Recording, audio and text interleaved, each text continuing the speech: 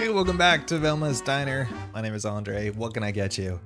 It is a Wednesday evening. We return once again. It is, what is it, May 27th, 2026. This Wednesday evening in the hottest room in the world. We return. Hopefully you're well. Speaking of return we shall today.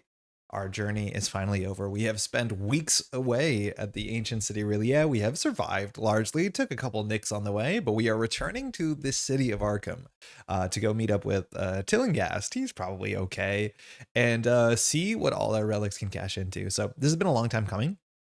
This is the beginning of a finale, and it's an interesting finale because it's kind of like a two-part finale. This is the Doom of Arkham, which is a pretty heavy, name. And then this is only the Doom of Arkham Part 1. And after we do that, it's the Doom of Arkham Part 2. Part 1 is okay. It's fine. It is like, again, we get to reuse. This is the Chapter 2 playthrough, the Drowned City, so we get to see the new cards from Arkham. And technically, some of the new cards from Arkham are narratively and sort of mechanically attached to the results of the campaign we're already playing. So, bad things happen to Arkham. Maybe the name says that. And then after that, Arkham floods up. And then that's why the Arkham City that you see in Chapter 2, if that's what you're getting in on, it looks a bit different. It's a bit more wet. So I think this is the beginning of things going to get a bit more wet, as much as we've kind of historically jumped forward. Benoit, how's it going? How's your Thursday evening? It's been busy. It's been all right. We have been streamed for a week. It feels like a long time. I'm trying to figure out what our schedule is meant to be on this channel, and apologies, I don't fully know what it is, but we're going to be trying doing Velma's Diner at least twice a week. I think now we'll have the time to do it. So I think we're going to try and do one Wednesday evening, hopefully, and then another one at sometime in the morning. We might be returning Saturday mornings just to get another stream in every once in a while. We also got some really good news. We got the first article talking about the next upcoming campaign. I forget the name of it. It's the one with like the vampires and the blood in it. And as much as it's a small campaign, it should be coming out, I think they said in August. And we got to look at a couple of the cards inside it, some new mechanics, some of the collection cards, which I think is the only player card that's going to be coming out in that box, considering it is, a campaign. And parts of it look really cool. I think they mostly showed off what different difficulties, how they're going to be scaling for difficulties, which I'm excited that FFG is tackling that, because largely when it comes to difficulties, it's just been how bad is the bag, and I don't know if a lot of people just like worse numbers in the bag. I don't think it's the most interesting way to do difficulty, so glad that they're changing that up. Hey Takuya, how's it going? Excited to watch a new episode. Welcome back, or welcome to. I'm not sure if I recognize the name. Maybe I should. Apologies. But yeah, this is welcome back to Arkham. We no longer have any of our artifacts. We've given them in. I also think we're going to be figuring out what's going to happen with this card, our task card, because if I'm not mistaken, we got 6 progress on the task, and that should be just good enough to get some nice reward on whatever's on the back of that card. But with that, let's just take a quick sip of coffee, and I think we should be able to read some stuff. I think we still have like an interlude and a half to read through. How's everyone been this week? I feel like I feel a bit small in this camera box. I think I just need to knock this down a tad. Yeah, that seems better. Okay, cool. So there used to be a sound effects when this box pulled up, except it always would desync and then it would get really weird. I just removed that for now, but here we are. Here we left off. I think we left off in a weird kind of spot last week because there's a whole bunch of finales or a whole bunch of, interludes that you have to read. So we haven't spent any of our experience so far. We currently have 9 experience. We're looking for that 10th experience. Hopefully we can sneak it in somehow, because with the 10th experience, we can actually go ahead and upgrade into the, what's it called? The red clock, I think we're kind of holding off on. So the red clock is an exceptional card, and it is the highest experience card in the entirety of chapter 2. It is a 5 experience exceptional card. So you only have 1 in your deck, but it technically does cost 10 experience. I would love to get this into the deck. Now it is an accessory, so it is going to take up a valuable slot. So we will eventually have to get Relic Hunter if we can, but I'm assuming there's going to be one more time after this scenario to do a final upgrade, and then we can have our cigarettes and our beautiful red clock. So we're aiming for this, but we're currently 1 experience short because we couldn't get all the relics that we wanted to, or all the glyphs that we could want to. Is this the finale? No, technically not. This is like the sub finale, the penultimate finale, because we returned to Arkham. But the final finale, the one where the thing that you think could or should happen will happen, is going to be next week or later this week, maybe. Maybe we'll do it on a Saturday morning. But this one is part 1 of the finale, I guess. Let's say that. Okay. With that being said, Interlude 3, The Awakening. I'm just going to read it off of paper. We have just a bit of reading to do. So if I'm not mistaken, we've all come back to the camp and we're setting off. We did this other little interlude above. I don't think too much happened. We did not get the Sepulcher of the Sleeper campaign. There's a scenario. There's a secret scenario if you get all 26 glyphs and 5 artifacts, which seems absurdly difficult. I would say nigh impossible in solo. And some of that is just like randomness. Like you just don't have time, but sometimes you just can't find the locations in, say, the last scenario. We did add a 0 token to the chaos bag, which is good. But what happened here? The expedition's reunion on the beach is decidedly dour, underscored by the rolling fog. One of the crew members you left behind in the boat is dead. That's not good. Murdered by pilgrims. That's bad. The Cassandra isn't attacked. Andy and Ruby discuss their findings on the rest of the expedition, bandage wounds, and begin to load the Cassandra for the voyage home. That's our boat. Once the ship is loaded, you join Andy and Ruby on the shore. Just how much of that ugly chicken scratch did you decode? And so Andy decodes a message that we get. It says, that is not dead, which can eternal lie, and with strange eons even death may die. So then we go straight to this. So basically we've just uncoded something and we're still on the shores of Riliet, and well, this familiar face might be showing up. A violent tremor knocks you prone. As you clamber to your feet, Ruby suppresses a gasp. A heavy shadow appears, veiled in the sepulchral darkness within the gates. A steady pulse, like a heartbeat, ripples through the city's nightmare skyline. The ancient monstrosity drags himself on his belly through the gate. The gargantuan beast sways unsteadily. He is easily the size of a small mountain, with sickly green skin, an octopoid head and face, and a set of limp, tattered wings. Your vision doubles as you look at him, as if the creature were both here and elsewhere, both metaphysical and physical. The stench of his ancient rotten flesh is almost enough to make you retch. The thing's red eyes glow as he gazes down upon you. A steady, insistent weight presses down on your shoulder, forcing you to kneel. You hear yourself speaking in a voice not quite your own, and then there's a bunch of symbols there. Now, there's a chance we're actually able to translate this. From my understanding, each symbol, if you map it to the first letter of the word, you can kind of have an idea what this possibly would say. So I don't know if we're going to be able to get all of this because we have to kind of, guess. We didn't have all of these letters. But it starts with D, E, unknown. These are getting really small. D, E, we don't have that one. We don't have a couple of these. We probably could do it. It's going to take us a long time to do that. It's not very easy on the screen, but we have technically translated some of this, so we could probably guess. I think it's just like a straight Caesar cipher, if that's what that's called, but a 1-to-1 mapping. Hey, Spanner, could he use the chapter 2 prize to get you an extra relic slot for the smokes? Does that work? Wait, is the chapter 2 you get? No, I don't think the chapter 2 prize gets you an extra slot, does it? It's called the collector or something? What is it called? Do you know what it's called? I don't know if I have it, but I'm not sure if that card gives you another slot. I think it just says you can take a card. Does it actually give you another slot as a permanent? That's kind of cool. Hey, B-Bigs, good evening. How you doing? How's your, I guess it's Thursday now, huh? How's Thursday been? All right, so check your campaign log. If at least one artifact is checked under artifacts earned, sure. Otherwise, skip to Awakening 3. So it'd be pretty disappointing to leave the Drowned City without a single artifact. So that's kind of surprising. So Awakening 2. Look away, shouts Ruby. You turn to see your companions also kneeling before the awful dead dreaming god. A warmth spreads through your body as he delves deep into your mind, your memories. The warm feeling gives way to something cold, hateful.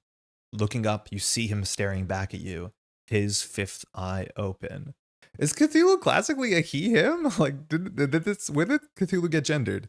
You feel his rage. You've taken part of his domain. You must perish. Remove all cultist, tablet, and fish face token from the chaos bag, then add 2 of each type to the chaos bag for the remainder of the campaign. Skip to Awakening 4. So our bag, I think, was relatively balanced. I think we had many more cultists, so I guess we're just going to reset that. It seems like if you go the other way, the bag is slightly different. It's slightly less cultist and tablets, so maybe that's like a nice little catch-up mechanic because you haven't been good, because you haven't been catching up with the relics. So I guess we have to fix that. I think really quickly, I did take these out of the capsules. These don't need capsules. These are not going to get banked up, and I think they look a lot better without the capsules, and you can kind of tell what they are. They were getting a bit foggy because they were old. So we are meant to leave with 2 of each kind of thing. I think we had maybe 2 and 1. I think that's all we had. We've added a third 0, which is nice. So the bag is less mean, but we have 2 skulls. And so we're going to take away 1 cultist. We're going to add 1 tablet. And that's it. Then everything else goes back into the bag. These are Orbits tokens, the first print run. So they look slightly different than the modern print run that I think did different stuff with the color work. But I've had these for, I don't know, it feels like half a decade at this point. It's been a long time. Okay, so the bag's probably worse. That's not good. Otherwise, no, then just skip to the Awakening 4. Struggling against the Ancient One's terrible will, you rise and help the others to their feet. Great Cthulhu grasps at you with sinewy tentacles as you flee to the water's edge and paddle furiously towards the Cassandra. Once aboard, the ship threads a narrow strait through a gauntlet of risen spires and deadly shoals to reach the open ocean. An ear-splitting roar echoes across the water. You turn to see the colossal abomination slip greasily into the black water and out of view. You stare down into the fathomless steep, waiting to see 5 angry red eyes emerge to capsize the ship. The nightmarish skyline of Reliac glimmers with pale green fire as it fades into the distance. A minute passes, then 10, then 30. There is no movement, no stirring in the depths. The abomination may have lost interest, or perhaps got tangled in the shoals. Or at least, you hope.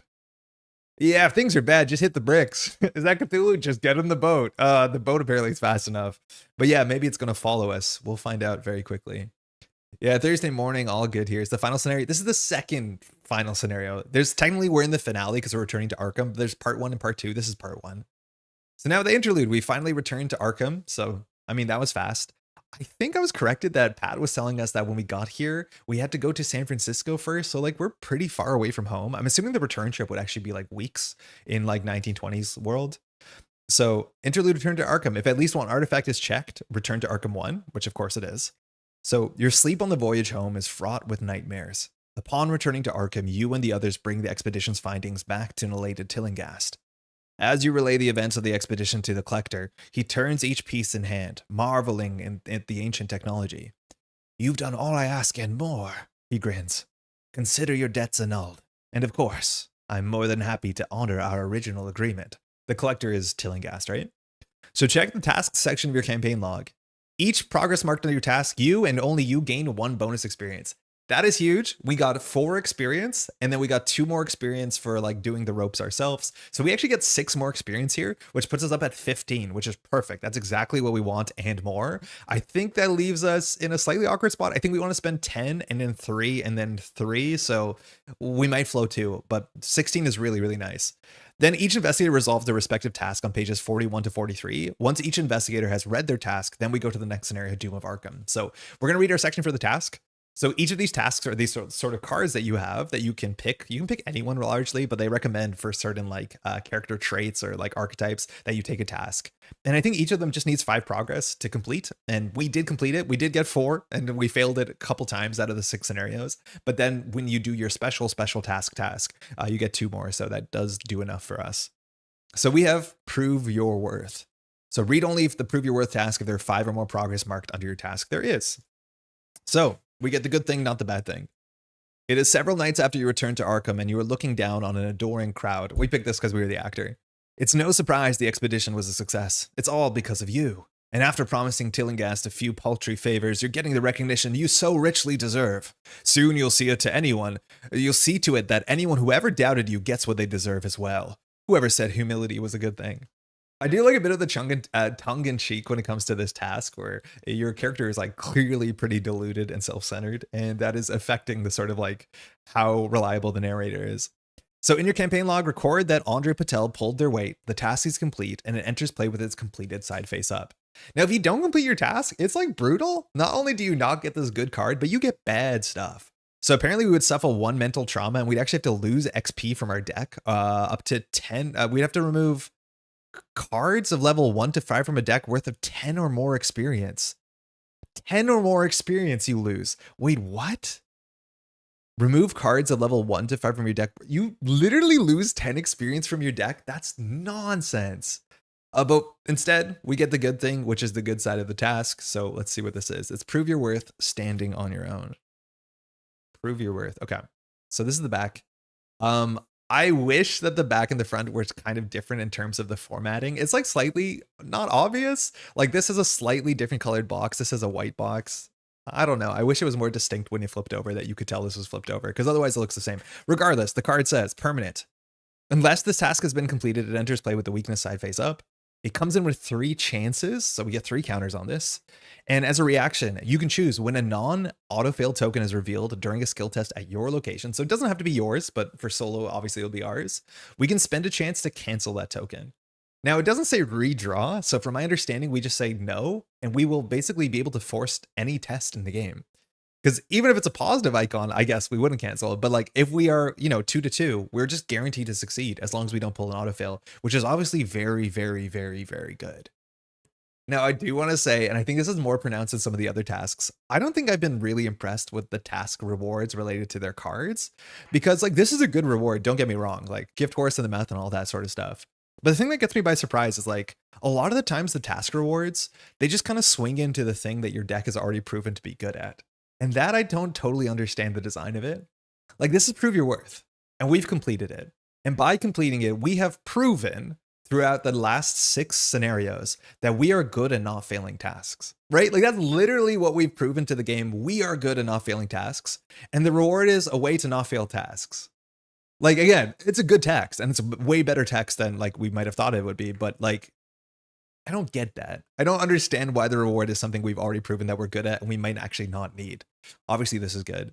I think my frustration comes from one of them. I don't want to spoil it too much, but there's one of the tasks that's like take a lot of damage. And then the reward is like, you get +1 health. And it's like, I've proven through the whole scenario that I can take so much damage. I don't need +1 health. Which I find super, super strange. Some of them are more just generically good than others, but this one's actually really, really incredibly powerful because you can just brute force 3 tests. And also we can, if we're not succeeding by 2, just like redraw, which is a bit risky, but like succeeding 3 tests guaranteed on solo is absurdly good. It's weird. It's weird. It like, we've proven we don't need this. Here it is.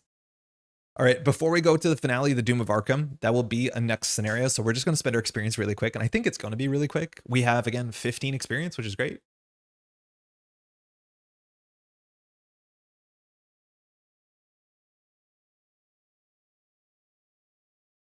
Oh, that's the purple card. Green cards. The reward is a friend who ropes you poorly tied along the way. I think it technically is us.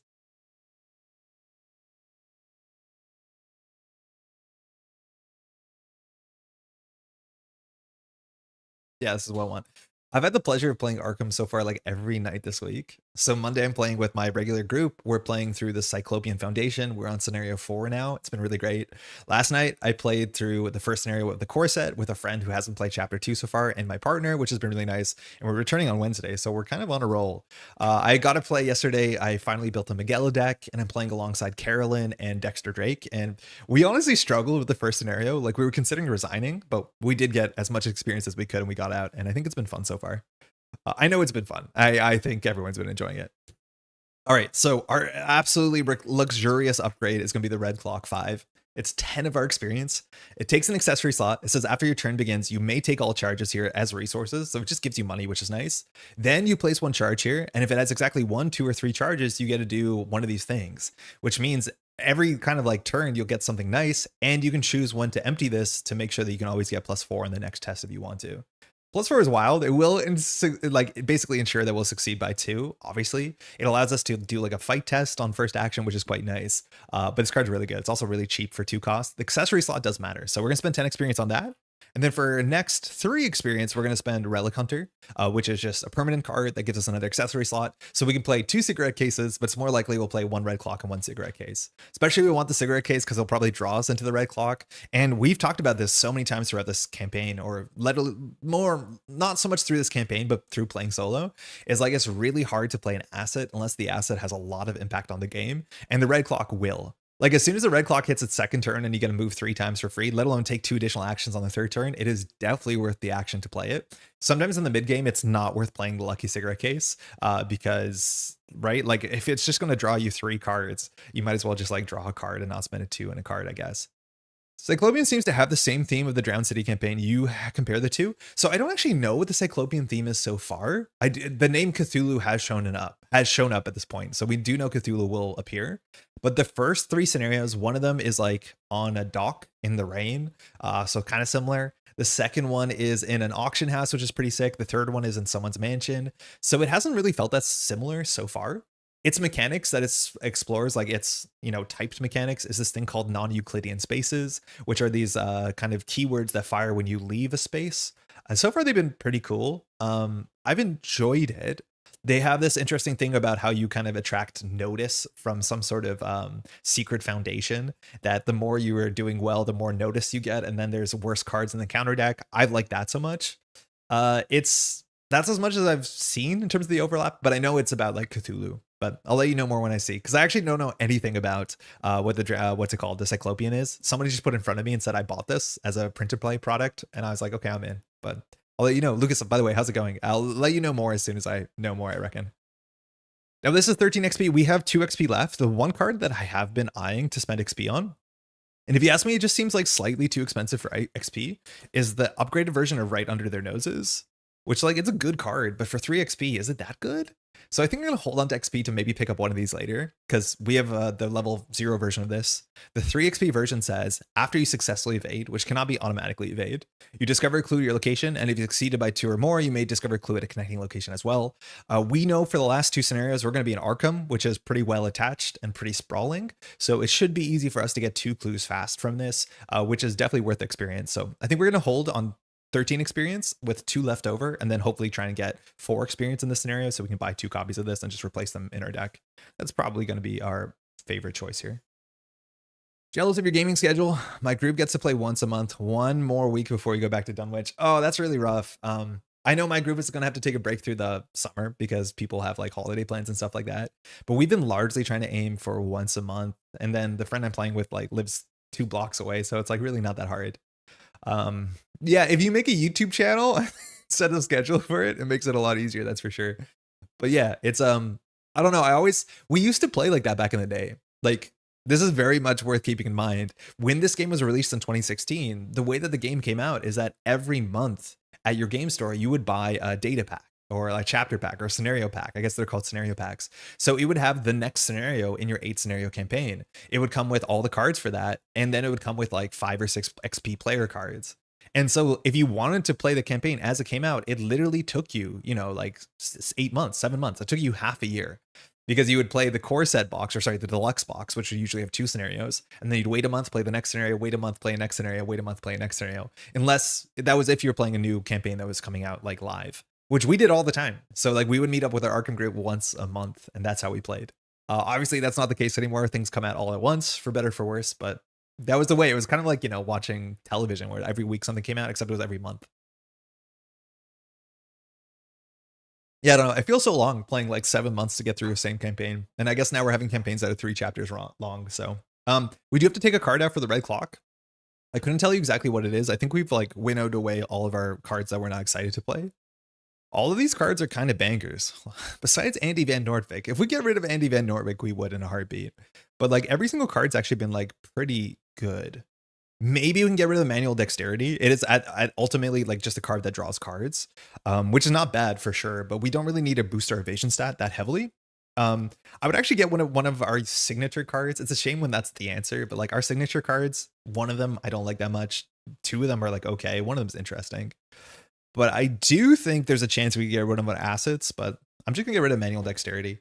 It's a card draw card, but we're replacing it with a card draw, sort of like an efficiency card. So we'll try and do that, and hopefully that's good enough. Okay, that's it. We're mostly set up the scenario, so we should be able to dive in really quickly. We just have to read this finale, the Doom of Arkham. The month after you return to Arkham passes like a dream. Something still feels wrong. The concerns of your former life are nothing compared to the austere grandeur and menace of the ancient city. In your dreams, you wander the ancient city, hunted by something you dare not describe. If you were to tell anyone the truth of what you've seen, you could be committed to a sanatorium, or worse. You attempt to track down both Ruby and Andy to ask about their dreams, but can find no trace of them. The Arkham Advertiser has begun to report the spread of an unusual sleeping sickness in the city's population. There is no known cause, no sign of disease, no common thread to the victims. People seem to simply be falling asleep each night, never to awaken.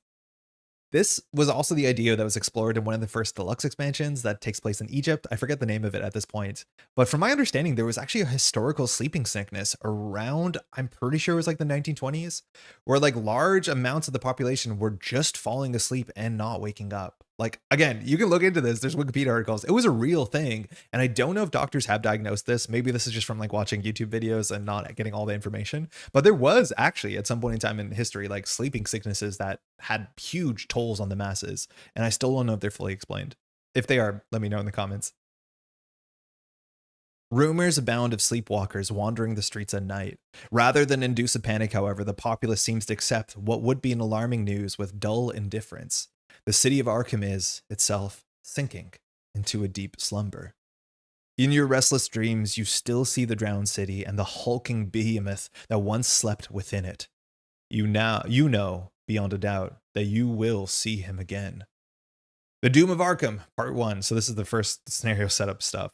You awaken from yet another nightmare to a furious knocking at your door. You open it to find a bedraggled-looking Andy and Ruby, along with a sharply dressed inspector who introduces himself as John Raymond Legrasse. The inspector explains that he has been investigating a spate of dreaming cults across the United States and abroad. You invite them inside as it begins to rain. Once seated, the inspector flashes a photo of a familiar statue. Several months ago, he sent the statue to a colleague in Miskatonic University for analysis. Apparently, Tillinghast's request that you find him his missing shipment was nothing more than petty theft. He tells you he arrived in Arkham about a month ago to interrogate Tillinghast and recover the statue. Something didn't sit right with me after we handed off the artifacts, Andy says darkly. So a few days later, I headed to the shop. When we got there, the shop moved, or so we thought. Ruby finally found it, and we went in to find the inspector arguing with Tillinghast and, well, things didn't go so well. That's putting it mildly, Legrasse says. Randall was giving me the runaround when these two appeared. He threw us out real quick. When we looked around, we weren't here. You ask him what he means, and he shakes his head. I mean, we weren't here, in Arkham. His shop door led somewhere else entirely. It took us a whole month to return. I think we were somewhere in Tibet, or even farther north. It was a journey to get back, sighs Andy. A few months ago, you might have found their story hard to believe, but not now. Knowing what you do about Tillinghast, it's no surprise that he has something far more sinister planned than simple acquisition. But what? Together with Inspector Legrasse, Ruby, and Andy, you resolve to recover the artifacts and confront Tillinghast wherever he might be. As you set out, the rain turns into a heavy downpour. Detective Legrasse. Is Detective Legrasse from something? It's like a very specific name. And he's going to be with us now, so that's good. All right, here's the setup. It's a relatively simple setup. Again, we have made this a version that makes sense in Chapter 2, so there's some small changes. There's 2 encounter sets we have to change. One of them slightly breaks, so we had to make a bit of a small change on top of the change, but it seems like it should be fine. So we're gathering all these cards really quickly. These are the cards. So firstly, the deep ones are back. The deep one thrall is really annoying because when it engages you, you have to discard a random card from your hand, so you don't want to keep evading it. Domination has some strong encounter cards, including the Domination itself, which is a very high willpower test, I think. Dreams, this just hits your hand size, but can't really deal with them. They're willpower tests. Maybe the red clock will do with that. And we're going to be having 2 star spawns randomly into the deck, which it's not a very big deck, so they should be showing up. Now, this is the first thing, that it should be Agents of Cthulhu and it's replaced by Reeking Decay, which feels like a kind of alignment. But Dead Ends is going to be replacing the Treachery cards from Midnight Masks, which is basically the chapter 1 version of the second scenario in the new core set, where you're kind of traipsing around town and finding clues. And that actually lines up really well. They're cards that punish you for holding too many clues. And in this scenario, we need to find clues and spend clues, so you just don't want to hold on to them for too long. Now, the only issue is that you'll see that set used to have 5 treacheries and the replacement only has 4. So we have to reach for a 5th treachery to make this make sense, because the number of treacheries actually really does matter. What do you think is the best player count for Arkham Horror, 2 or 3? I think it's probably 2 or 3. I play a lot of 4, I play a lot of 1, and then with my partner, I play 2. Actually, with my partner, I play all player counts. So far, if you ask me, like 1 hasn't been my favorite. I think I'd rather play 2 than 1, at least like play 2-handed. 1 is just like pretty brutal. You have to get lucky. You can't do everything. The scenarios are not super balanced against 1 player. It doesn't seem. And yeah, it's just like every action has to matter so much. And you can't build weird decks. You have to build like super consistent decks that can do a bit of everything. So you're kind of limited in your card pool and like your investigator choice. I think 2 is probably a sweet spot, because like you can do 2 weird decks and work out together. You can split up a bit. You can help each other. Like 2 is fine. I think the game does get easier the more players you add. Generally it does. And I'm not 100% sure if I can articulate why, but generally the more players has always felt a bit easier. Yeah, I don't know whether it's because you can split up or not, but you have a lot more agency in like who goes first to help each other. So it's easier to kind of unwind the puzzles sometimes that show up in the board state. LaGrasse is from the Call of the Cthulhu story. Oh, that makes sense. Okay, cool. Yeah, that checks out, of course. Oh, that's awesome. I don't think I've read that. Is that like actually the Lovecraft story? Because it's been a long time since I read that. All right, so we find all the locations from the Midnight Masks and we put them into play. Now, some of the cards don't share the same name. So Merchant District has become flooded. What's it called? Rivertown got flooded. So it's now the Merchant District. The only other thing is we have to decide randomly which copy of Downtown and Uptown we're going to use. So we're just going to roll a die. Even will be left, odd will be right. So we'll start with Downtown. I don't know which one's which. They're just face down. So odd will be the right one. One of them helps on horror. I forget what the other one is. And then we have to do Uptown as well. And Uptown actually used to be like St. Mary's Hospital. So this one's a bit strange, which I think St. Mary's Hospital is in the background. So we'll do even on left. So we're keeping the even one. The other thing is Miskatonic University. There's 2 copies of Miskatonic University that come in chapter 2. One is when it's burnt down. We're going to just do the non-burnt down one. I think that makes it easier for us because it's a simple victory location with low shroud. So what can we do about that? We each begin play at Rivertown. Now we shuffle the single-sided Tillinghast Esoterica location with each treachery from the Midnight Mask encounter set and place one of them under each location except for Rivertown. So this is an issue because unfortunately that means that's only 5 cards that we're working with and we need 1, 2, 3, 4, 5, 6. So I just reached for this card, Forbidden Secrets from the core set, that also punishes you for having clues. So we're just going to shuffle these and put them underneath. But technically you are short a card for this. These sort of scenarios, and there's a couple of these, shout out to the Scarlet Keys, where that's also one of the main mechanics. We're going to be putting a card underneath all these locations, and we have to go to the locations and then like spend clues to reveal the card underneath them. And, 1 out of 6 times we solve the whole scenario in 1 action, just like I did there, which is ridiculous.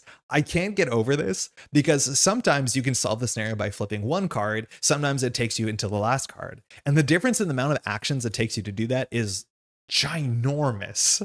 It's not like there's any, I don't think this scenario gives you any sort of like benefit where if you reveal 1, besides the fact that it actually like minimizes the other options because there's just less options, it doesn't give you tools to like peek or like give any sort of insight. So everyone is just a random guess. And the difference between doing this in like 4 actions between as opposed to doing it in like 20 actions is just monstrous, absolutely monstrous. And I can never get over that. There's a couple scenarios that do that. I think the Scarlet Keys is really bad at this, but like it's just a 1 in 6 that you have to do 6 times maybe, or do it in 1 time. And each time that you do it, it also costs you like a bunch of resources and clues and stuff.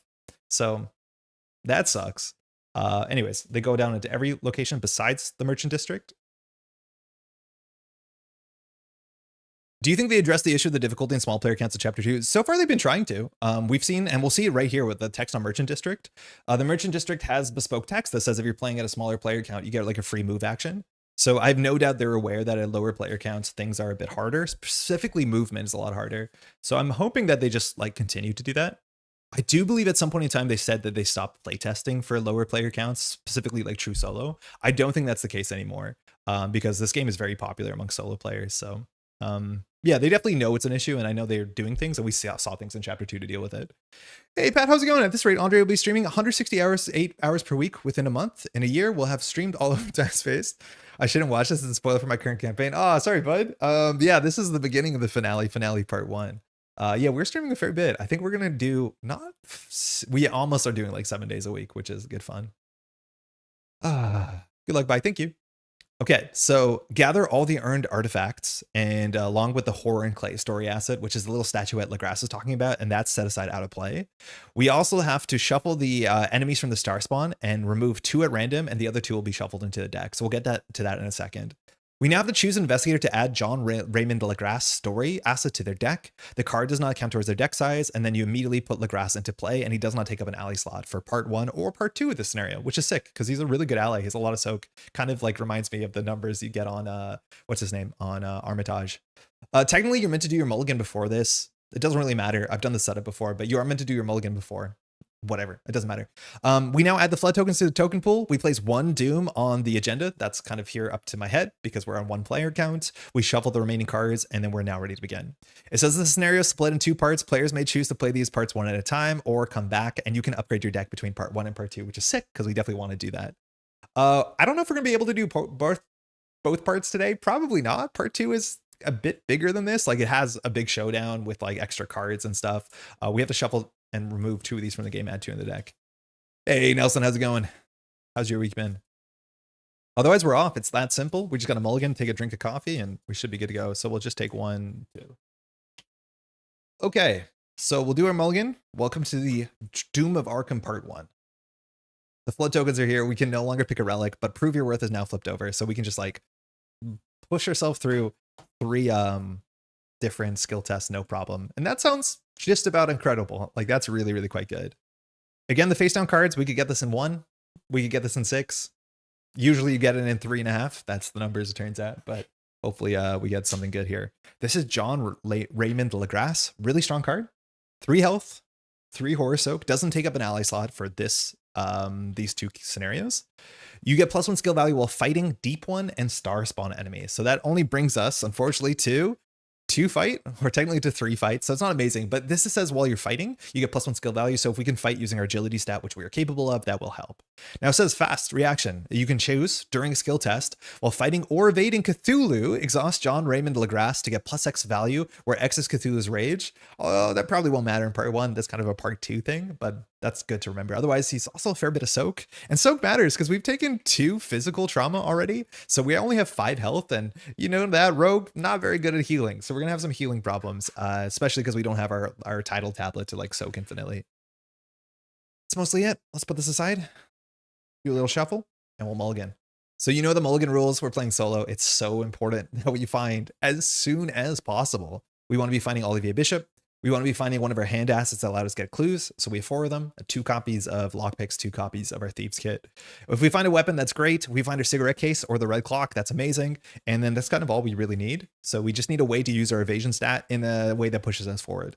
We also start with 9 resources because we have 2 copies of Another Day, Another Dollar. Really, really good. If we find one of our copies of Well Connected, that's also nice because we do start with money. So we can force ourselves through tests. But yeah, best case would be Olivier Bishop and lockpicks. After that, I think the next priority is the red clock because, of course, it is. It's 10 XP. We want to draw a 10 XP card if we have one. All right, we're off. First card. It's a weakness. You can't have a weakness. Oops, wrong pedal. It's still a weakness, though. We can't have a weakness. Does not count. Thieves Kit. Okay, this is like a hedge keep. If we don't draw anything better, we'll hold on to this because it's one of the ways we can use our evasion stat to get clues, which is important. Out the door, it's an econ card, and an upgraded one too, which is really nice. But we already start with money, and our assets are way more important because without our assets, we don't do anything. It's actually not this version, it's this version, which is a fair bit better for one experience. Okay, 1903. It's nice to have a weapon, but we don't need one on turn 1 guaranteed, so we probably won't keep that. We have a weakness, doesn't count. Easy Street, just some wild icons. If we have money, we're not going to keep that. And then we have Know the Exit, which is one of our cards, which, oh, that was too many cards, excuse me. So I'll shuffle that back. That's already, oh, no, that's not too many cards because this doesn't count. Good. So we could be greedy The thing is, if we don't find a way to use our clues, to use our feet for clues, we're in a really bad spot. So I think I'm tempted to keep Thieves' Kit, as much as it's so valuable to mulligan in this deck, because again, Olivia Bishop is busted, Lockpicks is really, really good, but I think this is the best we're gonna have. All right, watch this. It's an econ card. It's not bad. It's not our favorite thing here. Breaking and entering allows us to evade while getting a clue. Ooh, so far, pretty bad mulligan. We've hit none of the key cards. We would have drawn Olivia Bishop if we mulliganed away the Thieves' Kit, it turns out. We're going to shuffle our deck. I mean, that's results oriented, but I don't know which one we'd be happier with. At least the Thieves' Kit, we can start to get some clues. Yeah, not great. At least we have manual dexterity for some card draw, but we'll get Thieves' Kit down, get some clues, and hopefully draw into something off the rip. Okay. So far, so good. Let's look at the act and agenda. Our deck has a lot of weaknesses in it. I think we've picked up a couple throughout our time here in Relia. All right, so welcome home, y'all. The agenda, the only agenda is the coming storm. So we have only 13 turns because we start with 1 doom. It says the downpour worsens as the streets begin to flood. Terrifying creatures emerge from the shadows, creatures that could only have come from Relia. Now, in terms of the creatures in the deck, I think there's only like 2 enemies in the whole deck.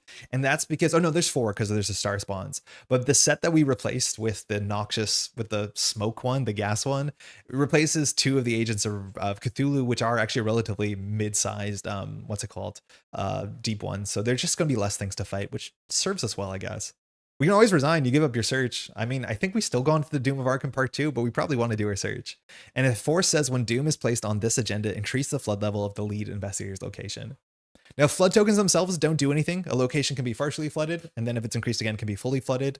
There's no text about like staying in a fully flooded location. So the downside will be on encounter cards, or excuse me, maybe encounter cards, but also on tokens. So we'll see how that works out. But we only have 13 turns. No surprises. Act 1A, the Phantom Shop. Again, the shop did disappear. Conflicting accounts place Tillinghast Esoterica in locations across Arkham. Investigators at your location can spend a clue as a group to draw the top card beneath your location. If it is an asset, take control of it. Now, there's no assets, but we need to be drawing cards from our locations because one of them might be the store. We know one of them is the store.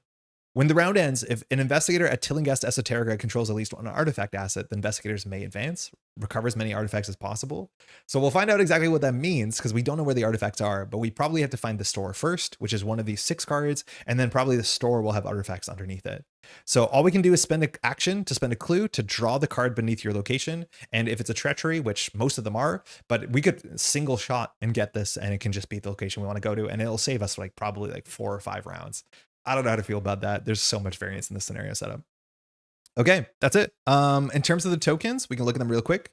The Doom of Arkham Part 1. So we have 2 of all of these. So Skull is -X.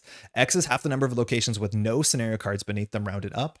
Half the number of locations with no scenario cards rounded up. So currently it's 1 because there's 1 location without any scenario cards underneath it. So we'll have the skull count there.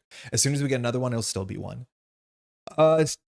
Cultist is -3. If this test fails, place 1 Doom on the nearest enemy with no Doom on it. There shouldn't be that many enemies, but that is going to be rough because we're not good at killing enemies kind of whenever we want, especially because we have no weapons. So we want to be sure that we're +3. A tablet's -3. If this test fails, place 1 of your clues on your location. Not good either. And then -2 in the fish face. If your location is flooded, reveal another token. That's terrible because, of course, we want to be succeeding by 2, let alone we don't want to be dropping our clues or ending Doom. So great. Hoping for the clock in the initial hand? Yeah, me too. That's a shame. If you add one of them to your deck, you might just never draw it because we can't spend actions to draw in solo. It's way too expensive. But the amount of actions you save by turn 1 hitting Olivier, or Thieves' Kit's also okay, but even opening with your lockpicks is really good because if we haven't mentioned, our hero action is, or hero text on our investigator says that after we succeed a skill test by 2 or more, we get an action. So we really need to make sure we're doing big tests. Thieves' Kit is only 5 to Shroud, which maybe gets us there. We don't know. All right, we start with the Merchant District. This is a brand new location from Chapter 2. So it says, since the flood, and mind you, the flood happens in the story that we're playing, the Merchant District has become a focal point for businesses and development in Arkham. Each day seems to bring in more and more construction workers and industry. We flip it over. Oh, 1 second. Merchant. 3 Shroud, 1 clue. Says during your turn, and this is the sort of text we're starting to see in Chapter 2 that helps at lower player counts. During your turn, if there's exactly 1 or 2 investigators, you get a free move to a connecting location, which is sick. We really appreciate that. And we're off. Oh, and we have this Relic Hunter. I'll just tuck it underneath us. By the way, your content inspired me to buy both Arkham Horror and Marvel Champions. It costs a lot to import them to Japan, but it was absolutely worth it. They're a ton of fun. Thank you. Hey, that's awesome. I don't know if stuff is localized in Japan. I know I saw Netrunner cards that were in Japanese back in the day, and they were like pretty rad. But I'm not sure if the stuff is localized. So apologies that like getting stuff shipped in is expensive. But the games are great. Like I've been playing these games, Arkham Horror for about a decade, and Marvel Champions for about like I don't know 4 years. And hopefully you're enjoying them. I'm glad the enthusiasm can spread like that. All right, first action. Let's get to work. We're gonna drop our Thieves Kit. It costs us 3 resources. We're down to 6. Comes in with 6 supplies, and we can use one to investigate. We'll be investigating 5 to 3, which is not brilliant, and we want to succeed by 2. So I think we're actually highly incentivized to throw a manual dexterity on top of this. So I think we will. It's 7 to 3, which is kind of overkill, but we kind of need this to work out for ourselves. So we'll investigate with Thieves Kit. We'll use a charge, and we're gonna go 7 to 3 and draw a card. Card draw could save us, right? Card draw could be our red clock. Every card draw is the most exciting thing now that we have a 10 experience card. Oh, these feel so different now they're not in the cases. -2, so that's 5 to 3. That's perfect. Glad that we committed this to it because we succeed by 2, so a bunch of things happen. We're gonna get the clue. We're gonna get a resource because that's what Thieves Kit does. We're gonna draw a card with manual dexterity. It's a weakness. And we're gonna get our action back with André Patel. So we're gonna have 2 more actions this turn. This weakness is annoying. There's not that many enemies in the deck, so it's going to be really hard to get rid of this. But it says when we fail a skill test during our turn, we have to draw the top card of the counter deck. If the card's an enemy, we discard this. Otherwise, it stays here forever. Now, notably, Prove Your Worth is good at us not failing tests, and we have to remember to use these when it makes sense, probably when we're failing. But yeah, that's okay. Okay. Now we're going to use our fast action. We have to make a big decision, and chat, you can totally decide this. There's 2 tracks we want to go because we kind of have like one big loop here. Either we go south and we do south side and we loop like this, or we go northeast and we loop backwards. Again, at the end of the day, we could 1-shot this, we could 6-shot this, so who knows which way to go. But please let me know if you want us to go to East Town or you want to go to the south side. But we're definitely going to try and do like a loop, whether it's clockwise or anti-clockwise. You are totally in control here. But we definitely want to use this free move, and we probably want to spend a clue to flip a card because we could get it in 1. And if we do, the scenario is going to take us like maybe 20 minutes. We're going south. Okay, Takuya, let's go. So we're going to south side. So the back of south side, it says, situated on the southern slopes of French Hill, south side is perhaps the most welcoming and quiet of Arkham's district. 2 votes for south. Fantastic. We flip this over. This one's guaranteed to be the same. It's south side. These are all the chapter 2 versions. So 2 shroud, 2 clues, double action.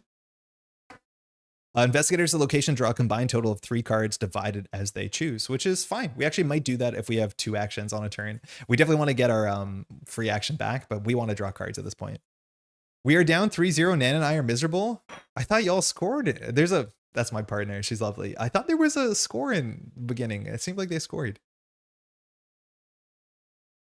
Such as hockey. We're playing the Hurricanes. We use Montreal. I'm not a big Habs fan, but hey, Joel, how's it going? Okay, so a thing that we can do here, we still have 2 actions left. No sadness. Did they deliver the furniture? Did Anna and Daniel drop by? So, okay, it's on the act actually. We can spend an action here to draw the top card beneath your location. It is very likely to be a treachery, but if it's a treachery, it might have surge. Otherwise, it's just going to make us do a test and discard some cards from hand. I think that's acceptable. It's probably fine. It sucks to now fail treacheries because we have unaware on us. Like, that's not going to be good. So who knows? But I think we're just going to spend our 3rd or 4th action to spend a clue. So we no longer have a clue for any of the cards that carry a clue. We could succeed in a single action if we get a 1 and 6 here. We don't. This is Raising Suspicions. I think this one will surge or do nothing. Raising Suspicions says, place 1 Doom on the nearest enemy with no Doom. If no Doom was played on this gains surge.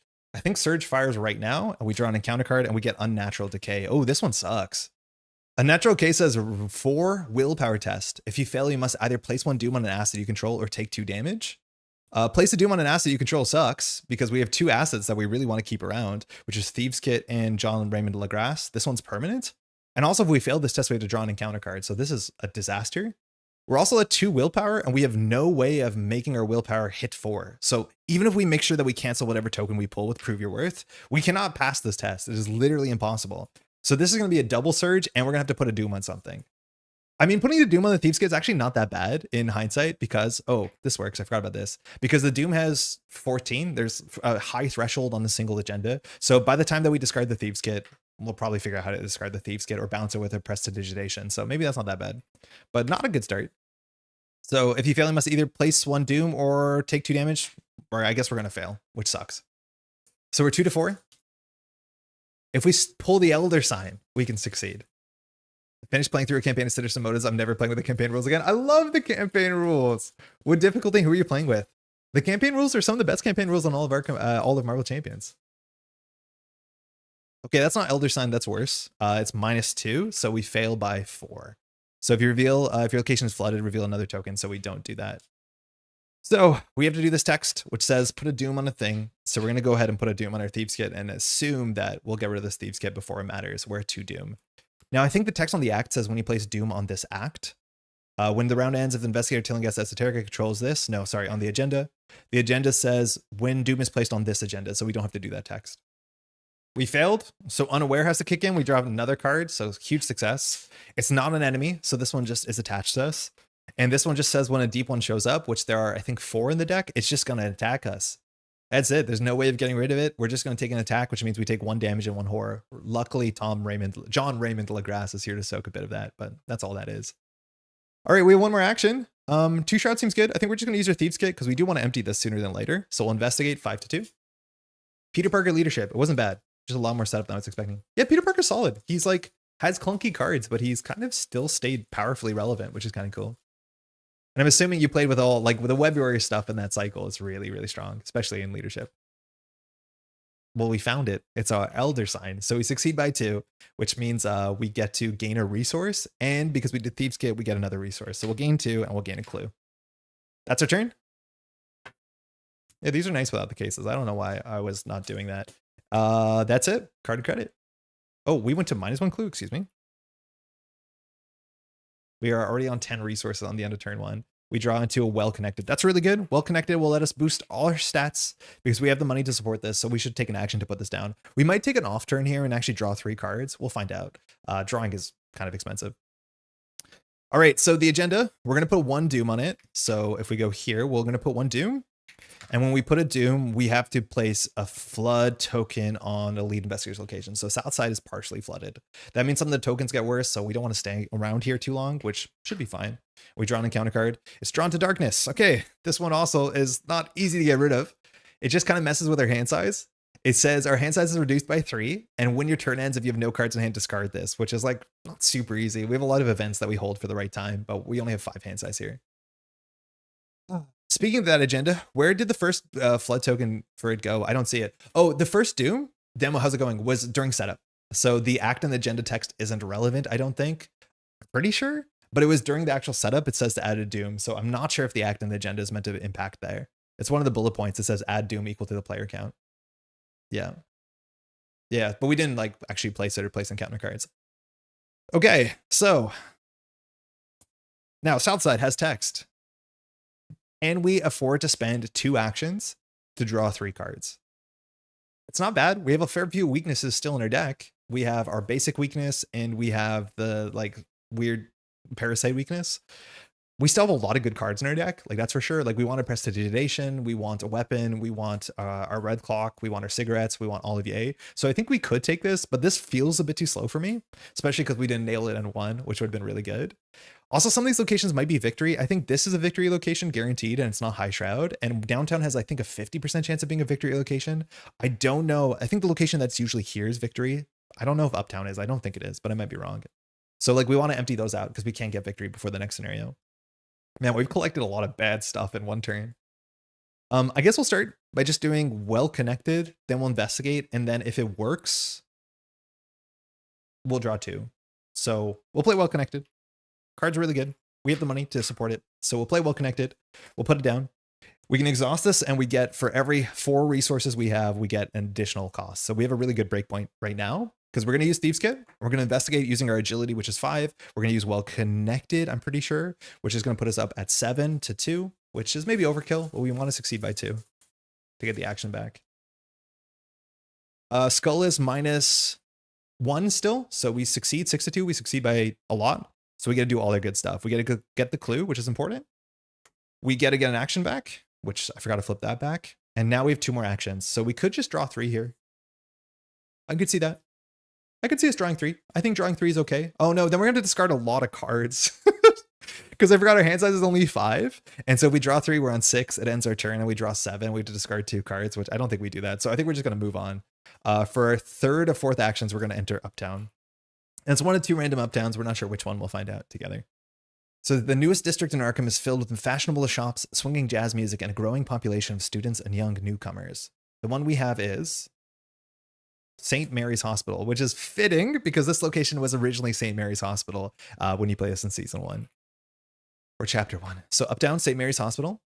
2 Shrouds, not bad. 2 Clues, not bad. As an action, heal to 2 damage from among investigators and ally assets to this location. We exactly have 2 damage. So I think I'm going to take that as an action because we have an errant action here and we've already succeeded by 2. And I think we're in a good spot. So healing is not a huge thing that we're super worried about, but we have exactly 2 damage on us. So I'm going to spend our last action to heal 2.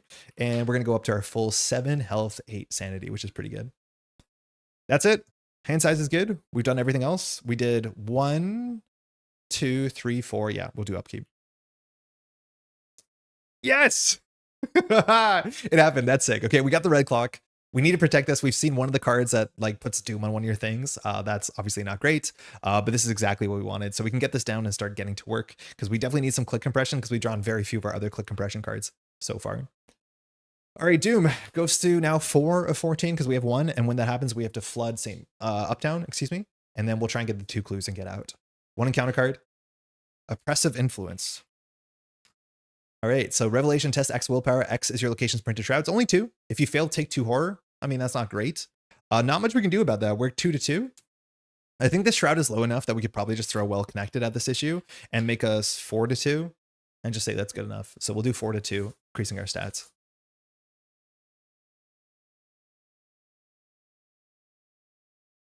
-3, so we do unfortunately fail. Unaware doesn't trigger, but we have to just take 2 horror, which is not particularly interesting.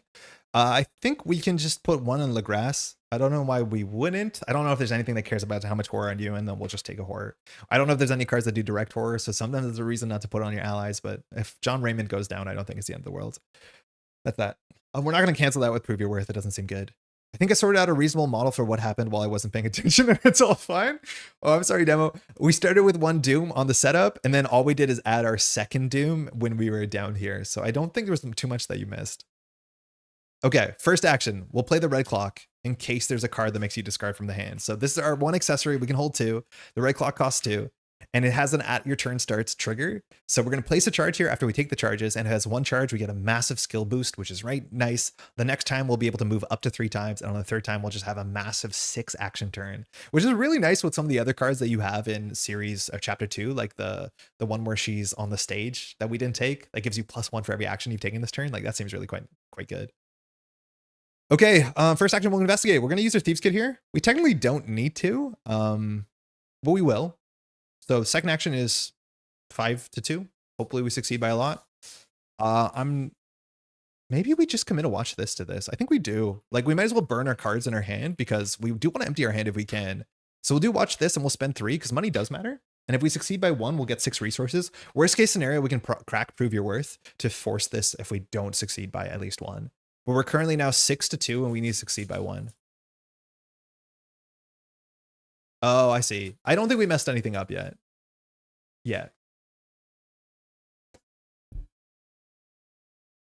Why did this always happen with watch this? This is the auto fail. Specifically, Prove Your Worth says we can't cancel the auto fail. And so this is obviously like layers of bad. So we just lost 3 resources, technically lost 6 resources. We failed a test, so Unaware fires. So we have to draw an encounter card. And it's another oppressive influence. Oh, this is bad. So 2 to 2. Horror speedrun. Jesus. -4, we fail. We take 2 horror. We'll just take it to the face. That sucks. Okay, third action. We want to succeed by 2, but we can't really force it anyway. Unless we want to play breaking and entering. But we used to have good money and then we threw it in the drain. That was awful. That was genuinely terrible. I guess we'll just Thieves Kit one more time. Let alone we lost 7 resources because the Thieves Kit failed too. So 5 to 2, not likely to succeed by the amount we want to. Actually, why are we even getting these clues? Oh, because they'll likely give us an action back, but we could just draw the thing underneath us. Actually, I think we probably just draw the thing underneath us as an action because we've already failed the test. We're likely to fail another test. And if we fail the second test, Unaware won't fire this turn. And we usually fail the test underneath us. So I think for our third action, we're not going to have a 4-action turn. We're just going to do the text on the agenda there, or in the act. So we're just going to spend a clue. Yeah, floating one clue is kind of bad because a lot of the treacheries punish you for having a clue, but we'll spend one as our last action to draw what this is. It can't be an enemy. We did it. We found it. That's it. All these other cards don't matter. The amount of actions we have just saved ourselves is astronomical. So as bad as things have started, we have found Tillinghast Esoterica, which is the story location we need to find. If we didn't find it, we'd have to move here, find a clue, take an action, move there, find a clue, take an action, move there, find a clue, take an action, move there, find a clue, take an action. So we did it in 2, which is not too far off the bell curve, but obviously like just kind of bizarre. So this is a Tillinghast Esoterica, not this one. It's the Ephemeral Shop. So it's coming in with 4 Shroud, 3 Clues, and Revelation. Put Tillinghast Esoterica into play, adjacent to the location to spawn, and spawn the set-aside Randall Tillinghast at it. There is an errata, mind you. The scenario setup doesn't tell you to not put this card aside. I think most people would, but this should not be shuffled into the counter deck because it's going to be spawning here, and that's obviously probably an issue. So we'll read his text in a second. It is... Set aside Randall Tillinghast, put your Tilling is connected to the location from which it was drawn and vice versa. Okay. We'll get that in there. Okay, next it says, shuffle each set aside artifact asset and place them underneath it as a stack. Now we're still going to need clues because as an action, we can grab an artifact from underneath this thing. So the artifacts, there's actually a lot of them. They're all the ones we rescued plus 1 more. So we have the Horror and Clay. Not an artifact, not an artifact, not an artifact. The title tablet, the alien tablet's not an artifact. The barrier node, the shards, and obsidian claw. So all of these are shuffled and will be put down underneath it. Unfortunately, one of them is 2-sided, so I'm not sure how you're meant to shuffle that and hide that. But you have to shuffle the set aside artifacts and place them underneath as a stack. So we will technically see if one of them is the hook, I guess, but there are 5 underneath there. All right, as a fast action, place clues on this location up to its clue value. So we do have unlimited clues, which that's kind of nice. And we can now see Randall's text. Randall Tillinghast, out for your blood. 1 attack, 3 evade, 1 health, relentless, and retaliate. So he's not going to move, but he is going to hit us twice. So he'll hit for 2 damage and 2 horror. Randall Tillinghast cannot move and gets +1 fight and +1 investigator health for each card beneath Tillinghast Esoterica. So I'm going to put a dice here to count what that number is. It's 1, 2, 3, 4, 5. So currently he has 6 health and a massive amount of attack as well.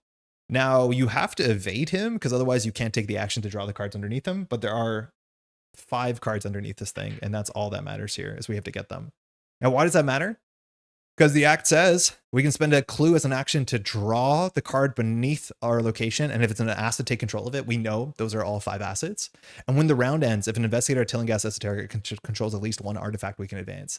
So technically we had enough actions. We can just go in there, draw a card, and then just advance. So we could leave this in like 3 turns if we wanted to. We're probably going to stay around a bit longer than that. But yeah, Randall is here, has 6 health. I guess we'll put that on him. And we can do almost all the damage by just stealing the relics from him, which is fine. We will have to evade him, of course.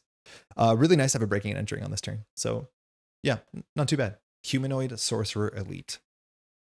Okay, that was, I think, our last action because we biffed really quite bad. So we're just going to do upkeep, card, and credit.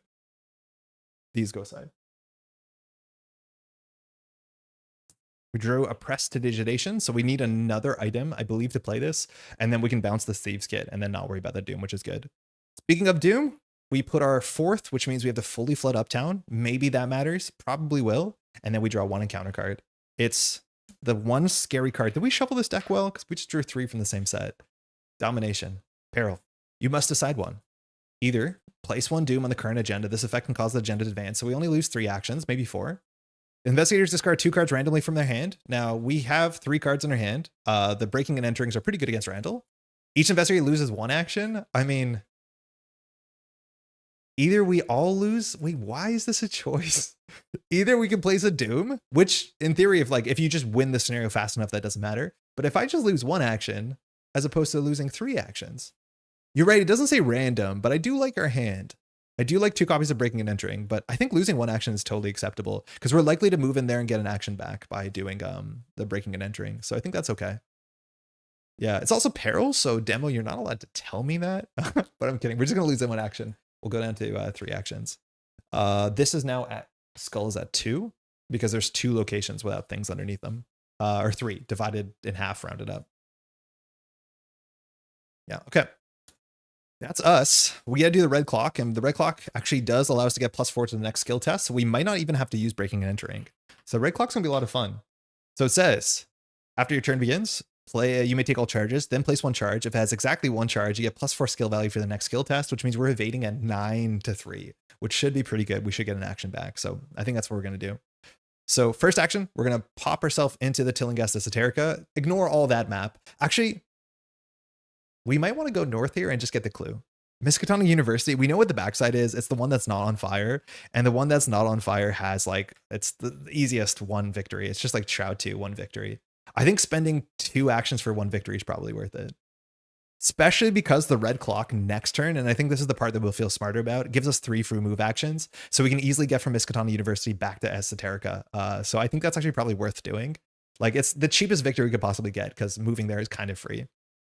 So first action, we'll move to Miskatonic University. I know I've kind of spoiled it, but these are static. You need 2 clues from outside the Esoterica to refill it anyways. Technically not, because Tillinghast Esoterica allows you to refill it. Sorry, not that one. This one. Yeah, if we want everything, this one does have victory, but it says you can place clues on this location up to its clue value. But you're right, getting another clue would be good, so that we have 5, which is what we want. All right, welcome to Miskatonic University. It's the quiet campus. Again, we had to make a decision whether the university has burnt down yet, but canonically that hasn't happened, so that's good. So that goes to 1. Or to refill it anyways. Yeah, or to refill it. So this goes to 1. We'll do a test. I don't think we're going to use the Thieves Kit here because our stats are just so juiced. So we're just going to investigate 7 to 2 with our base investigation. This is probably the last test we're going to do, so we might as well connect it to make it 8 to 2. Could matter. Elder Sign, 10 to 2. So we get an action back. We get the last clue, which is victory. And we gain a resource because of our text. So we go up to 6, which is good. We have 1 more action here. We don't have too much to do because we're going to be moving for 2 actions. So we can just draw a card. We can't get rid of any of these without discarding our card. And we're allowed to draw once here because we'll be discarding down. So I think we just draw a card here. The other options gain a resource. University says we can play a tome or spell acid from our discard pile. We have, I don't think, any of those kind of cards in our deck. So I think we'll just draw 1. So another Thieves Kit. I mean, that's fine. With Prestidigitation, that's actually pretty good. And that's all she wrote. Upkeep. Goes up, goes up. We gain a resource. We grab a card. We're on 7. We drew Parasitic Transformation. Man, this card is just annoying. So this card just says, put into your play area. We're basically going to lose 2 actions, but we can't complain. We've saved so many actions not having to play half the scenario. After an enemy engages you, which Tillinghast will do, place 1 Doom on this, and it's 2 actions to discard this. So we're just going to lose a whole turn discarding this, which doesn't feel great. All right. Doom. We're going to put our 6th Doom because we have 1 on the Thieves Kit, which we'll get rid of, which means we have to partially flood this. Second Thieves Kit is a way to handle the Doom. Yeah, it's really nice. We can flicker that one in and that one out, which is kind of perfect. Encounter card, Putrid Vapors. So this is one of the replacement sets. I think this is an agility test. So test 3 agility. If you fail, take 1 horror and discard a non-story asset you control. I mean, that solves our issues too, to some extent. I just want to check red clock. Is red clock till the end of the phase or the end of the round? So if we didn't do a test that says your next skill test, so that actually can stack. If you just don't do skill tests, the red clock can actually give you like plus 16 to a skill test, which is kind of goofy. But we did use that text, so we're just 5 to 3 here on the Putrid Vapors. Well connected probably will matter, but we're planning to do breaking and entering, so that's probably fine. So yeah, I think we can do well connected for 1 and just make it 6 to 3. This is not actually a bad punishment. 1 horror and discard a non-story asset is fine. Yeah, there's no duration on it. That's really strange, isn't it? This is not during our turn, so if we fail with unaware, it's not that big of a deal. So we're 5 to 3. -2, we pass. And that's that. Okay, it's a red clock. So we can't take the resources on it if we could if we want to, but we're not going to. So we're going to take all the resources and we're not. We're going to place a charge here. Now there's 2, so we immediately may move up to 3 times. So we're just going to go ahead and pop into Tillinghast Esoterica totally free. He engages us. I guess we'll put him over here. And when he engages us, we have to do the text on Parasitic Transformation, which just says we have to add a dupe to this. So we're technically now at 5, 6, 7 of 14. So we have to worry about that. Okay. That's that. I guess I should just put all these together. Man, we collected a lot of encounter cards really quickly. So I think we're just going to breaking and entering, get rid of this, and investigate once. That's probably it. Next turn, we can take the massive action turn, which honestly on 4 Shroud here, we're not that good at emptying this place. Like, there's no two ways about it. 4 Shroud is a lot. So we might just use Red Clock and empty it turn after turn after turn. Like, next turn, we might not even take all those actions, and we just might use Red Clock to give us the most amount of stats. So we can just empty this 4 Shroud, and that's probably good enough. We also can spend an action to draw a card underneath it, and a bunch of those cards will help us. Again, they're barrier nodes and stuff like that that give us more damage and other actions, so that'll also be pretty sick. So, yeah, let's start with the breaking and entering. I think it's hopefully going to get us to succeed by 2, right? So cost 2. Add your evasion to your intellect. So we're currently at 8 to, what is the Shroud? 4, which is probably good enough. If you succeed by 2 or more, you may automatically evade an enemy at your location. This does not provoke attack of opportunity. So we're currently 8 to 2 or 8 to 4. We want to succeed by 2. Worst case scenario, we can cancel this with Prove Your Worth. I think the idea is that you'll probably be taking at least 1 skill test around. Yeah, I don't know if I've played a deck that doesn't do that, but I know some people have played decks that like play against bags of only auto fails. Even if you don't get the +8 for 1 test, isn't really that much better than other abilities. I think so. In this scenario, or in the campaign I'm playing with my other friends, somebody is playing that Guardian card that says for every point you over succeed by, add a bless to the bag or remove a curse up to 5. And we've been really kind of goofing with that. It's been really fun. 5. What are we at? So we're at 8 to 4. Succeed by 2. That is not succeed by 2. That is -3. If this fails, place 1 doom in your location. So we want to succeed by 2. So I am actually going to use our first Prove Your Worth charge, which is a bit expensive, but we're going to reuse this charge and it just cancels the token. So it's as if we didn't reveal it, which means we don't draw another one from my understanding. It just goes back, which means we succeeded 8 to 4. So a bunch of things happen. We get evade Randall Tillinghast, which is fine. He doesn't have any text besides his health and his attack going up. He, mind you, has 6 attack right now. We get the clue. And of course, we succeeded by 2. So we have 3 more actions in front of us, which is great. Second and third, I think I'm just going to get rid of this. There is an argument that we don't need to do it, but I'll just get rid of this because we have the time to do it. One more action we have. We could just grab the thing underneath us. We could do that a couple times. We do want to get the victory here. And I think next turn we'll just, like, he only hits for 1 and 1. Like, if we draw the barrier node as our first thing, we're in a pretty good spot. So I think we're just going to do the, man, is today's stream going to be really that short? We're going to do the action. Investigate your location, spend a clue as a group. So we'll spend 1. Draw the top card. So we're going to draw the top card. It is the barrier node, which just means we can soak so much more damage. So the barrier node is now ours because we take control of it. This just has 1 soak over and over again. I think we failed to translate every single card, but that is a permanent 1 soak, which is really good, which means there's only 4 underneath here, which means he goes down to 5 health. We could just defeat him too. There's nothing that says you can't defeat Randall. He has victory 1, but there's no other text that cares about him. So that's really good. And that's our turn. Since it's a victory location, you may want to refill the clues right now. Oh, yeah. If we have to do the math. Oh, this is in the discard pile. Because we need to have 4 clues. No, we're good. We're good. We have just enough, right? Because we need 4 more clues. There's 2 here, 2 on it. I think we're perfect, right? Because we got the 1 here. The math is good, I'm pretty sure. Right? I think it's good. Upkeep. Card and credit. So we go up to 6. We draw Watch This. That one won't fail. But that's a really good card because we can get +4 to the next test and we want to get our money up for Well Connected. That is it. Randall re-engages us. Only has 5 health now. Yeah, it was good that we popped into the university for sure because it hit that exact number and it was like the cheapest victory.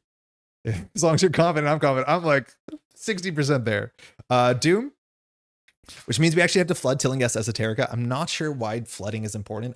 I know it is important for the next scenario, but I don't think it's important on Tillinghast Esoterica. And we draw 1 encounter card. It's another Drawn to Darkness, which is just a fizzle. This doesn't do anything because you only have 1. So you don't surge. It just says put it into play, limit 1. So it just goes out. 2 + 2 is 4 can confirm. I mean, sometimes you get stressed by the simplest things. Chris, how's it going? It seems like 2 + 2 is 4. Yeah, we should be okay. All right, it's back to us. We got to do the red clock stuff, and man, this card is so good. Obviously, a 10 experience card should be, because as your turn begins, you may take all the charges as resources. So we're going to go up to 8, which is perfect. Then we're going to place a charge here, and then because we place a charge here, we get +4 for our next skill test. So we don't necessarily have to do breaking and entering here. It technically is more efficient because it is 2 things for a single action, but we are able to maybe... Wait, if this went to 3, we could take 2 additional actions, which means we have 5 to 6 actions. So we do evade, clue. Like we can't win this turn, but I think we're on track to win in like 2 turns if we really push it. There is an argument that we should have made this go up to 3, but I don't mind where we are here with well connected and all this sort of stuff. But like, yeah, every time that we take a thing underneath here, he loses health. Where there's a lot of the setup is just not that important. All right, so we have +4 to our next test. We're evading 9 to 3, which seems pretty good. I don't think we need a breaking entering here. We're always going to take the red clock off at 1 though, so I guess we might as well. No, we'll keep it for a different enemy. Maybe if another enemy shows up, maybe that's a bit greedy. Maybe it is the opposite of greedy. We'll spend 3 on this, so we're going to evade. So we're at 10 to 3. Have to succeed by 1. We've never failed one of these.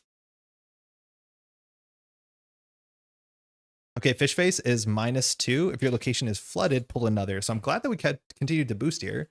We could technically cancel this with prove your worth, but I'm still feeling pretty good at 8 to 3. We're only playing around 1 token, right? It's not that. So that's 7, 6, 5 to 3. So we pulled a -5 and we're still good. So we not only succeeded by 2, because we did 10 to 3 minus 5 is 5 to 3. So we did everything we wanted to do. We gained 6 resources from watch this. We evaded him. And we gained an action by succeeding by 2. So that's perfect. Okay, so now we just want to get clues. We'll do the Thieves Kit. This is the test actually we probably wanted to boost. So I actually think breaking and entering might have been good. At least we have some money here, but we'll do Thieves Kit. And we're just going to investigate. We're at 5 to 4, which is not phenomenal. So we're going to use Well Connected. And Well Connected will give us only +2. So we're 7 to 4. We might just use a cheeky Prove Your Wealth here if we need to. Or sorry, Prove Your Worth. Well Connected is Prove Your Wealth. So 5, 7 to 4. 0, good. We get one of these. We get a resource. That's good. We still have 2 actions left. I think we're just going to spend 2 actions drawing the things from underneath it, because I don't know why we wouldn't. So we're going to spend a clue -1. We're going to spend a clue -1 as our second or third action. Only has 3 health. We're going to be drawing the cards underneath it. We draw a new card. And the Shards of Yethlech, which I think does protect us. Now, our board state is going to get a bit out of hand, but let's see what this card is. Horror and Clay. So it says, each star spawn enemy loses patrol and its printed prey instruction and gains hunter and prey you. That is technically a downside, unless you're the character that wants to get hit and protect other people, which is an upside. But for us, I guess it's everything all at once. Now, I don't know why this text is formatted differently. Oh, it's not. It's just kind of bigger. But if you look at the Shards of Yethlech, Shard of Yethlech, kind of, no, I guess this just has more icons on it, so it's harder to translate. We do also get the Shard of Yethlech, which says the first attack from a star spawn or deep one can be ignored, which is very powerful. So these kind of work really well together. But I don't know if we can translate this. We know we can't. Like, we can pull this up, but we definitely don't have those 5 dots. I think we missed it in the first scenario, and that's shown up on a lot of cards, so that feels kind of bad. But we're not going to be able to have that ability. Yeah, that's the 3rd bottom one that we haven't got, so unfortunately, we just translated nothing. All right, so that's ours. This is ours. I'll just build our board state here, and that's our turn. Tillinghast re-engages us. Upkeep, card and credit. We draw an out the door, which is just more money. So it's 4 more resources, which is good. This has 1 more clue on it, and victory. We should be in a good spot. Yeah, we're in a pretty good spot here. Doom, we're at 8 of 14 because there's 1 on our Thieves Kit, which will empty relatively soon. That does increase the flood here, and we draw 1 encounter card. We haven't seen an enemy yet, but we have Cthulhu Fatan.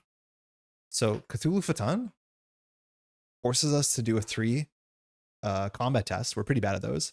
If you fail, you must either take 2 horror, classic, or deal 1 direct damage to investigate your location. It's direct, so we can't put it on the barrier node, which would be the best case scenario, but Yeah. What's our advanced condition? Whenever we want. Literally whenever we want. I think we're going to spend so much time setting up the scenario and less time playing it, because it says when the round ends, if Investigator Tillinghast Esoterica controls at least one artifact, you may advance. However, it says we want to get all the artifacts we can. So we literally could leave whenever. There's actually a big chance that once we do finish this, once we finish this location, we're going to go up to downtown, because downtown has a chance of having experience on it. Like, we can do that because we can move fast 3. It's a bit weird. I don't know. It's a bit anticlimactic, but this is not that great of a scenario, if you ask me, because we just got it in 2. So half the scenario doesn't happen. Anyways, Cthulhu Phaton, we're just going to do 2 to 3. If we fail, we take a direct damage. Doesn't matter. Unaware doesn't fire because it's not during our turn. But yeah, we just have to end the round. We can also just reassign whenever we want. 0, we fail by 1. We'll take 1 direct damage. That's this. All right, the red clock. I think the red clock is just going to be gain a resource, get 4. So we're going to gain a resource off of this, and our next test is +4. We only have to get one last clue here, so it's totally acceptable to do a breaking and entering, and that probably should solve all our issues. So first action, breaking and entering. So we're going to gain or spend 2 resources. So we're going to add our 2 stats together, which is 5 + 3 + 4. So we're at 12 to 4.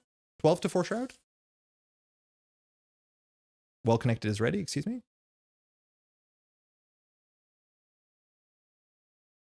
Fish face is -2, pull another, so we're 10 to 4. Fish face is 8 to 4. Wait, no. 8 to 4, yeah. We could cancel this because the autofill is only coming, but it's not that big of an issue. So -1. So that's 7 to 4. So we're pretty good. Will those artifacts stay in our deck? I think so. I think we're going to have those artifacts when, you know, the bad thing happens next scenario. So that's why it's really encouraging you to collect as many as you can. So -5, we succeed by enough. So Randall is evaded. We get an action back. We get the last clue. So we've got the victory there. We can choose to refill it, but of course we won't. And that's all she wrote. We have 3 more actions. Second and third action, we'll just spend 2 clues to empty this location. So it no longer has things underneath it. Skull is still -2, and we get the Obsidian Claw and the Title Tablet. So we are relicked up. We can't flip the Obsidian Claw, but it is just a fast move for 2, which is kind of perfect for what we want to be doing. So we have that there. And then we have the Title Tablet. Oh god, it's going to be so hard to get this board state make sense. And this says, if your location's flood level is increased, it gets a free move. And our flood level keeps increasing this scenario for sure. He's down to 1 health. I think we have 1 more action. We can just strike him. I think we can now hit Tillinghast, because Tillinghast here, or Randall, only has 1 health. I don't think we're missing any text on him. It feels like we're missing text. Like, it feels like he should wake up whenever you pick up a relic, but he does not have that text. Randall cannot move and gets +1 fight and +1 health for each card beneath Tillinghast Esoterica, which is none. So he's just victory 1 health. So as our last action this turn, we're just going to strike him. We are 2 to 1 with a bad stat, but we're going to use well connected, which will give us +3. So we are currently 2, 3, 4, 5 to 1. So that should be good. I guess we should just do out the door. We could have done it on the last thing. We'll keep it. We don't actually need the money here. Like, out the door is good. No, it's good, because then it boosts us for well connected. So we'll commit out the door. We'll gain 4. And that really works now because our well connected gives us +4. So we're now 6 to 1. Skull's -2. Randall is defeated. Okay. We have no more actions, but we have a bunch of these cards that we can exhaust. So we can exhaust. This gives us a free move. No, this ignores an attack. This one says when your location flood, increased move. This, you can exhaust this one. It should be on the speed side to move 2. Now I'm going to do something weird here. I'm going to use the Obsidian Claw. And I'm not going to move 2. I'm going to move 1. And that's because I'm going to move to Uptown. Why that is, it is this way because if I know what happens, you technically don't want to be flooding as many locations as you want to basically be flooding as few locations as you can, at least fully flooded.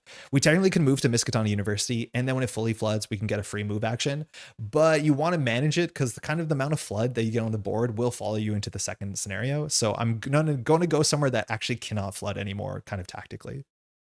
It's our turn. We could leave here at the end of the round. We've got all the relics, but I think there's a 50% chance that downtown has victory on it. So I think we're just going to try and get that victory if we can. We also have a chance of drawing an enemy from the deck that has victory on it. We're not actually equipped to deal with that. Oh, excuse me, at all.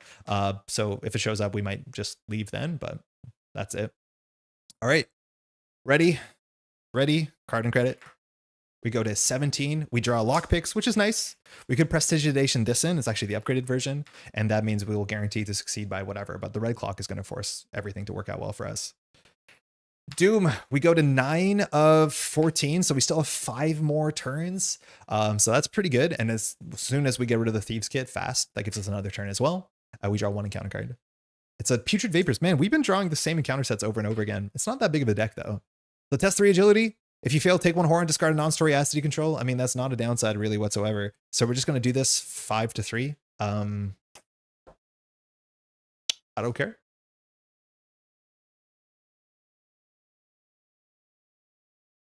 Tablet is -3. I think we fail. So -3 if this test fails, place 1 of your clues on your location. We can't because we don't have clues. So we do fail by 1, which unaware only fires during a turn. So we just fire this. And Putrid Vapor says, take 1 horror. Okay, so we'll put it on John and discard a non-story acid you control. So, I mean, I guess we can just get rid of this Thieves Kit. It shouldn't really matter that much. And we clear a Doom out, which is great. Okay.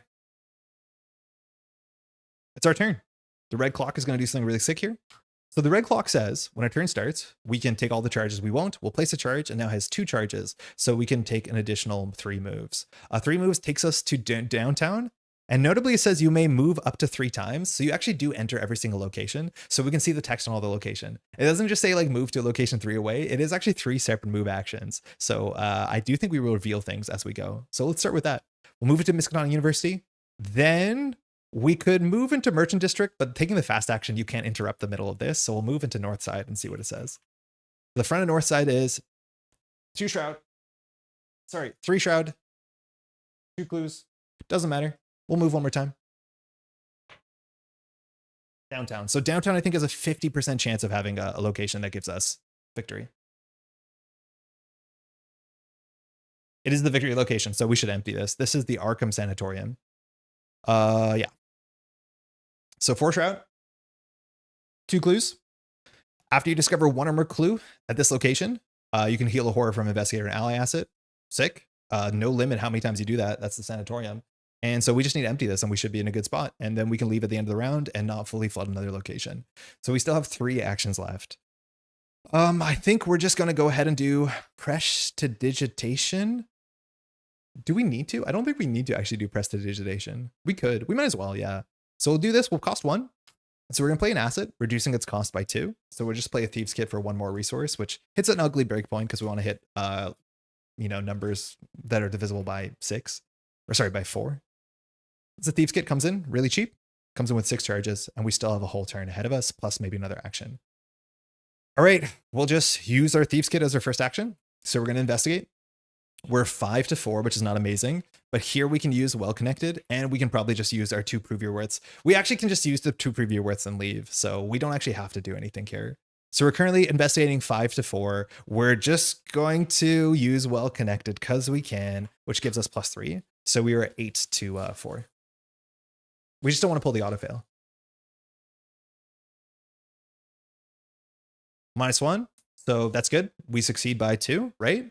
7 to 4. Yeah, we succeed by 2. So we get an action back. We get a clue. We get a resource. And we can heal a horror. We'll heal a horror from John, I guess. I think it's from anybody, right? Downtown always has victory? I don't think so. Okay, Arkham Asylum does in the old one. I'm pretty sure one of them didn't, but it might have been in the original chapter 1. So there could be Arkham Asylum, there could be a sanatorium, and there could be the bank. First Bank of Arkham does. Okay, so what I'm misremembering is that in the original chapter 1, one of the downtowns does have Doom. I think that's the one change. But the other downtown in old Arkham, this one doesn't. So yeah, I'm misremembering it. From chapter 1, downtown had a 50% chance of having victory, and chapter 2 is 100%. But I think there's another location, I think North Side, maybe in original Arkham, or one of them had a victory that this one doesn't. So it kind of comes out as a balance. But yeah, in the old one, it was a 50-50 whether or not you got the horror, or sorry, you got the victory or not. Okay, I think this one says that we can heal a horror from an ally. So we'll just heal from John. We did. We still have 3 actions. So we'll just do Thieves Kit again. We are 5-4. Tablet, we're just going to use prove your worth to cancel the revelation of that ability, so we didn't reveal it. We get the last clue. We can heal a horror, and we gain a resource. That's it. I think that's the most we can do. The only other thing we can do is we can choose to stay in the scenario so that we draw enemies and we fight the enemies, but honestly, I don't think we want to do that. The issue is we're an hour and a half into the stream and we're done the scenario, because that's all there is here. It's like not a great scenario. I know that they wanted to make probably scenario 2, like the finale, a bit bigger. So I think we're just going to do our best and go on into the final scenario. The final scenario, I would like, usually before these things, I test out to make sure my overlay works for everything. And technically the next scenario involves like a secondary board and a bunch of other stuff. So we play it, right? Please let me know. Do you think we just play the second scenario and just have a really long evening here, where we pull out the Cthulhu board and like just get everything done? Because we are done. So I guess we'll just do the resolution and see what happens. But we have 2 more actions. We're just going to pass. You can technically forfeit actions. It's the enemy phase. It's the upkeep phase. We draw this. We'll leave. Says, when the round ends, if an investigator Tillinghast, at Tillinghast Esoterica. Okay, hold on. We can't leave. So we won't pass our turn. We will do Obsidian Claw. We had 2 more actions left. Yeah. So we'll fast move 2 here. Then we'll do move. So we're still able to do that because we did clue, fast move 2 with claw, move. Yeah, we're fine. We can still get there. You know, folks are going to say yes. Yeah, maybe. I don't know. Some people might have said, I've had enough. We're okay. So we'll get here, which is fine. Technically, we have to just add an item back to our hand. I don't think any of this matters in terms of the rest of this resolution. And that's it. So we get closed for business. The encounter cards under the Arkham locations are treachery from whatever set replaces Midnight Masks. Yes. Oh, hey, Chris, sorry. I missed the setup. Any of the other cards beneath locations worth revealing? No, they're all just treacheries. They're the ones that replace Midnight Masks, and then we have to add an extra one because there's not enough. But there's no enemies, there's no victory. They're just pretty lousy encounter cards. In fact, a bunch of them will say Surge if you have no clues, which in theory we could get no clues if we wanted to. If an investigator controls 5 or more artifact assets, luckily we do. We control exactly 5, so we're going to get a better resolution here. At least, wait a second. We're not getting a better resolution. We're getting a worse resolution. If you have fewer artifacts, it just like chucks you a little experience to be like, okay, catch up, buddy. But unfortunately, we're just going to get a different story, the same resolution, and not get a bonus experience. I worked too hard to see my plans undone, Randall seethes. He should be dead. Nightmare shapes form around the antiquarian's head and shoulders as he grasps at you weakly. Pulse pounding, you run for the shop exit and barrel out into the street. When you turn to look, the shop door has vanished yet again. This campaign has no story text for whether or not you defeat Randall.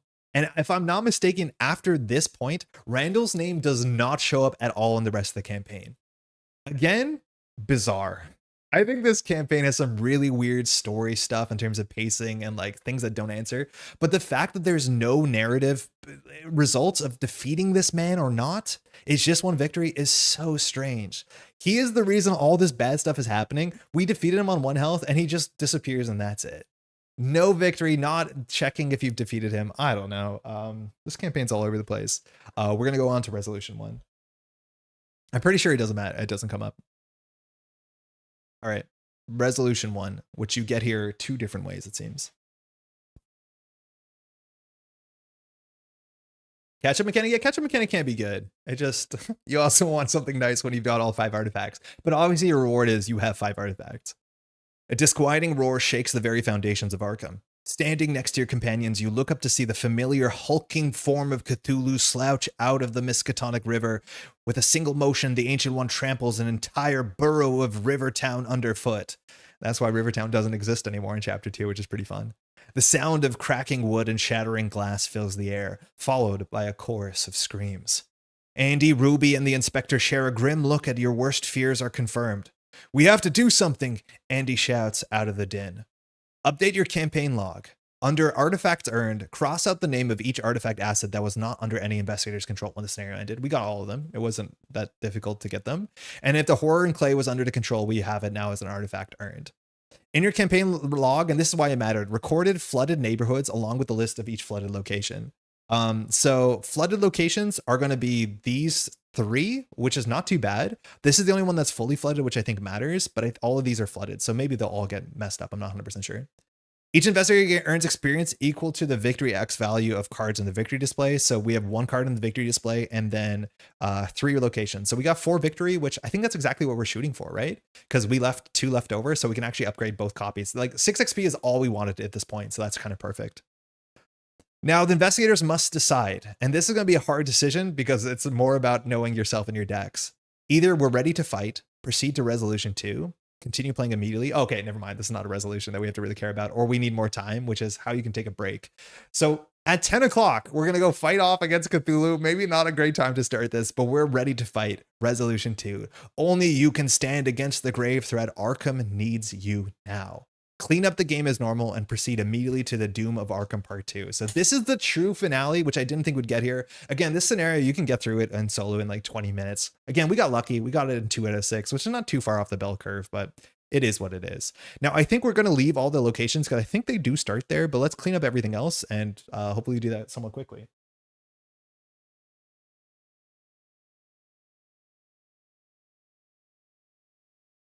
All right, we're upgrading our deck because we can, and we have 6 experience. We're going to keep it really simple. We're going to play 2 copies of Right Under Their Noses. Really strong card. 3 experience again. Feels a bit rich for this card, but it's a really easy swap where we get rid of the 2 copies in our deck and we add these 2 copies that are worth 3 experience. It gives us another, another clue, which is nice, and it's fast, which is very, very good because playing cards is a bit expensive. This card is expensive, but you also notice our money's so good. And oh my god, drawing the red clock just like solved everything as much as we didn't draw into any of our other like good click compression cards, which, sometimes it do be like that. Where is it? Huh? Oh, it's in her hand. All right, so these 2 are at least knowing this one is weaker on the narrative side makes me more excited to see the others. Yes, and we will stream the other ones for sure. Like, this is the thing that pains me. You can tell this is not my favorite campaign. I've been very clear about it. It's in my bottom 3. And I think it's interesting to talk about what the reasons are. And I kind of want to talk them in the way of like celebrating the rest of the campaigns. The rest of the campaigns are really good at doing all the things that this campaign doesn't always do well. Like where your choices matter, where the story matters, like all these things kind of show up all over the place. And this one just has weird pacing. It's more mechanics than it is flavor, than narrative. It's a bunch of different weird things all at once. So we'll see. Okay, so these can get cleaned up. This is technically part of our deck. We'll shuffle that in. I'm assuming John Raymond will start with us again. I think all of these artifacts, we start with them again, or we start with them eventually. I think you're meant to divide these amongst all the investigators. So for us, it's like start with 17 cards and remember that you can use them. That's fine. The Tillinghast Esoterica does not stay here. That is gone. That will not return. But I think everything else will stay here. We have to get rid of these cards. These are all just like treacheries. I don't think they'll be showing up again. Tillinghast is gone. Mind you that like cards for that last scenario, there's only 7 bespoke cards. So most of the cards are going to be in the second part and you'll see exactly why. I don't actually know where my Cthulhu board is, but I'm apparently need to go get the Cthulhu board. And again, the deck only had 4 enemies in them. Part of that is the exchange into chapter 2, but whatever. Well, we drew a lot of bad encounter cards and actually failed most of them, but it was okay. What are we doing?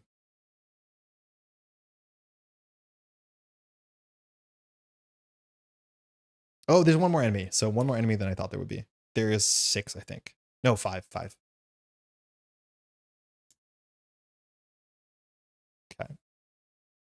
So again, these were the ones that were underneath the location, and we had to add 1 more, the Forbidden Secrets, because there just was not enough. Okay, I'm pretty sure we're going to be reusing most of these, because these are like the very Cthulhu-themed ones. Star Spawns might be coming back.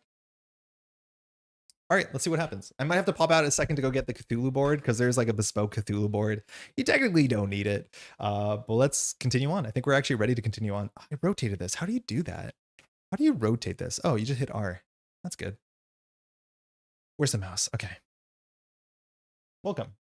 The Doom of Arkham, Part 2. And that's John Raymond Legrasse from the Call of Cthulhu story, apparently.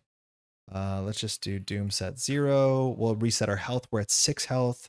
Our horror should be at 8. Clues 0. We're going to go at 9 resources. That should be good. All right. The Doom of Arkham Part 2. This is the true finale. You and the others watch helplessly as Cthulhu levels the rest of Rivertown. Black water floods the streets and ruins in his wake.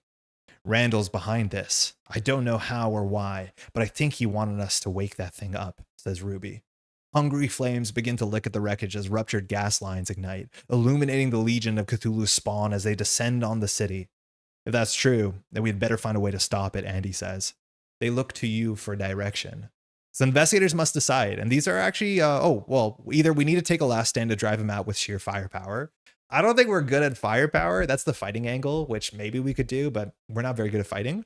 Otherwise, there must be another way, and you skip to the Doom of Arkham 3. However, you can only choose this option if there are 5 or more artifacts listed under artifacts earned. So I think we're going to do that one for obvious reasons, because I don't think we're good at fighting, and this might give us another way to kind of beat Cthulhu. And of course, we have the 5 artifacts, which is something we should celebrate. So we're going to go to the Doom of Arkham 3. Andy beckons you all into a deserted diner as the waters continue to rise. This isn't my field of expertise, he says, laying a stack of loose papers on a table. But I've been translating the glyphs from Ilia, and I think we might be able to stop this with a ritual. Ruby waves Inspector Legrasse's objections aside as Andy outlines a ritual of returning he discovered in the ancient courts of Ilia. By using pieces of the ancient city of Ilia, you may be able to seal the ancient one away. The glyphs I translated seem to imply that Cthulhu and his children are bound to Ilia itself. He lays out a map of Arkham. If we place these artifacts around the city like so, I can recite the ritual and banish him. However, I'll need you all to draw his attention, keep his eye on you while I prepare. I'm not actually sure if I've done this one. I think I have, but I forget what this is. If you do the other way, it's like more straightforward, so this might be a bit of a treat. Andy holds up one of the artifacts you've recovered from Randall, turning it over in his hand. It glows with an unnatural light. I'll head over to the Arkham Police Department, says Inspector Legrasse. I've got some connections there. We should be able to get some officers out on the street to help the survivors. Ruby, who has been silent since Andy outlined the plan, crosses her arms. So you want us to rile up the thing that's literally destroying the city so you can recite some words and hide some relics? She takes a puff of her cigarette. What could go wrong? I think that's the first line Ruby's had in like weeks in this story. In your campaign log, record your allies have a plan. Search the expedition and Doom of Arkham encounter sets, each investigator, deck, and all in and out of play areas for the following story assets. John Raymond Legrasse, Ruby Standish, and Andy Van Noordvik, set them aside out of play. So for the first time, we can finally remove Andy Van Noordvik from our deck, which should be celebrated. But losing John Raymond Legrasse does suck. I do think they will come back eventually, but we'll see when that eventually is. But Andy Van Noordvik is no longer in our deck, and we'll put John Raymond Legrasse aside out of play. All right, add a fish face token to the bag for the remainder of the campaign. So we're at 3 fish face. Let me grab one of those.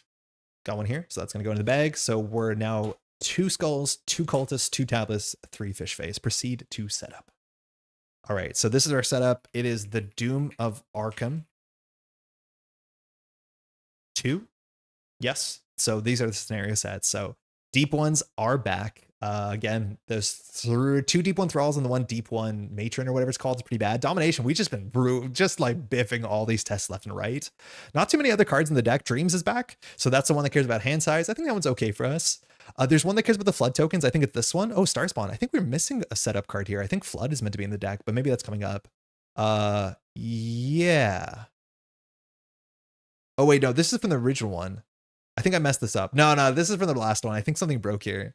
So give me 1 second. Whatever. We're not going to pull it up again, but we have still the replacement sets. So with Midnight Masks encounter set, we only gather the location cards. So we're not going to have any of the replacement cards. And then we have to go grab the Reeking Decay set again because we can't have Agents of Cthulhu. So that's fine. But the Flood set is here. And the one with the squiggles is here called Elder Mist. And those are actually kind of interesting. So let me grab those.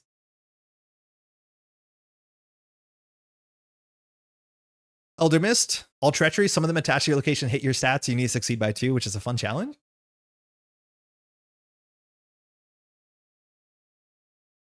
And then we have the Flood set, which has like Deadly Torrent and something in the water. It increases your flood. If your location is flooded, it can make you move. So there's a bunch of these like different ones, which are quite fun. So again, we're going to have Domination, 1, 2, 3, 4, 5. We're going to have the Elder Mist, that's 4. We have the Deadly Torrent. We have the Deep Ones, or Star Spawns, which we'll probably pick some of those. We're going to have the replacement set for the Deep Ones, which is somewhere here. The Deep One set is not in there, which is kind of surprising. Where is the replacement set? Huh? Where's Wreaking Decay? Did I already pick it up?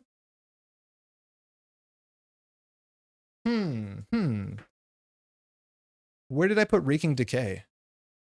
Not here, not here, not here.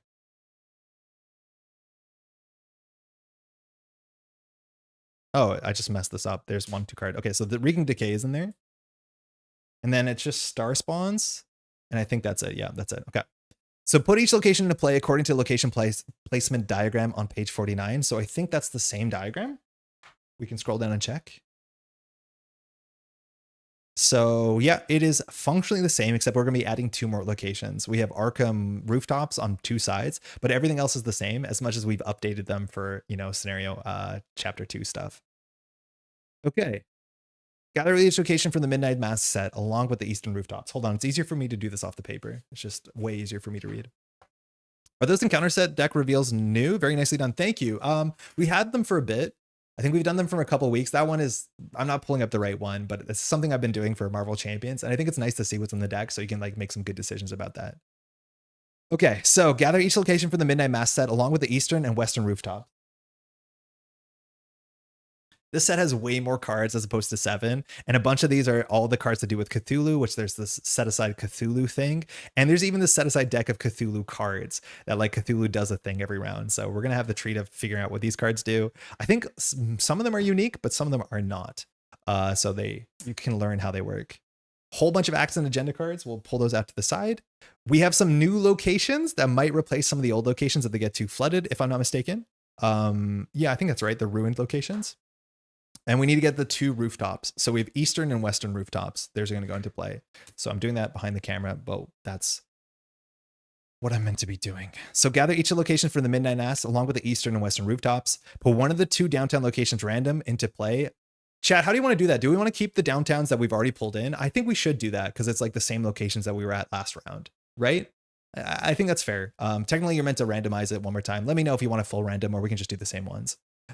Okay. Put one of the 2 downtowns and south sides into play. Put Northside, Easttown, St. Mary's, and Miskatonic University into play. So our map is basically going to stay the same. Put Rivertown ruined from the Doom of Arkham. So Merchant District no longer is here, which is a nice thing for multiplayer, or for, sorry, low player count. But instead, we're going to get the ruined version of these locations, which is what happens when Cthulhu shows up. So that'll have different text, and I do not remember what that text is. Remove the other version of Rivertown from the game. Set each other location aside out of play. So there's a whole bunch of locations. These are largely things that are going to get ruined.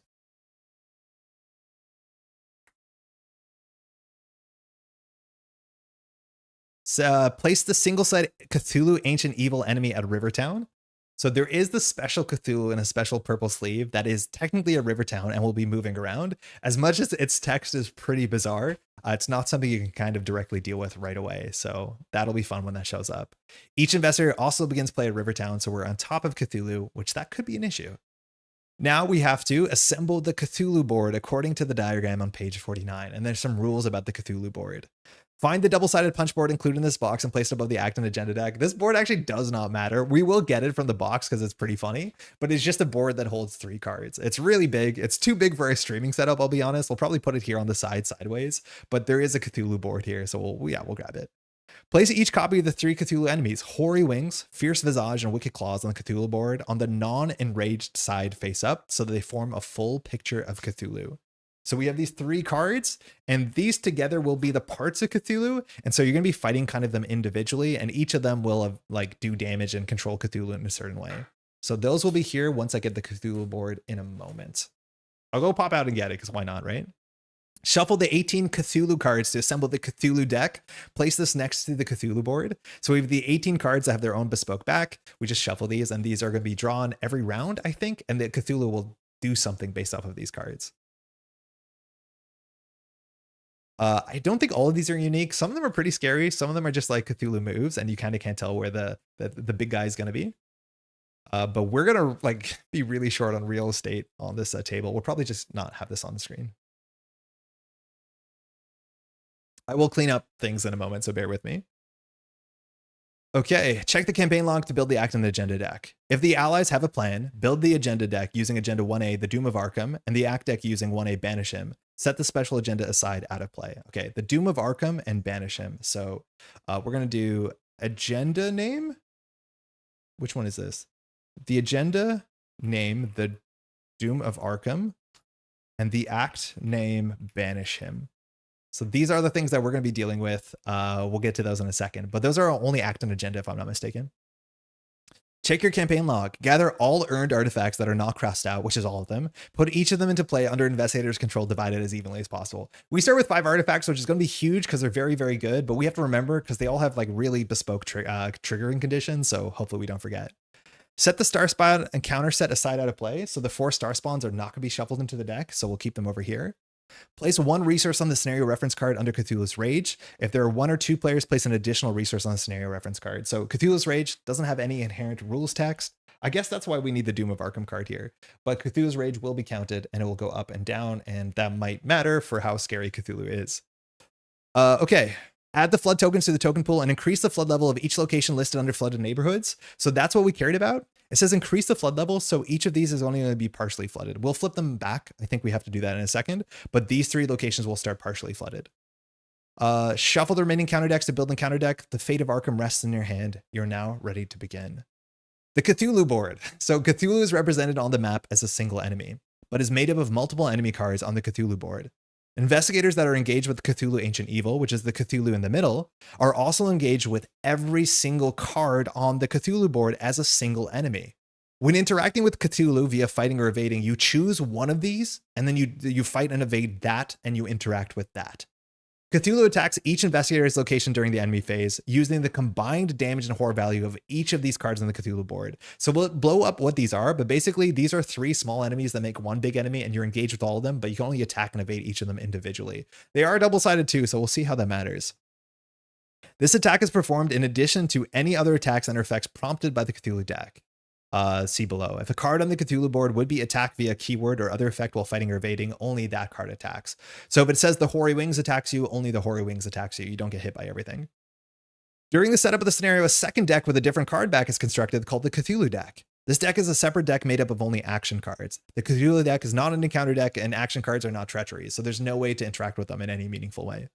After moving and attacking as normal during the enemy phase, Cthulhu performs additional actions via card actions from the Cthulhu deck. At the end of the enemy phase, the agenda's forced effect prompts investigators to draw the top of the Cthulhu deck. We're definitely going to forget to do that, but after the enemy phase, we draw the top card here and see what happens.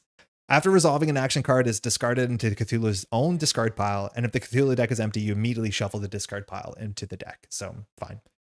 Then finally, Cthulhu's Rage. Cthulhu's Rage says, throughout the scenario, the number of resources under Cthulhu's Rage on the scenario reference card indicates Cthulhu's anger towards investigators. Basically, this number, it has no impact unless the games say it does. That's fine. It has no inherent rules text. That's mostly all the setup. So we'll just clean this up, tidy it up, and I'm going to get the board because it's funny. And this is the encounter deck, plus there is a bunch of cards that are from the set itself, including the cover box art, which is kind of sick.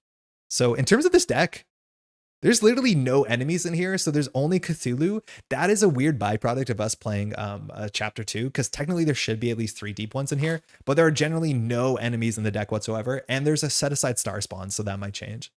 Are those unique backs? Yeah, Cthulhu has its own unique card art. It has like a Cthulhu face, kind of in the same vein as the original encounter back, or campaign card back.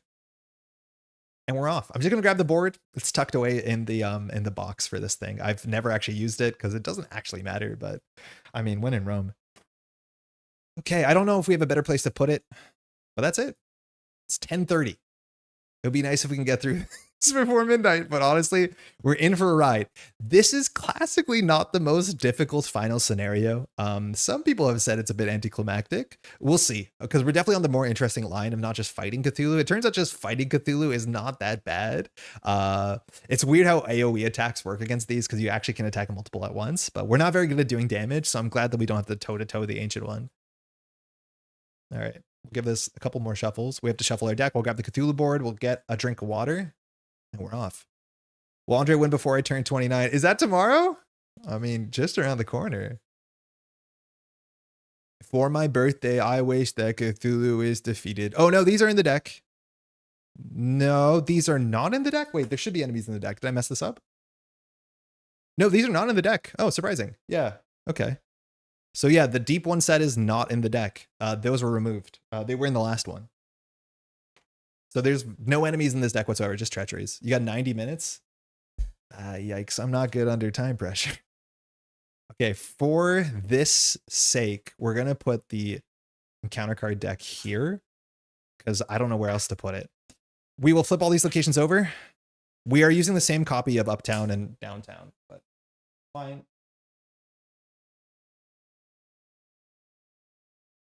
So this one's partially flooded, partially flooded, partially flooded. They're not fully flooded yet. Cthulhu's here. We have a new location here. This is the ruined Rivertown. And then the rest of the map is the same. Now we have these two new cards, Western Rooftops and Eastern Rooftops. They have symmetrical text. The bigger question is, what are they attached to? So Western Rooftop says, as an additional cost to enter Western Rooftops, you have to spend a clue. It cannot be flooded because it's a rooftop. And Northside, Miskatonic University, and St. Mary's Hospital are connected to Western Rooftops and vice versa. So North side. So this is on the wrong side. Western, oh yeah, West versus East. I'm not very smart. So Miskatonic University, we're just going to translate that to Uptown because there is no Miskatonic University and Uptown has Miskatonic University. So there are technically 3 locations attached to this and vice versa. So basically it's connected to all 3 things on the left side. North side, yeah. So that's just 3 more connections. So it's kind of like this. It's cool to see the scenario be slightly bigger. And there may be a good reason to get out of the water. We'll find out together. I think Eastern Rooftops is kind of what you'd expect. I don't know if it's attached to 3 things. It probably is, right? Eastern Rooftops. So this one, again, costs a clue to enter. It is attached to Easttown, Rivertown, and Southside. So the same idea, kind of adding a nice little loop track here. So we're attached to 3. And that's it. Let me just get the Cthulhu board just for the fun of it. But that should be the full setup. We have to mulligan. We're going to start with every single relic and Prove Your Worth is reset. So Prove Your Worth, it is the upgraded version of our task. So we have 3 counters in which we can just cancel tokens, which is great. Just so we're on the same page. None of these are translated from my understanding, but we have the barrier node. Sorry, not that. We have the other barrier node. So this is the energy shield. Can just take 1 damage a turn, which is quite nice. We have the Obsidian Claws on speed side. So we're already really good at zipping around. Oh, not that side. We don't know what that side says. Obsidian... I spelled obsidian wrong every time I wrote it out.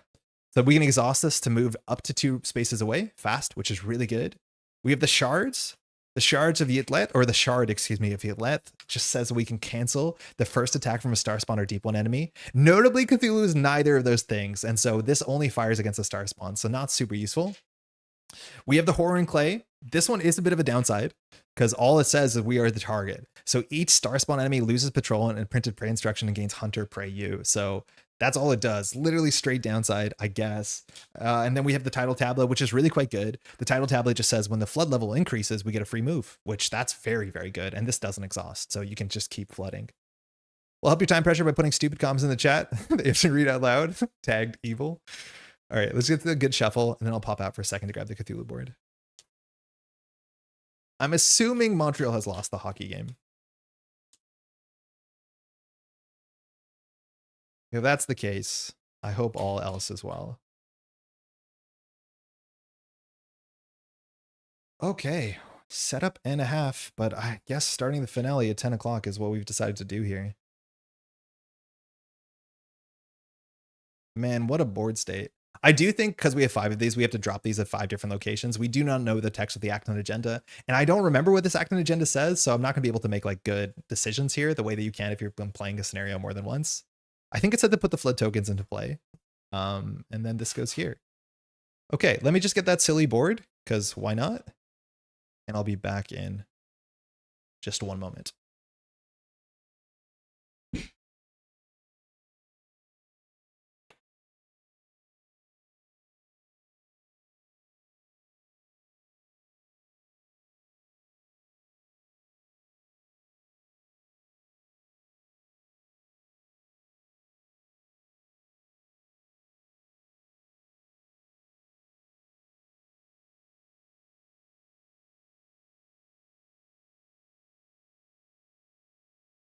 What team is the Montreal team? The Canadiens, the Habs. Yeah. Can't wait to see Cthulhu die by slipping off a ledge. That's why you have to go to the rooftops first to push Cthulhu off a ledge. So we're going to put all our counter decks here. We're definitely going to forget to draw them. And this is the Cthulhu board. This came shipped in the box. It has no mechanical reason besides they wanted to do it. And like admittedly, Cthulhu needs to feel like a big fight. So I kind of get why they did this. But yeah, it is just here for the fun of it. So we'll put Cthulhu here watching over the city. Okay, is everyone ready? Uh-oh, my webcam froze. It is too warm in here, so that's not a good start. You can still hear me, I'm pretty sure. Give me 1 second to try and refresh the webcam. Yeah, it did just like straight shut down. Give me 1 moment to try and fix this. Webcam, properties, deactivate. This is not a good start. Cthulhu is onto us. Okay, we're back. Good. That's the second time that's happened. I'm worried about the summer. It's going to be a hot one. Okay. Here we go. So we have to do our mulligan first. So let's draw. You know the rules here, what we want to draw with. We want to start with all our good assets. We already did some good stuff, but we want a title. We want the red clock 100% of the time. We want Olivier Bishop the other 100% of the time. And then, of course, we want some amount of clue getting, and then some damage would be nice. The cane would be good. Admittedly, these are all elite enemies, so the cane actually doesn't help that much, but I guess we'll take a hammerless if we can get it. Right under their noses. The version that we upgraded. Not too bad. If we evade something, we can get 2 clues fast, but we're not going to keep this because it's not any of those other 3 cards we named. Know the scene? Same thing. We're not going to keep this. It's not one of those cards we care about. Not one of those cards that we care about. That's great. We want Olivier. Not only is boosting our stats really important, but this is a free move a turn on top of the 2 free moves a turn with the Obsidian Claw. So that's a really good start. 5th, Prestidigitation. So we're just going to keep Olivier and mulligan these, and we definitely need an asset that lets us get clues. We will shuffle those back. 1903 Hammerless. Okay, so at least we're armed. For an evaded enemy, we can shoot for 2. The last right under their noses. Can't get a weakness. Easy Street is just a bunch of boost icons based off of our money. And then we have a lockpick. So that actually brought this hand together. So we have Olivier and the lockpicks. We don't have the, what's it called? The red clock, which of course we want to draw that. We spent 10 XP on it, and you saw how much it did. So hopefully we draw into that sometime soon. I, for some reason, saw Hurricane and went, yeah, that's a reasonable name for the Montreal team. So who won? All right, and that should be it. Let's read the act and agenda. We have to read all of these cards, which I'm not sure how I stored them in the system. Hopefully we find out. Okay, let's catch our breath here. Act and agenda. So the agenda here, our final agenda of this entire campaign, the Doom of Arkham. So this one we have because we chose this direction. I just want to double check this to make sure we're not getting this wrong. So if your allies have a plan, the Doom of Arkham and the act deck using banishing. Turning and turning in the widening gyre, the falcon cannot hear the falconer. Things fall apart, the center cannot hold, mere anarchy is loosed upon the world. From Yeats, The Second Coming. Or Yates, I'm not sure how you pronounce that. Force, when the enemy phase ends, increase the flood level of Cthulhu's location and draw the top card of the Cthulhu deck. That's really good for us as long as your location is not fully flooded, because as soon as the location's flood level is increased, we can use the text of the title tablet and just get out of there. Hold on, did I do the bad thing? No, because this says when the flood level increases, get out of there, which means if Cthulhu is at our location, we just leave. So if we draw a bad card from the top of the Cthulhu deck, it won't matter. And that's amazing. So that's already really good. We want to keep the title tablet. Now, Forced, when the round ends, each investigator at a fully flooded location takes 1 damage and or horror. That we also might not care about because the barrier node can just take 1 damage a turn, but that's when the round ends. The other one's when the enemy phase ends. This only has 3 Doom on it, so I'm assuming when this advances, we add 1 thing to that thing tracking how angry Cthulhu is, and maybe if that gets high enough, we get in a bad spot. We've seen this sort of thing before in Obsidian Canyons. Can't be that different. 3 points, but 10 minutes left on the clock. Yeah, okay, that's not good. All right, so that's what's happening to us. This is what we're trying to do. We're trying to banish him. By drawing Cthulhu's anger, you and your allies may be able to devise a way to seal the Ancient One away. As a fast action, during an attack at your location, you can spend a clue to deal 1 extra damage. That's really, really big because we're not good at hitting for a lot of damage. And so now the Sword Cane is actually really nice if we find it because we can actually attack to do 2 damage for a really good statted attack, which is great. When the round ends, if there are 3 Cthulhu enemies in the victory display advance, these are 3 Cthulhu enemies, so we will advance this by just defeating 3 Cthulhus. I don't think that's going to be the end of the game, but that's definitely what we're trying to do, is just fight, and we need clues to help us fight because we're not good at doing damage as much as we have a gun. Now, this is Cthulhu, the first time Cthulhu has shown up as a card like this in the entirety of 10 years of Arkham Horror. So, stars everywhere is not good. Each Cthulhu enemy on the Cthulhu board shares this enemy's traits, text box, and location. It is massive, which means it won't follow us, but it's engaged with every character at our location, but it cannot make attacks of opportunity. So literally is not scary. You can just leave. It's here, but it does not care. You can just hit the bricks. It will never attack you if you do whatever you want. So you can just do whatever you want. Now, the thing is, these 3 cards here, they have their own text, and we have to care about all these texts.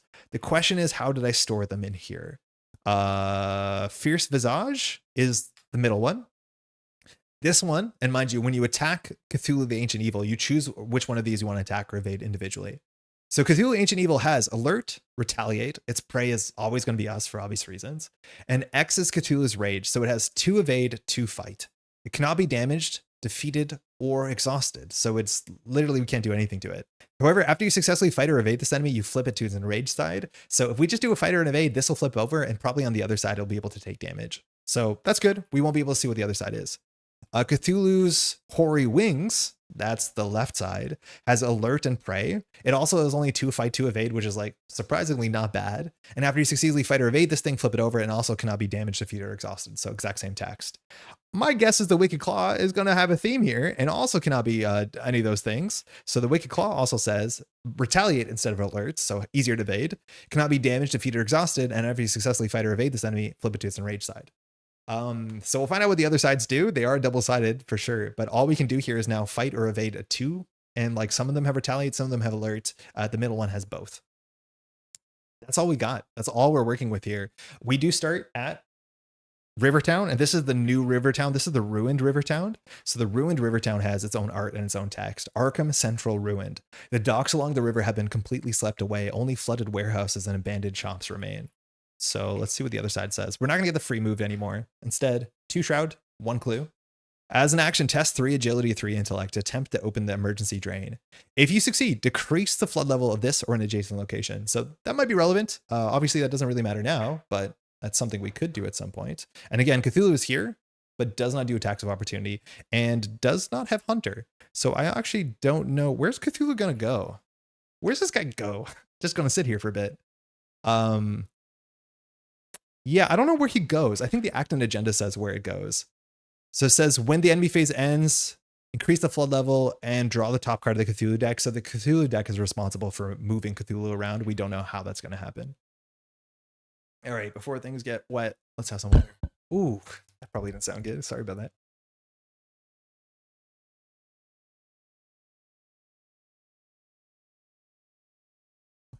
All right, we're off. Priorities. Get Clue. 1 Clue a turn is good. 1 evade a turn is good. When you flip these over, I forget what happens. Once you know what happens, you can decide which one you want to interact with.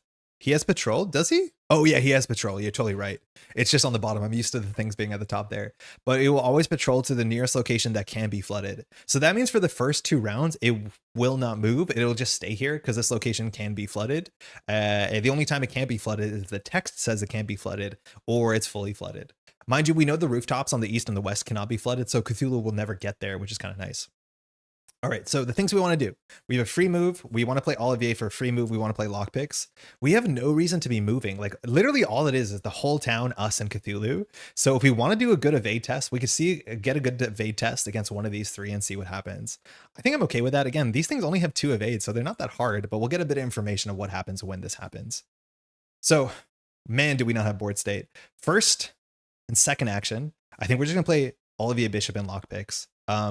I do not know where to put all these cards. There are way too many cards here. So I guess we'll start here with these 2 and we'll spend 6, which is a lot of money. We're going to go down to 3 resources, but we have both of our best cards for our opening. So Olivier Bishop comes in with 2 health, 1 horror, and gets our evade stat up to 6, which is really important.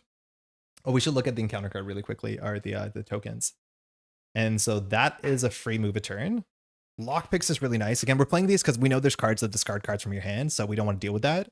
There's a chance that we could move with right under their noses to reveal another location before we do this evade, because that's probably worth something, but we're in no rush to do that. Lockpicks is the other card we played. It's the 3 experience version, so it does have 3 picks on it. I don't think we've broken one yet, but it's good to have that. And we still have 1 more action, and if we succeed by a lot, we'll have another action. In terms of agenda, name, or sorry, do we have the right ones here? No, we don't. So scenario, name the Doom of Arkham Part 2 standard. So these are our tokens. Skull is -2 because that's Cthulhu's Rage. 2 cultists -3 if you fail and your location is flooded to take a damage. That's fine. We have the barrier node. Tablets -3 if you fail, place one of your clues on your location. Not good. And we have 3 fish faces. -1, reveal another token. If you fail, after this test resolves, draw the top card of the Cthulhu deck, max 1 draw per round. So we'll find out what those cards do for sure. All right, I think we're just going to patrol here. Or sorry, we're just going to use lockpicks here. We have to leave, and we can easily do that with Obsidian Claw or all via Bishop, so leaving shouldn't be an issue, but we definitely want to get out of Rivertown so we don't get attacked by Cthulhu, who will just attack us during the enemy phase if we're here, if I'm not mistaken. So we're going to use our lockpicks. So we're going to add our stats together, which are massive. So we're 6 agility now, plus 3 intellect. So we're 9 to 2. So we should be able to get an action back here, no problem. And that clue is worth damage. And so far, that's the only thing we know that we need clues for, besides entering the eastern and western rooftops.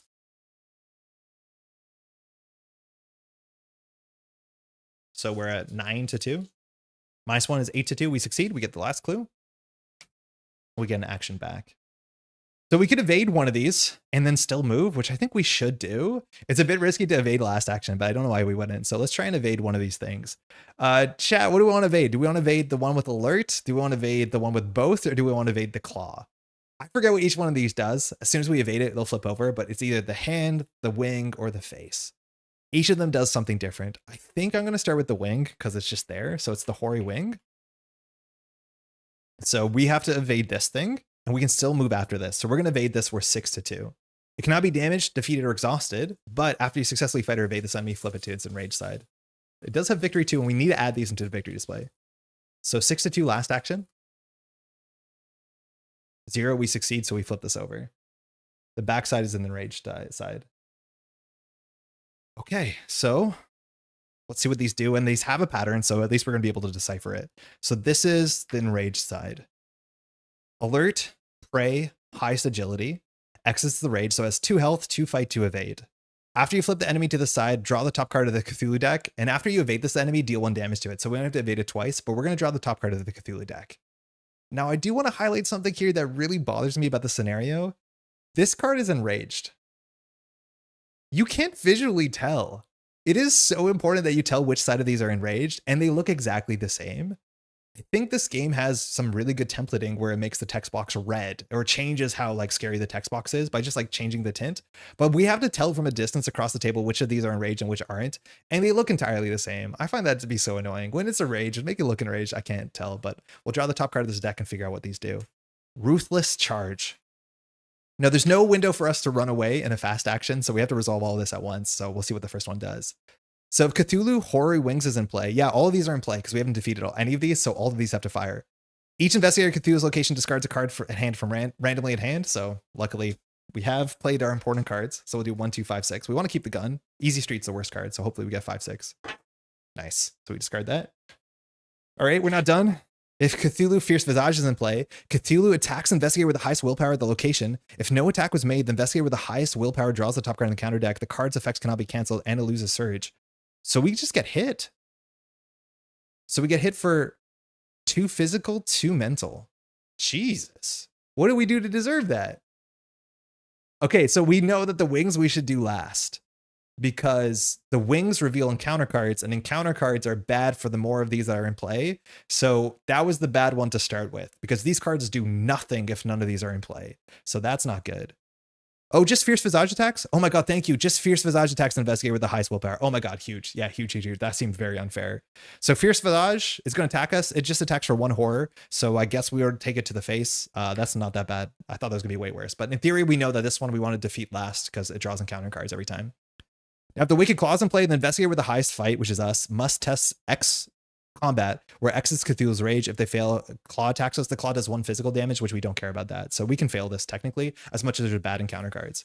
I agree it felt like an art failure. Yeah, it's such a strange art failure. Like, we should obviously be able to tell from a distance that one's flipped, and you can't. All right, we're 2 to 2. No reason to boost this. This is not a star spawn or a deep one, so we can't cancel any of these attacks with our shard. -4, we fail. We take 1 damage. We'll take it to the barrier node, which we'll just put that there because we have to recharge it. And that's it. This goes to its own discard pile, which is over here. And now we flipped over the Hoary Wings. So all we have to do here is evade it or fight it twice, or fight it once actually, because if I'm not mistaken, excuse me, the text on the agenda says, during an attack of your location, spend a clue, the attack deals +1 damage. So we honestly are like, all we have to do to advance is get all of these in the victory display. And we can just do that by attacking this once and spending a clue. Like, this only takes us 6 actions to defeat Cthulhu, which that's not going to be the end of the scenario, but Cthulhu's not that tanky. Okay, so that's it. We have 2 fast moves. We do want to get away from Cthulhu. I think there's a chance we can check out the eastern rooftops for our last clue, because I'm assuming there will be clues there. And we know the rooftops are safe.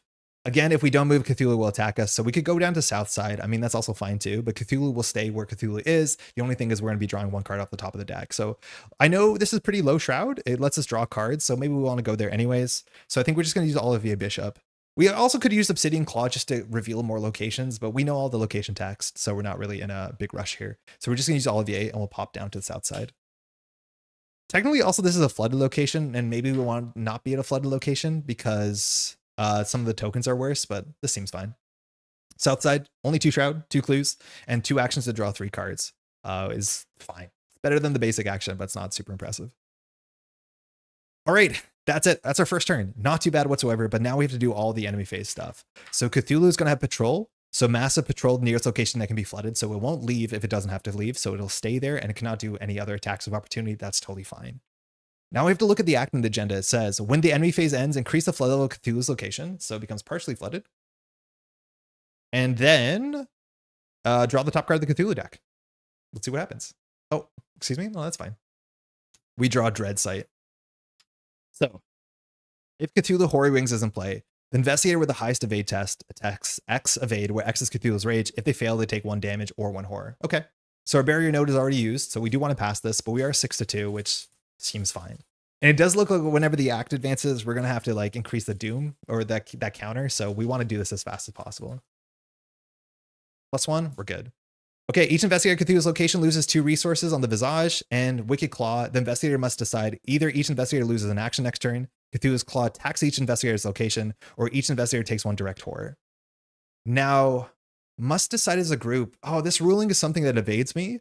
I'm not sure if we're able to take the second option if it doesn't change the game state. Must decide has different rules than decide. So I think must decide says you have to change the game state. Hopefully someone in chat can correct me here. Otherwise we'll take a direct horror, but we'd love to pick the second option because it just means that Cthulhu swings at nobody and that's fine.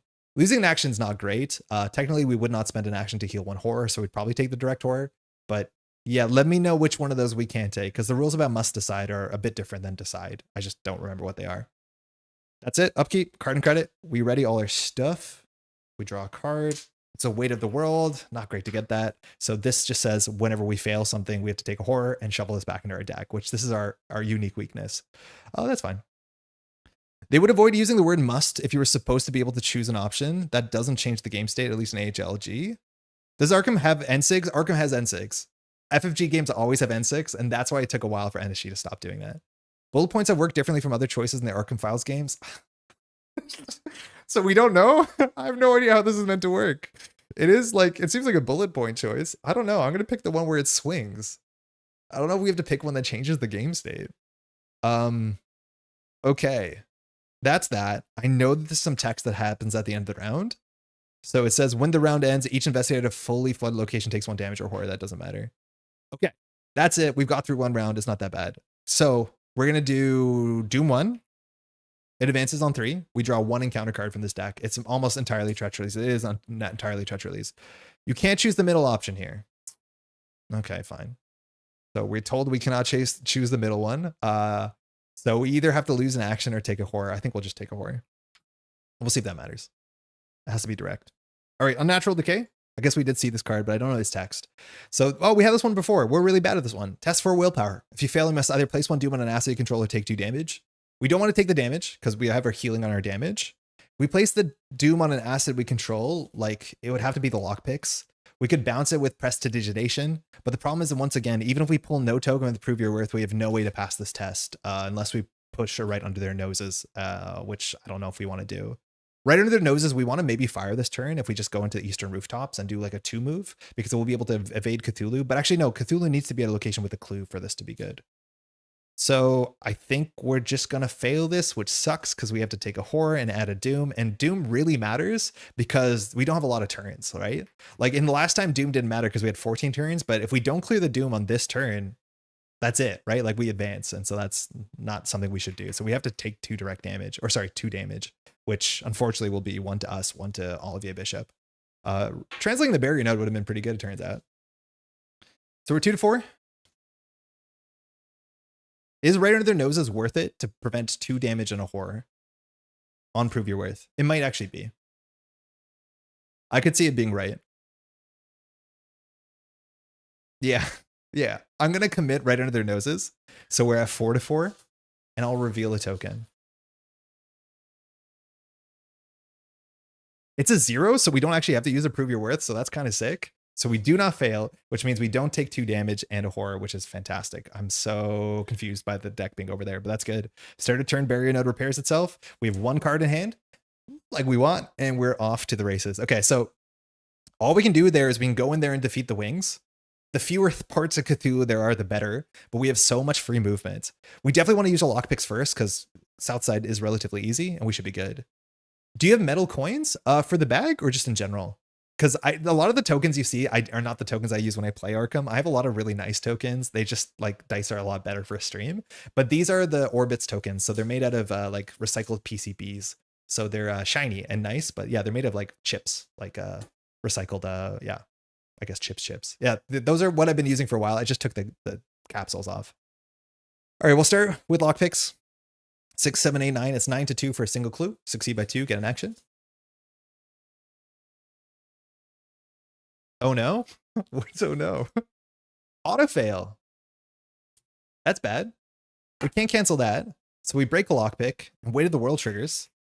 So Weight of the World just says you have to take a horror. So we have to take that to our face. So we've already taken 3 horror on turn 1, and we have to shuffle this back into our deck. Now it's a big deck, so it probably won't matter, but obviously you don't want to auto fail that, because now it's kind of dodgy to get a clue this turn. That sucks. We can't cancel with Prove Your Worth. Prove Your Worth is anything besides the autofail. We have no horror healing in this deck. So I know Downtown allows us, because it is the Sanitarium, we can just heal horror. Oh, you hadn't seen them. Oh yeah, they're nice. Yeah, they're quite nice. Okay.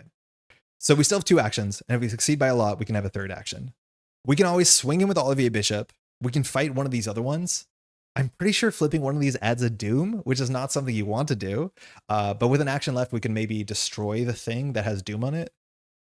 The problem is, like, to do the damage, we have to attack. Because I think the only way to get extra damage is by doing an attack, not an evade. It says during an attack at your location. Yeah, so the problem is because we're bad at attacking. It's hard for us to do a lot of damage. So the only way that we can currently do damage to, like, the Hoary Wings is by evading twice. Because after you evade, you can choose to deal damage, and we have to do 2 damage. And we definitely want to do this sooner than later, because once this hits 3 Doom, these all will have 3s as X's, and that's obviously a lot worse. We can also play the 1903 Hammerless, but the 1903 Hammerless only is good against the targeted enemy if it's exhausted, and you actually can't exhaust any of these. That being said, it allows us to fight with our evade stat, which is a fair bit better, so it's probably still worth playing regardless. All right, we still have 2 actions. I don't know how we're going to succeed by 2 unless we go for an evade, so I think we're going to go for an evade. So if Olivier Bishop, we're going to jump into the Cthulhu. And against Cthulhu, I think against the Hoary Wings, we're probably just going to evade here. And we're going to evade 6-2 and hope for the best.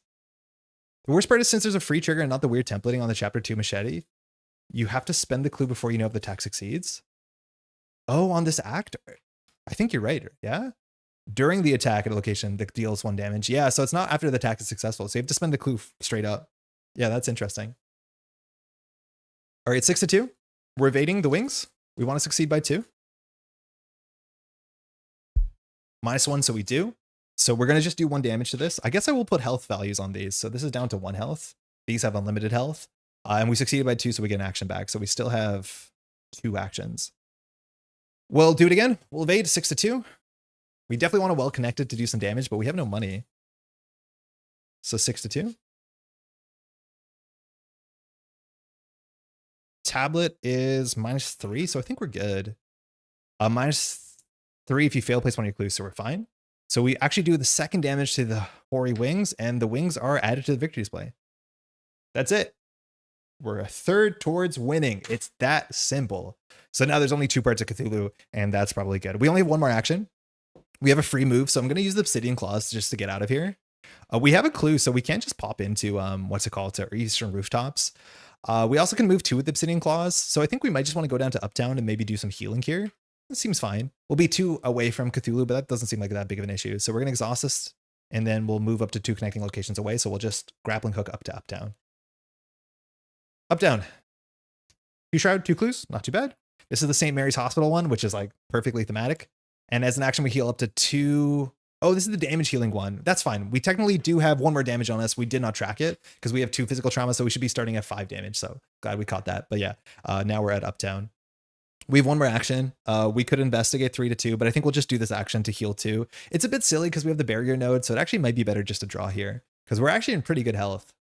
I mean, action for a heal 2, I think we would probably take it. So let's just heal 2, and then that'll be our turn. Again, we did 1, 2, 3, 4. So yeah, we'll recover 2, and that's it. Enemy phase. Cthulhu, I think, increases the flood level when the enemy phase ends because it's going to patrol and not go anywhere. So this thing is fully flooded. I don't think fully flooded actually does anything, right? No. And then we have to draw the top card of the Cthulhu deck, so we'll see what happens. How's Drowned City so far? We're in the finale, so we're finding out how it's going to end. It's not my favorite campaign for a whole bunch of reasons, but it's not bad. Like, mid-Arkham is still pretty good Arkham.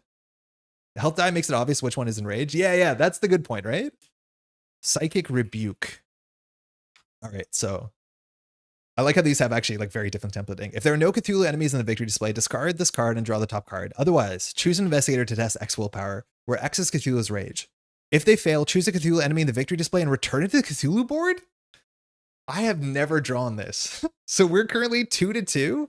We definitely need to pass this. So for sure we'll use a prove your worth on this because this is awful. At least it's good that we draw this early because there might not be another one in the deck. But yeah, returning that actually wastes a whole bunch of actions. So we're doing 2 to 2 on willpower. We have to get lucky or use a prove your worth here. Did you choose André Patel because of his name? I mean, it didn't hurt. Technically, my name is spelt a bit differently, but he seemed like a very good investigator for solo, and that's been the truth. As much as like playing solo monocolor is not that interesting for upgrading your deck in chapter 2 because you don't have that many options. Okay, Skull is -2, so that would fail. So we're going to use a prove your worth token because we upgraded this. Maybe we shouldn't be catching this in so soon, but it just says cancel the token. So we do technically draw a 0, which means we pass. So that goes away. All right, upkeep. We ready our stuff. Draw cards, an easy street. Not sure I'm excited about that. And at the end of the round, I think there's something that happens. I just don't remember what. Each investigator fully flood location. Okay, that's fine. Doom, we're at 2 of 3. So this is the witching hour. So I think flipping one of these adds a doom, which is like totally acceptable at this point. And we draw the bad one, domination. So peril, can't help me here. So you must decide, place 1 doom in the current agenda. We can't do that because it causes the agenda to advance. We don't want to do that. Discard 2 cards from their hand. Not too bad. Or lose an action. These cards are good. The 1903 Hammerless is actually kind of important. So I'm just going to lose an action. We have actions to burn. So that's fine. We'll just lose an action. It's like the open air scenarios in Innsmouth where flooding makes you trip on things rather than drowning. Yeah. Damage slash horror. Yeah, it's not both. But I do like when the flood is not just like you die. It's just like, oh, that's annoying. Kind of also like the beginning of Carcosa, if I'm not mistaken, to some extent. If you squint. Okay, so Cthulhu's going to move. The cool thing is we can decide where Cthulhu moves. Cthulhu can move to any location, largely besides Eastern Rooftops, which I don't believe it can be flooded, so it can't go in there. So we have full control on this enemy phase where Cthulhu goes. I don't know what's our best choice here, but we do have the options. So we can always swing in fast with Obsidian Claw. In terms of the text on the act and the agenda, if we want to fight, it's only once per attack. But actually playing our Hammerless and using our Hammerless means we can do a 2 damage attack for a single action, which means that playing this card is worth the resources we spent on it because the action to play it is worth the action we'll get back when we attack. Now, again, we don't care about the 2 damage on this because we can't get it because you can't actually exhaust any of these things. They say you can't, but it'll just be worth it on its own because it means we can attack with our good stat. So I think we'll start with the lockpicks here as we usually do. So we're going to be adding our stats together. So we're 9 to 2 for a clue. This is our first of, or technically let's just say it's our second action out of 4 because we lost an action. So first, sorry, I picked up 2 tokens. -3. So we're at 5, 6, 7, 8, 9. -3 is 6 to 2. So we're good. We get a clue. We don't break a lockpick and we gain an action. So we still have 2 more. That means we can swing you with the claw. We can evade one of these. I forget which one adds a doom. I'm pretty sure it's the face. And then we can do something and leave. It might not be the turn to play the Hammerless because it doesn't really work that well this turn. We could swing in, evade. No, it's actually fine. It doesn't really matter this turn because we won't be able to shoot it.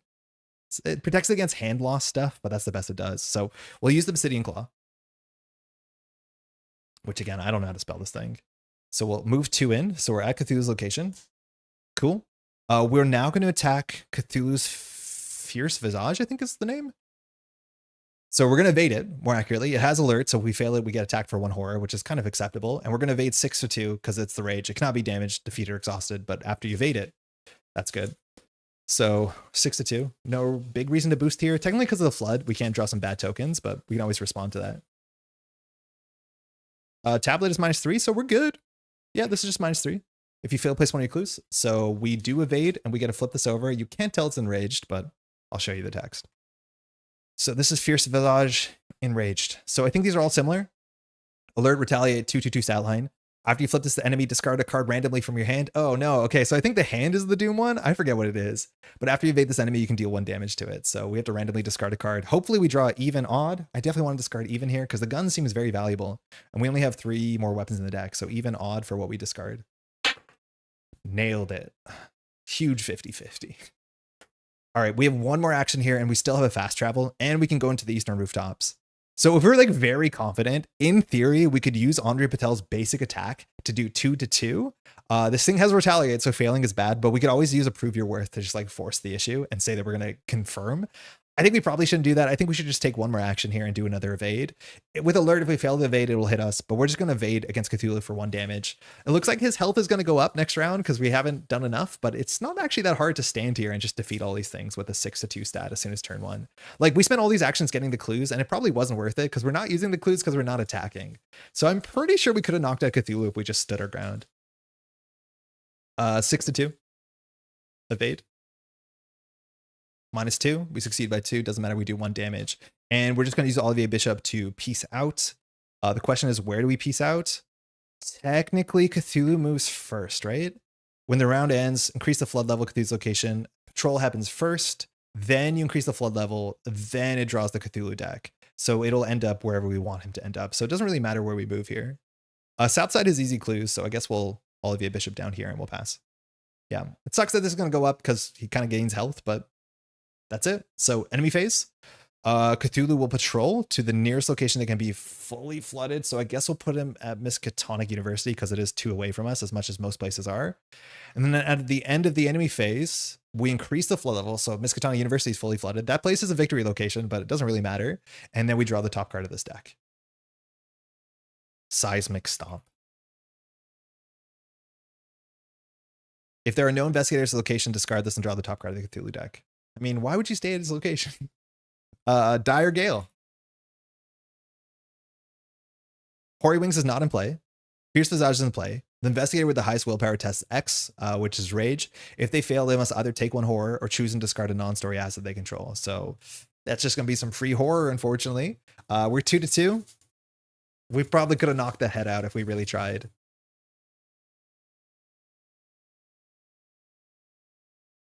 -1, so we will fail. We'll just take the horror. We have to take it to our face, so we're kind of dinged up there. The Claw is still in play. If Cthulhu did not move via his patrol keyword, Cthulhu attacks each investigator's location. That's scary, but that's all this was. This card just said deal 1 horror. Okay, that's it. We're not a fully flooded location, so we don't take a damage at the end of the round. Upkeep as a card and a credit. We definitely want to get a red clock because of course we do. It's another gun. So if we discarded it, that would have been pretty sick. All right, we're going to advance. So we're going to hit 3 of 3 Doom. So we're going to clear all these Doom and flip this over. And I think this probably just goes up. I'm not actually sure what happens though. So we're going to flip over to Après moi le déluge.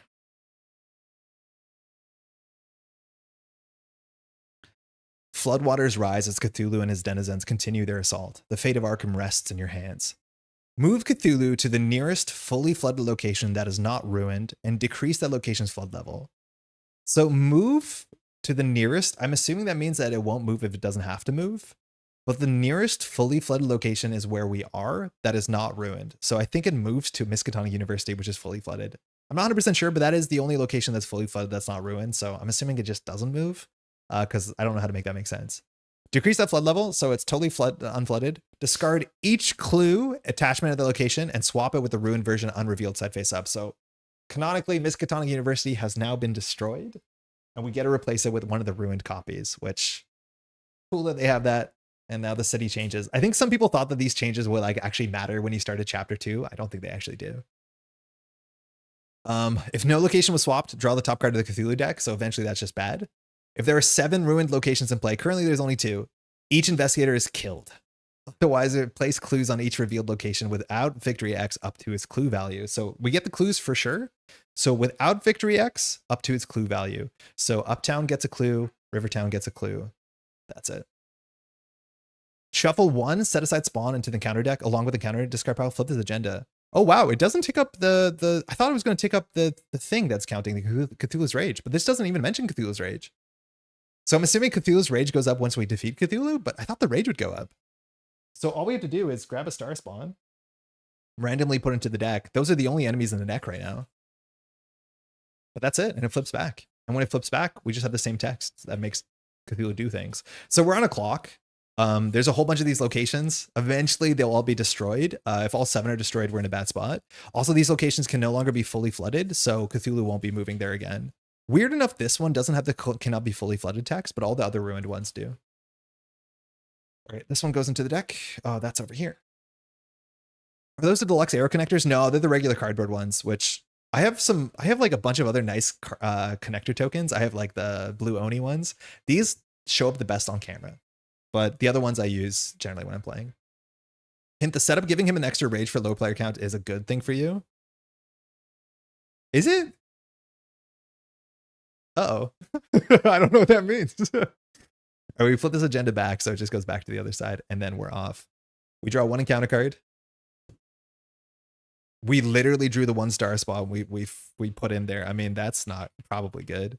It's the Coral Star spawn. Now, we don't care about victory anymore. Now, these have Hunter, so that's probably going to be an issue. 5 health, that's hard. When Coral Star spawn is damaged, it has Retaliate and Alert. That is the worst draw from the deck because it's the only enemy in the deck, and we're not set up to deal with enemies here. But at least we ignore the first attack from a star spawn or deep one, so we can start to do ridiculous stuff or just fully ignore it and just get attacked during the enemy phase. So when you reveal a fish face token while fighting or evading this enemy, take a damage. There's 3 of those in the bag, so that will just happen. So this thing is just on us. That's not good. What does the Cthulhu board do? It holds 3 Cthulhu cards. It literally does nothing, but it has these 3 parts of Cthulhu that we have to fight with individually. That's all it does. It's kind of funny how it's like meant to make Cthulhu feel really, really big. I wish they would be elite at the front of the traits. Yo, yeah, they hide elite at the end. That's for sure. Usually, yeah, I could see that mattering. It's usually like elite is the last one. There's like this weird kind of formatting to it. It's kind of like how you do an English sentence where it's like all the adjectives technically have an order, where it's like color, age, size, or there is something that you do understand, but you probably haven't learned because it is just how English sounds. But yeah, there is a weird system like that. But elite is usually one of the most important ones, that's for sure. As much as actually star spawn is important here. Okay, not a lot. The cards are considered part of the Cthulhu enemy in the normal player. Yeah, it's just kind of for fun. I don't know. Okay, so it's us. We have this thing on us. It only has 3 evade, so like evading it is not a given, but it'd be nice, I guess. We have 6 evade to 3, so that's a start. We probably just evade this and run away because we always can move 3 locations away every turn. We probably are going to ignore this. So let's start. We'll just evade it 6 to 3. We have to get a bit lucky here. There's bad -3s, but that's the best we have. If our flood level ever increases, we can just move, but because this is engaged with us, it does move with us. I don't think we can afford to boost this thing. Funny enough, we also could just use lockpicks and say like, I don't care, and then move, but gaining the action is not really necessary right now. That's -3. That's perfect. We've been drawing this one a lot. So -3, so we just succeed by 0, so this thing is evaded. Are we really need to consider getting our gun down? We still have only 2 actions and we haven't succeeded by a lot. So I think we're just going to try and knock out the face because the face is just doing like damage or horror to us, and we can't control it. So we'll use our claw and we'll just fly over there and see what the ruined Miskatonic University holds for us. So Miskatonic University ruined back. I do like this art a fair bit. Miskatonic University cannot be fully flooded. It can still be partially flooded, so Cthulhu will hang out here for 1 turn. Dark water invades every corner of the prestigious institution, drowning out decades of research and ruining countless precious tomes. Miskatonic, it just goes from being wet to being on fire. Just pick a lane. The front of it, 5 shroud, ouch, 1 clue. Okay, the clues kind of matter. Cannot be fully flooded. As an action, choose and discard up to 3 cards with intellect icons from your hand. For each card discarded this way, heal a horror from an investigator or ally asset at Miskatonic University, limit once per game. We might actually end up doing that at some point. It's not a good use of cards. Like a card for horror as an action is like not stellar, but we might have to stand and fight here for a while. So who knows? All right, we're engaged with the Visage, let alone everybody. So I think we're going to deal with the Visage first. So I put all these underneath the word Cthulhu, so searching them up takes a bit. So second action, we're going to evade this 6-2. Hope to succeed by 2. That'd be quite nice.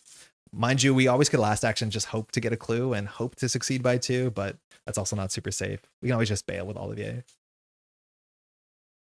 6-2. Elder Sign is nice. We just gain a resource, but we do succeed by 2, so we'll get another action back. And we have successfully now defeated this after we evaded it. Again, once we defeat the hand, that is good enough for us, so that is gone. We have 2 more actions, so we can do evade. We could do an attack if we really want to, but I think we're going to flip this over. I think this one adds Doom, so we have to kind of make sure we deal with this side very quickly. So the last one is the Wicked Claw. I think this one's the more likely to hit you one. It does only hit for a physical, so that's fine with the barrier node. Maybe this one just hits you. It's been a minute. So third or fourth action, we'll evade this thing. I think I remember that we lost an action last round, right? So 6-2, this doesn't have alert, so if we fail it, we don't get attacked. -4, we succeed, we flip this over, and you know this drill here. So let's see what this says when this one's revealed. I really should store these in a different way. So in the rage side, it's 2-2-2. It cannot be exhausted. After they flip this enemy, place 1 Doom. Okay, so this is the one that we definitely want to flip on to rounds 1 and 3, but not on round 2, because this Doom will really matter. So we have basically 1 turn to defeat this. Again, we did evade, evade, evade. We have 1 more evade to do 1 damage. If we can do an attack here and we want to force it with Prove Your Worth, which I don't think we should do now because I think things are only going to get harder, we could always force the test.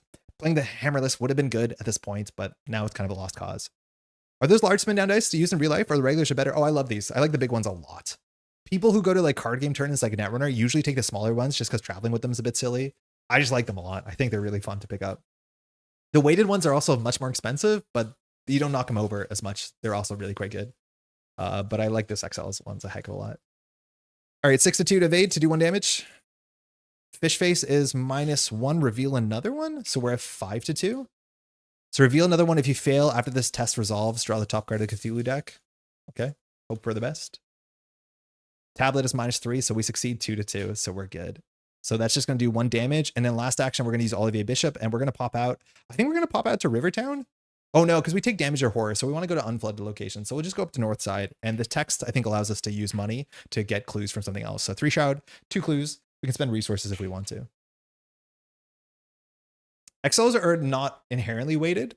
They're lighter than the weighted ones, which is kind of funny to say that.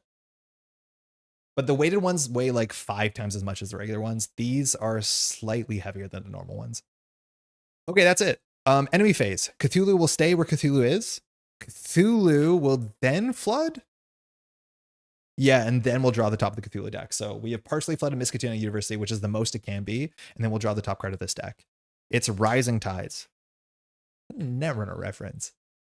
So decrease the flood level of Cthulhu's location. Sick. And choose another location with Investigator Fable. Okay. And increase the flood level of that chosen location. Technically here we can use the title tablet for a fast move. Cthulhu has already attacked, so it might be okay to move into Cthulhu's location to save a fast action here. It's a bit risky, but I don't think there's anything else that punishes us here. So I think we're actually going to use the title tablet, which says, yeah, I think we're going to do this because title tablet says when the flood levels increase, move to connecting location. So we'll just pop back to Cthulhu's location, which sort of saves us time, but not really. All right, hopefully the rest of this text is not terrible. So each investigator at a fully flooded location tests X agility, where X is Cthulhu's rage. If they fail, they must either take a damage or discard a non-story asset. So this didn't do anything besides move some flooding around. That's it. Readies, card and credit. We're going to watch this. That's a nice way to continue getting our economy going. But we should be able to advance the act very, very soon. So technically we're at Doom 2 of 3 because there's 1 Doom here on the Cthulhu board. But when the round ends, if there are 2 or 3 enemies in the victory display, advance. So that'll happen in a second. Which Rising Tide was published first? This one by a lot. By a lot, yeah. I'm pretty sure this one by a lot. All right, encounter card. Ooh, Eyes of Yithle, Peril. So love the art on this one. It kind of feels more like this card came from Hemlock Vale from the art. But regardless, test X willpower where X is Cthulhu's rage. If you fail, take 1 direct horror and discard a random card from your hand. I mean, that's not great.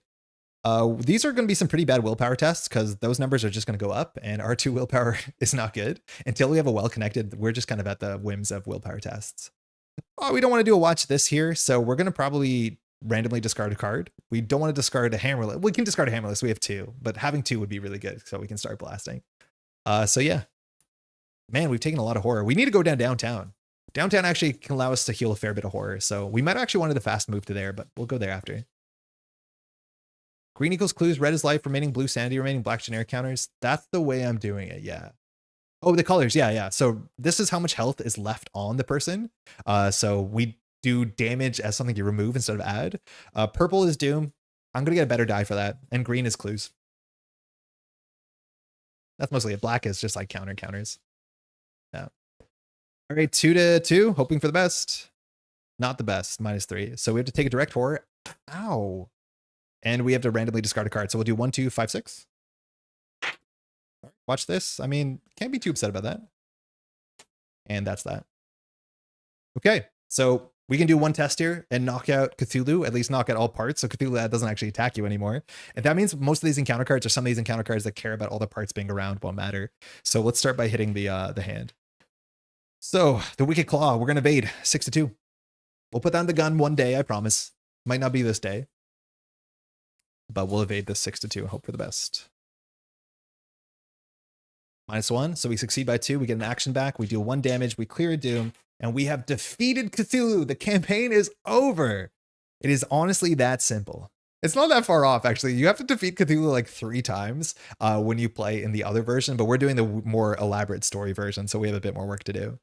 There's 5 Shroud here. We don't really care about it. So we're going to take an Obsidian Claws trip. And we're just going to run all the way over to downtown. Because I think we know this downtown is the sanatorium, which means we can get some horror healing in here while we're here. So 4 Shroud. This one won't get clues back, but it says after you discover 1 or more clues. So the most we can get off of this horror healing is 2. Technically, there's some tokens that make us drop clues. That would kind of be ideal. But whenever the thing advances, it only puts clues on the things that don't have victory. All right, we still have 3 actions. So we're going to use our lockpicks here. We're going to add our stats. So we're 9-4. We want to succeed by 2. Happy graduation and getting your Bachelor of Arkham Chapter 1. Thank you. So we're at 9-4. 0, so we succeed by 2. So we're going to get a clue, which we can use those clues for damage, and we can heal a horror. So we're going to heal a horror from ourselves, which we really need to do that. The lockpicks is exhausted. We still have 2 actions. So I'm going to take a moment to play a 1903 hammerless. So it's nice to have a gun. So we will play a gun. I think we're just going to start stacking some of these. So we'll play our hammerless for 3 resources. And this just has some bullets, and we can use our clues to imbue our bullets to do more damage, which is just a way more efficient. So this is going to go to 4. Doesn't have all the bullets in it. Okay, what do we want to do for last action? There's honestly not that much we want to do. We could draw. We can get a free move if we want to. I think East Town allows you to go get allies, which is not super important. I think when we advance, we actually get more allies. I think Lagrasse and Ruby and everybody joins us, which is going to be sick for not dying. Not dying is good. So I think that's mostly it. But again, we've just done 1 evade test, 1 test, 1 install. So I think last action will draw, which is, you don't want to be drawing last action because you could draw an enemy, but we know none of our weaknesses are enemies, so that's okay. So we draw out the door. Cool, that's fine. We'll play that for sure. So it's the enemy phase. Cthulhu will not move because Cthulhu's location is not fully flooded. So we'll just increase the flood level and we'll draw the top card of the Cthulhu deck. All right, Dread Sight. So this is what I mean. This card does literally nothing because none of these are in play. So we just discard this and don't have to read the text. I think this is a repeat. I think this is the second time we've seen this one. Maybe not. That is it. Oh, this thing hunts us. So in terms of the paths, 1, 2, 3, otherwise 1, 2, 3, 4. So it always will go to Rivertown, I think. Yep. Our spawn follows us and we'll do card and credit. So we're ready. We're ready. We're ready. We'll get a resource. We draw Weight of the World again. That sucks. We don't want to take more horror, and this guarantees we take horror. But we are going to advance because it says when the round ends, if there are 3 Cthulhu enemies in the victory display, advance. So let's see what this says. The adventure begins. So we're not on fight back. We're on banish him. Disappointment incoming. Yeah, I know. The hour is at hand. We didn't win. That's for sure. We have to start the banishing ritual. The ancient menace continues his rampage. You attempt to draw his attention, Your attempts to draw his attention appear to be working. Hopefully you've bought Andy enough time to find a way to seal the ancient one away. Return each Cthulhu enemy to the victory display to its place on the Cthulhu board, non-enraged side face up. So it comes back. I guess there's no word for non-enraged besides non-enraged because the other side doesn't actually have a trait. So obviously Cthulhu is not defeated. I can't tell which side is enraged. We've talked about that, so we'll just get those in there. All right, increase Cthulhu's Rage by 1. So we're now at 3. So things are getting harder. Now these all have 3 health. So technically we have to do 4 damage. We have to do like pseudo 12 damage to defeat Cthulhu. If Cthulhu's Rage is 3 or less, flip back to Act 1A. Oh yeah, this does help us. That's huge. Oh man, we'd have to do that again if we were playing a fewer player count. So I'm glad we don't have to do that again because that would be kind of repetitive. Because we started with an extra here. It is, oh no, we do have to do it again. No! I read that wrong. If it's 3 or less, flip back to Act 1A. Okay, this is the disappointment. I guess we're just doing it again. We add 1 Doom, so we want to flip the hands this round, and we continue playing the game. So we have to do this one more time. Eventually this will flip over, and then we have to do text here, but it's going to advance another act, so I don't know. We're not going to read the rest of that text. I guess we don't have to. Okay, yeah, that was the disappointment we were ready for. We draw Elder Mist. That's totally acceptable. Not a big encounter card. Attaches to our location. All our stats go -1, which does suck with the lockpicks. We have to succeed by 2 to get rid of that. Sorry, that's off camera, but that's really hard for me to fix. So now we have -1 to both of our stats. So if we want to do our book test here, we're only 6 to 4, which is not guaranteed. We might break a lockpick, let alone not succeed. So unfortunately, the place that heals horror is an issue. Okay, so, So if we want to pop down here, we can start blasting Cthulhu. Each of these takes 3 damage. That's not great because there is no action that we can do that does 3 damage, because the only card that we have that does multiple damage besides pushing Cthulhu off of a rooftop is this, but we cannot exhaust Cthulhu's appendages, so this can only do 2 damage if we spend a clue. Still not bad. Now, the worst part is all these things now X is 3, so it's less guaranteed because we're 6 to 3, which an evade stat is just not guaranteed. Yeah, so being solo means you skip the easiest iteration, but it's still saving time that you desperately need in solo. Yeah, it saves us time, but like, just doing it again, I guess. I mean, this is like the thing that you notice with this. In terms of final bosses, Cthulhu is, and obviously huge knock on wood, the least intimidating enemy I think we've ever seen as a final boss. We have taken like 2 damage from Cthulhu in like 4 rounds, and one of them is on a 2 willpower test that we failed. Like, this guy just walks around really slowly and does nothing. It's so surprising how passive this character is. And maybe that's meant to be the case, that Cthulhu is just like this ancient god that's slowly lumbering through the town and destroying it. But in terms of being scared of things, I'm not particularly scared of Cthulhu, right? Like, it's weird. I'm more scared about this star spawn.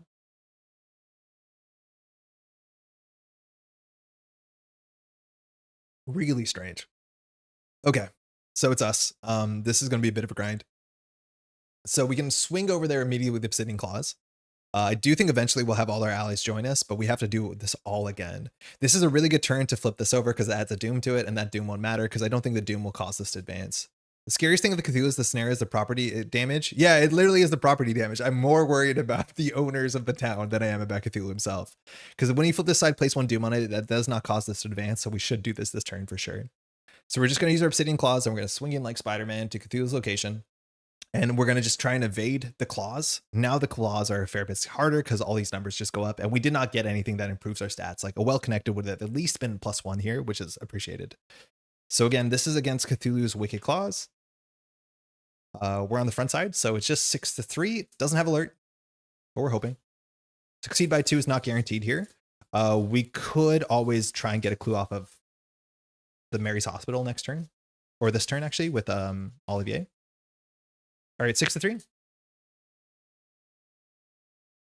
Elder Sign, sick. So we succeed by 2. We gain a resource. We get an action back. So we still have 3 actions. This flips this thing over, and the backside, as you know, is the same as it was before. So it's just going to have 3 health this time, and it has Retaliate. So if we biff an attack, this attacks us back. Now 3 damage is a fair bit more, so it's a whole turn to deal with this, which is not great. So we're probably going to have to spend a clue during an attack before we see the result of the attack to make the attack deal +1 damage. So the best we could do now is an action 6 to 3, which is not great, but without the door, that's probably good enough. Bring Cthulhu to court. Next action, we will use our Hammerless. It's a good time to use it. I've done this before with like the Gatling gun, and you actually sweep multiple Cthulhu appendages all at once, and that actually feels really good. But we're going to fight. We're going to use our evade stat. So we're 6 to 3, which is not guaranteed, but we do get +1. We don't get +1 damage, but we do spend a clue to make this do +1 damage. So if this hits, we get to do 2 damage, which is a good break point. We'll spend out the door here. So we might have to use worst case scenario, prove your worth. We're playing around the bad thing, but we're going to gain 4 resources. And we're technically now at, 8 to 3. Like, even in the brute force version, he caps out effectively 415 for it. Yeah, and it's like, yeah, he doesn't do attacks. Like, why does it not do attacks of opportunity? Like, Cthulhu would be scary if it did attacks of opportunity, but you can just like walk past it, which is so surprising. -3, so that's good. So we keep our money, we do 2 damage to Cthulhu. Again, we've only spent 2 actions, so I guess we can just do our third action to do an evade, 6 to 3. If this succeeds, this does 1 damage. There's a slight penalty for failure. This will be our third action. So 6 to 3 on the evade. Tablet is -3, so we're good. So we've defeated the hand in a single turn. We were meant to add a doom to it, I forgot, but it doesn't really matter. Cool, 1/3 done. We'll use Olivia Bishop to pop out. We'll go to Uptown for a second. In Uptown, we can just use our lockpicks while we're here to get some clues. We also could go to the Western Rooftops. I'm not sure if it actually matters that much. But we'll just now do a book test. 9 to 2. Yeah, I wish we had the second gun. Oh, we do. Never mind. We just have to throw out our lockpicks. 0. So we get a clue. All right. It is now the enemy phase. We've done everything we wanted to do. We've used all our good cards. We have 3 free movement a turn, which obviously that's absurdly powerful here. This guy has to move here. Cthulhu has to move though. We can make Cthulhu come to us, but then we get attacked by both of these, so we probably don't want to do it. So I think we're going to send Cthulhu up to north side. So that's fine. We're always 2 movement away. So Cthulhu will go to the north side, and we're going to choose to make the Coral Star spawn come down here, which is acceptable because we can choose where hunters move. That is it. Cthulhu is now in there. What's the text? When the enemy phase ends, we increase the flood level of this. So north side will be destroyed. That really gives us a reason to use this before. And then we draw the top card of the Cthulhu deck. It's called Fifth Eye. So put this card into play next to the agenda deck. So it'll be here for a moment. It says when the investigator phase ends, place 1 doom on the enemy on the Cthulhu board with no doom on it and discard this card. Oh, so it doesn't matter. That has no impact. Oh, no, it does have an impact because we're advancing this round. Yeah, we're advancing this round, so that does matter. Okay. Well, that's fine. We'll defeat whatever this goes on to. Okay, so that's that. Now we do our upkeep. We have to take a damage here, or is it only fully flooded? When the round ends, each investigator fully flooded, so that's fine too. That technically is text, so we'll do upkeep. We'll get a card and a resource. We're on 12 resources. We draw another Watch This, which is more money. We don't have a way to leverage our money, but eventually we will, I hope. And then we add the third Doom, which causes this to advance. So Doom goes back to 0. We read the back of this card, which is called Après moi le déluge. After me comes the flood. Have Cthulhu continue to damage property so we can bankrupt him at court. Okay, so move Cthulhu to the nearest fully flooded location that is not ruined. This happened sooner than I thought it would, and we're going to replace it with the other version of it. So north side has now been destroyed, and we're going to replace it with the ruined north side, which cannot be fully flooded. Okay. So we're 3 of 7 destroyed, so we have to move. That is definitely something. If no location was swapped, draw the top card in the counter deck. We don't have to do that, or the Cthulhu deck, excuse me. If there are 7 ruined locations, we're killed. Otherwise, place clues on each revealed location up to victory without victory X up to this clue value and shuffle a star spawn. Flip this agenda. Okay, so that means we have to add a clue to this. That's it. We have to shuffle a star spawn. There's 3. The money we can complete our chapter 1 collection. This goes into the deck. Hopefully we won't top deck it again. And we just do this one more time. All right. Now we are going to add a doom to a thing. So in theory with the Fifth Eye, it doesn't matter that much. I think we're incentivized to hit the middle first. The middle makes you discard a card. I don't know if we can play 2 hammerlesses. Maybe we should. Sword Cane would be better than the hammerless if we could find it. This is the effect that puts a star spawn on top of the counter deck. Yeah, exactly. You know how it is. It says draw a star spawn. I mean, there's no way that I'm doing something weird that puts it on top, right? Like I'm always taking the top and putting it into the middle. So it was like just random. Give it a cut. All right, we draw 1 encounter card, or sorry, 1 star spawn. All right, Elder Mist. That's the second copy. That's totally acceptable. We can crack this if we want to, but our location is slightly harder to investigate because we lose 2 stats here. If we succeed by 2, we get rid of this. All right, so all we want to do is swing up. I think if we get rid of the head makes us discard a card. These are both good cards. If we have no cards in hand, technically it doesn't matter. But I'm not at the point where I want to give up our lockpicks. It actually might be right to have only what's called guns in our hand, but the lockpicks are really good at getting us a free clue a turn and making sure we succeed by 2, which is obviously quite good. we just swing in, right? So we're going to go use our Obsidian Claw and we're going to swing in here to the new north side. It's destroyed. So north side ruined back. North side cannot be fully flooded. Wrecked trains are scattered askew on the tracks like a child's toy. A handful of factory workers emerge, dazed and frightened, to look at the hulking form destroying their home. Need to shuffle the counter with a discard pile? Oh, is that what it says? Have we been missing that? Good catch if that's what it says. Hold on. Oh yeah, along with the discard pile. Yeah, I think we missed that twice already. This will be the second time. So I'm not going to redraw the card, I don't think, but because there's only 3 cards. If it was like 7 cards, yeah. But those actually were bad encounter cards. But yeah, I did miss that the first time too. Thank you. That means we wouldn't have drawn the star spawn, am I right? Yeah, along with the counter discard pile. Good catch. Thank you. All right. So the new north side front.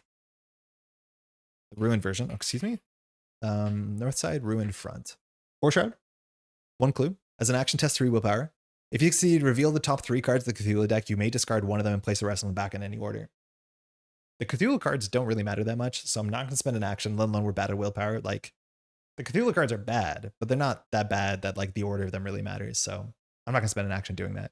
Generally in solo, your actions really matter. Of course they do, but that's the best we can do. Again, if we want to spend a clue, it's only 1 extra time, 1 per attack, so we can't really rush anything. So we flip the wings, we have to draw the top card of the deck. Can't be that bad with only 1 thing around, right? If we flip this, we have to discard a card in our hand randomly. So we could just use the watch this and hope we get the money off of it. It's not guaranteed, and then discard the hammerless. At the end of the day, we definitely want to be drawing into Arcane, but oh my god, if we draw into the red clock, obviously we're in a good spot. If we draw into the cigarette cases in a good spot, we've been succeeding by 2 every turn, and the fact that we don't have our lucky cigarette case, like you can feel it so hard, because an extra card a turn is just the best thing we can ask for, especially when we have good cards in our deck. All right, so we're going to evade. We're actually going to commit a watch this as much as this is not guaranteed. And I'm going to spend the 3 resources because we can. And we're going to evade the one that makes us discard a card. We're not going to defeat this one because we want to put a Doom on it and defeat it next round so that this is not forcing us into a weird situation. So this is going to be the front Fierce Visage, which is, again, 3 evade. It has alert, so if we biff it, it's bad. We're going to be evading at 7, and we're going to put 6 resources on watch this. We need to succeed by 1. So we're only 7 to 3, succeed by 1. We might use a Prove Your Worth here. We'll see how bad things are. Ideally, we succeed by 2, right?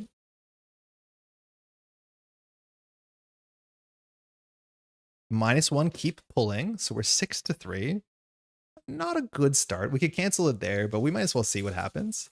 There's a lot of zeros in the bag. We added 3 zeros. Tablet is -3. So we have to decide. We do pass. We don't pass by 0, but we do pass. But the issue with watch this, which we used because we didn't want to discard it, we actually will lose 6 resources here. So the question is using Prove Your worth 6 resources? Did I spend the 6 resources for this? Yeah, I did. So we'd be down to 9. I don't think it. This token is so valuable because there's so many hard willpower tests that I think we're just going to lose it. That's unfortunate. We drew the -4. I think that's not that far off from what we expect, but whatever. We're just going to lose 6 resources. Could have been good. That means we get to flip the head. And we see what happens. I think we just have to discard our gun. I guess we could have played the gun, but kind of difficult. So Fierce Visage Enraged. It says after you flip this, discard a random card from your hand. And then again, this has 3 health. 3, 3, 3. All right. We still only have 2 actions because we did 1 action. We did not succeed by a lot. If we want to spend a 1903 hammerless, we have to get lucky, but I think we will. So we'll shoot and we'll spend a clue. So if this succeeds, and we're only here 6 to 3, and this does have retaliate, we got to do 2 damage, which is a good start. But we won't defeat this because we want to put a Doom on this and defeat it next turn. So we might have to use the Prove Your Worth here. It's nice to have some like safety, but oh my god, we definitely need an accessory slot. -2, that's good. So we succeed by enough. So again, 5, 6, -2, we're 4 to 3, we're good. So we don't get our action back, that's fine, but we'll do 2 damage. We only have 1 more action, so we're going to use lockpicks. I think we're going to go to the Miskatonic University. This is 5 Shroud. This is functionally 5 Shroud. So we actually might not get a guaranteed lockpicks here. We're going to use Olivier. Because this place reduces both of our abilities by 2. So we're only investigating at 7 to 4. We might break a lockpick if we don't succeed by 2. That's like a bit sketchy. We have no cards in it. That's not good. I guess the other option is to move through the western rooftops, which might be a bit better because the Western Rooftops is probably lower Shroud. So I think we will do that. So we're just going to swing into here. We're going to spend a clue. We're going to use Olivier Bishop, and we'll enter the Western Rooftops and see what the text is. Again, these probably are important considering they're unique to the scenario. So we're entering here. We spent a clue. It's the Western Rooftops. So 3 Shroud, 1 clue. It says, cannot be flooded. Sigils cannot be placed on it. So we have no idea what that is, but I'm pretty sure that's going to be showing up in just a second. It's connected to the locations it's connected to. And while you're at Western Rooftops, you may fight and evade enemies at a connecting location as if you were at that location. Obviously, very good text, but at the end of the day, we're not bad at moving, so it's not super important. But obviously, you can see this being a very valuable location. So as our third action, we're going to use our lockpicks. So we're at 9-3, so we're likely to fire our André Patel text. I don't know what we're going to do for the last action. I guess we're going to draw, but we have to do this action first. 9-3, 0. So we succeed. By 2, we gain the clue. We gain an action, and last action, all we have to do is draw. And we did it. We drew the red clock. We don't have an action to get it down, but so excited. Oh my God, if we discard this to an encounter card, I will cry. But that's that. All right, Cthulhu doesn't move because his location is not fully flooded, so partially floods it. When the investigation phase ends, we have to do this. So 5th Eye just adds 1 Doom to one of the Cthulhu cards, and then it's discarded. So we'll add it to the one that's almost dead. That's why we didn't defeat it. Cthulhu stays, and then we draw the top card of this. It's Eldritch Call. There are no investigator Cthulhu's location. Discard this card, draw the top card. There's one card in this deck I'm excited to see. Demolition. I think it's this one. Place 1 damage on the rooftop location nearest to the Cthulhu as a ruin token. This is such a big surprise if you don't see this coming. If there are 2 or more ruin tokens on the location, each investigator it is at it is killed, and each enemy of the location is discarded. If you're on the rooftop and Cthulhu draws 2 demolitions, you just die. So we now know this Western Rooftops is not safe. I do not know as a fact how many demolitions are in this deck, so I don't know whether staying at the Western Rooftops is safe or not. Otherwise, shuffle this card into the deck along with the Cthulhu discard pile. That means my guess is there's not 2 in the deck, but now staying at the Western Rooftops is actually pretty frightening. And there's a way to draw these cards during any skill test, including during the Mythos phase, because I think one of the token forces us to draw these if you fail. Yeah, wild. So we can't stay here anymore. I'm glad that showed up. That's one of the cooler cards. Mind you, enemy phase, this also has to move here as much as we avoid its first attack. And then that's it. Upkeep. We don't take any damage. We draw a card and a resource. We draw Prestidigitation. So we actually can like get in our red clock fast. We can not do it during the upkeep or during the Mythos phase during a fast test because Prestidigitation says you only do it during your turn, which means I think you missed the start of turn trigger on this. But we're at 9 resources. We might bounce the Hammerless at sometime soon, and we want to draw Arcane, so that's good. Doom, we got a 2 of 3 because there's 1 on the table. We draw 1 encounter card. Otherwise, Claws fires from not killing you and it reshuffles. Oh, hold on. Did I read this wrong? I should slow down a bit, huh? I know it's coming up to midnight. If there are 2 or more ruin tokens on the location, each investigator is killed. Then remove the location in this card from the game. Otherwise, oh wow, it does shuffle back. So we could just die. Like if we just fail a test here, we could die. This is during your turn. This is during your turn. So there's a small chance that if we fail a test and draw the demolition, which is 1, 2, 3, 4, 5, 6, 7, 8, 9, we are just dead. Along with the discard pile. Oh my God, reading is hard. Okay, so at least it's harder to happen. Wow, yeah, okay. I gotta read the whole sentence. Just what is he doing? Just making stuff up. Okay, so it's at least less likely, but there's a chance that we fail the test, draw one of these, we're cooked. It's just not very, very likely. All right, we draw instead Gross Plasticity. This is one of the cards from the set. Has peril. Has good art. You must decide. Place 1 Doom on the current agenda. This effect can cause the agenda to advance, and it would, so we're probably not going to pick that. Increase the flood level of your location. We cannot pick that. Each investigator takes 1 damage or 1 horror. So we're going to pick that one because we can. The 1 damage will be on the barrier node. The 1 horror will be on us, which is a bit scary as much as we can heal 1 more horror here. And hopefully we have some friends coming in, but that's all this does, which is not bad. Start to turn, the barrier node recovers. God, we have so much health. We're like literally full health plus plus. Olivier Bishop can take a horror in a pinch, but that's not gonna be good if that happens. Okay, so we have to knock out the face. If we don't, things advance, which is bad. So that's okay. We can always move in there. Oh, 1 damage or 1 horror. Oh my God, I need to read cards better. Okay, that's amazing. This does nothing. Sick. 10 out of 10 card. We're 4. Just in text or. And immediately I understood what you meant. Oh, okay, cool. Okay, so that's good. That's really, really good. So now we can swing into Cthulhu. We just need to do one evade against this, which is 6 or 3. It's not guaranteed. We want to put the red clock down. We want to get a clue somewhere. That's going to be a bit trickier this turn. And we want to get away from this thing. So we're probably going to go up. And we need to break the mist at some point. A well-connected would be very good for obvious reasons, but that is what it is. Okay, first action, I'm actually going to play the red clock. And that's because we don't want to lose this to any shenanigans. So I think we're just going to stack these because their text is not super relevant in most of these turns. But we'll play the red clock for 2. And now start of the turn, we'll be able to get a huge boosted ability, which is really good at evading and even fighting. Like we'll use this to get +4 for our first attack every turn, and we'll use a clue on it, which is just so perfect for what we want to do. We'll use Olivier just to move 1. We'll move into Cthulhu's location. And here we're going to just fight Cthulhu, or evade Cthulhu more accurately, his face, right? So Cthulhu's fierce visage, which is enraged. So we're just going to evade 6 to 3. It has alert, so if we fail it, it's bad. Hope. At least we're off the rooftops. -1, that's sick. 5 to 3, so we succeed by 2. We get an action and we discard Cthulhu's face. We don't know what happens when we advance, but when we advance, we need to get through this. So we have 3 more actions here. I think we want to evade this one too, the hoary wings, because well, we can. When we flip this, we have to draw the top card of this deck, which with 2 of these out is probably the right order to do this. So for a second action, we'll evade this thing 6 to 3. It does have alert, so if we biff it, we biff it. But that's what we're going to do here.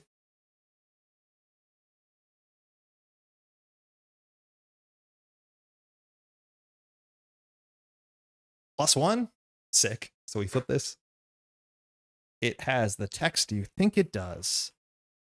This is the Hoary Wings. Enraged side has 3 health. When revealed, draw the top card of the Cthulhu deck. Rising Tides one more time. So this actually can give us a free move, I think. I forget the text on this. Decrease the flood level of Cthulhu's location. That's good. So Cthulhu will stay there. And increase the flood level of another location that can have its flood level increased. So we can't do Miskatonic University. We can do Uptown and we can do Southside. But basically we're deciding what's the next place that's going to be destroyed. And Cthulhu will warp over there. I think we're just going to put it here at Easttown. I guess that means Cthulhu will stay there one more turn, and then Cthulhu will move slowly and slowly and slowly. I'm not sure what happens when Cthulhu advances and none of these places are fully flooded. That might be a mistake, but I forget the text on the back of this. Okay, each investigator fully flood location tests X. If they fail, they must either, so we don't do any of that text, so this doesn't really matter, right? Decrease the flood level, increase another. Yeah, I think that's it. Goes to its own discard pile. Okay, so we spent 2 actions. We have 2 more actions and we have a free move. So that's quite nice. We could try this. Again, it is 4 Shroud with the Elder Mist, and our stats are kind of shrunk here because we're at 5, we're at 9, but we're 7 to 4. We have to succeed by 2. I mean, we'll still take it. Maybe we lose 1 charge on the lockpicks. Prestidigitation can help there, but we'll go ahead and Obsidian Claw and swing in here and try and heal 1 more horror. So it is, what is this one? Uptown? No, downtown, right? Yeah. So it's downtown. It's the Arkham Sanatorium. The thing is, it's attached with Elder Mist, so all their stats go -1. So we decrease both of our stats when it comes to lockpicks. So we lose -2 on this, which is a nice little interaction.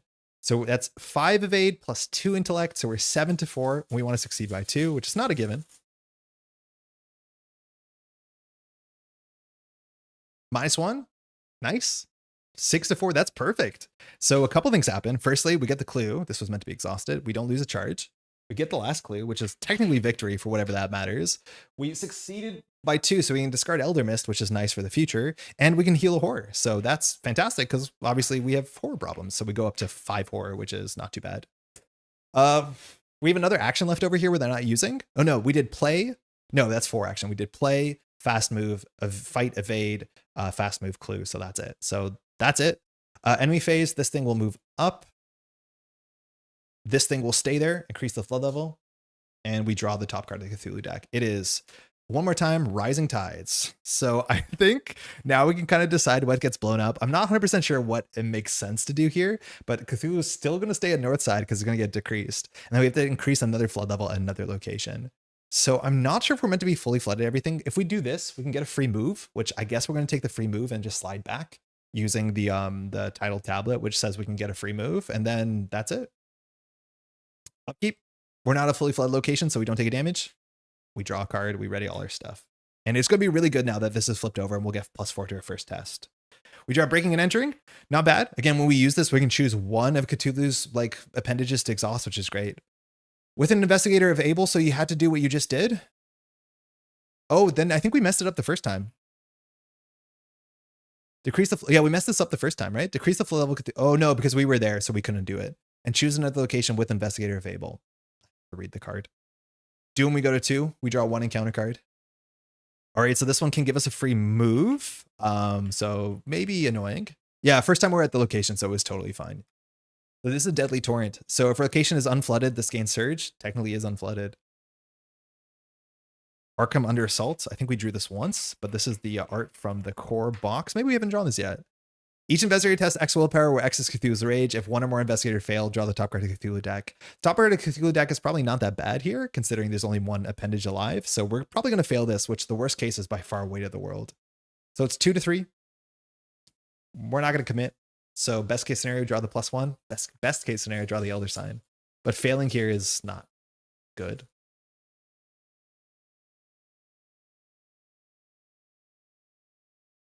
Oh, that's bad.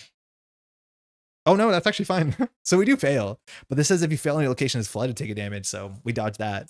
But we do fail. So a couple things happen. Weight of the world triggers. So we have to take a horror and shuffle this into our deck, which is not great. We've drawn this now twice, which is not only 2 horror, but we lost 2 card draw. That kind of feels worse. But we have, again, no horror healing as a solo rogue in this chapter. And then we have to draw the top card of the Cthulhu deck. So okay, we have a red clock. We can't complain. And I think once we advance this at the end of the round, we do get access to a bunch of our allies. So we functionally have a bunch of extra horror, which is going to be nice. Okay, that's that. Top card of this deck. Let's see if it just destroys the rooftops. It's Hope Fades. I don't think we've seen this one. Put this card into play next to the agenda deck. Search the bag and all in out of play areas for the Elder Sign symbol and seal it on this card. Where the act advances, discard this card. That's amazing because we're going to advance the act this turn. So that shouldn't be super impactful. That's actually not a bad time to draw that. All right, so that's sealed there. We'll get that back. Now when the agenda advances, the act advances, and the act advances at the end of the round once we defeat this last wing, which is pretty good. So could be worse. Okay, so the red clock is our start of turn trigger here. We're going to put 1 resource on it. And then the next test we take, we get +4 to the test. So we can just attack with our fists, honestly, and we'll probably be fine. We don't have to use a hammerless bullet. So we're going to be attacking at 6 to 3, which is a bit sketchy. But if we succeed, and we're going to spend a clue that does 2 damage, which is great. Yeah, let's do that. Let's spend a clue. We'll attack.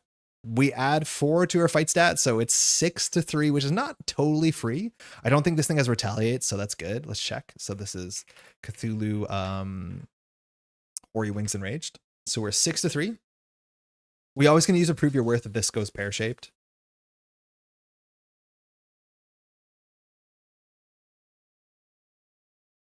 It's a fight, so we can't actually boost any of your cards. -3, that's fine. So we succeed if you fail and your location is flooded. So we do 2 damage to Cthulhu's wings. So that's good. We didn't succeed by 2, so we only have 2 more actions. We're just going to evade now. 6 to 3 on the evade. This does have alert. There are some -4s in the bag, not too many. So if this goes through, we do defeat Cthulhu. 6 to 3. 0. So we succeed by 2. We get an action back, and we have defeated Cthulhu. So we're going to advance at the end of the round. So that's the second time we've done that. Cthulhu still technically is there. Okay, so we've succeeded by 2. We can just get a clue here if we want to. Did we spend a clue to do that test? Yeah, we did. So we're still at 4 clues, which seems pretty high. There's a clue here on Foreshroud. There's a willpower test on North Side 2. I think it discards cards from hand. I don't think we want to do that. What does it do? It heals. Oh, it looks at the top of the deck as a willpower test. No, we're not going to do that. So as our 3rd or 4th action, I think we're just going to use our lockpicks and do 9 to 4 for the clue.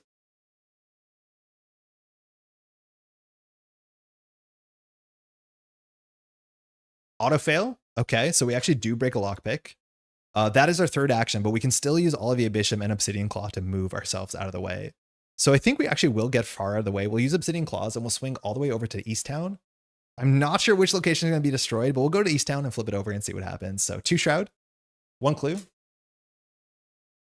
After you discover the last clue from this location, you can search your deck for an ally asset and pay its cost and play it. Technically, we can spend 4 to like thin our deck and take a horror and all of you a bishop if we want to, but not super relevant. We only have 1 ally in our deck.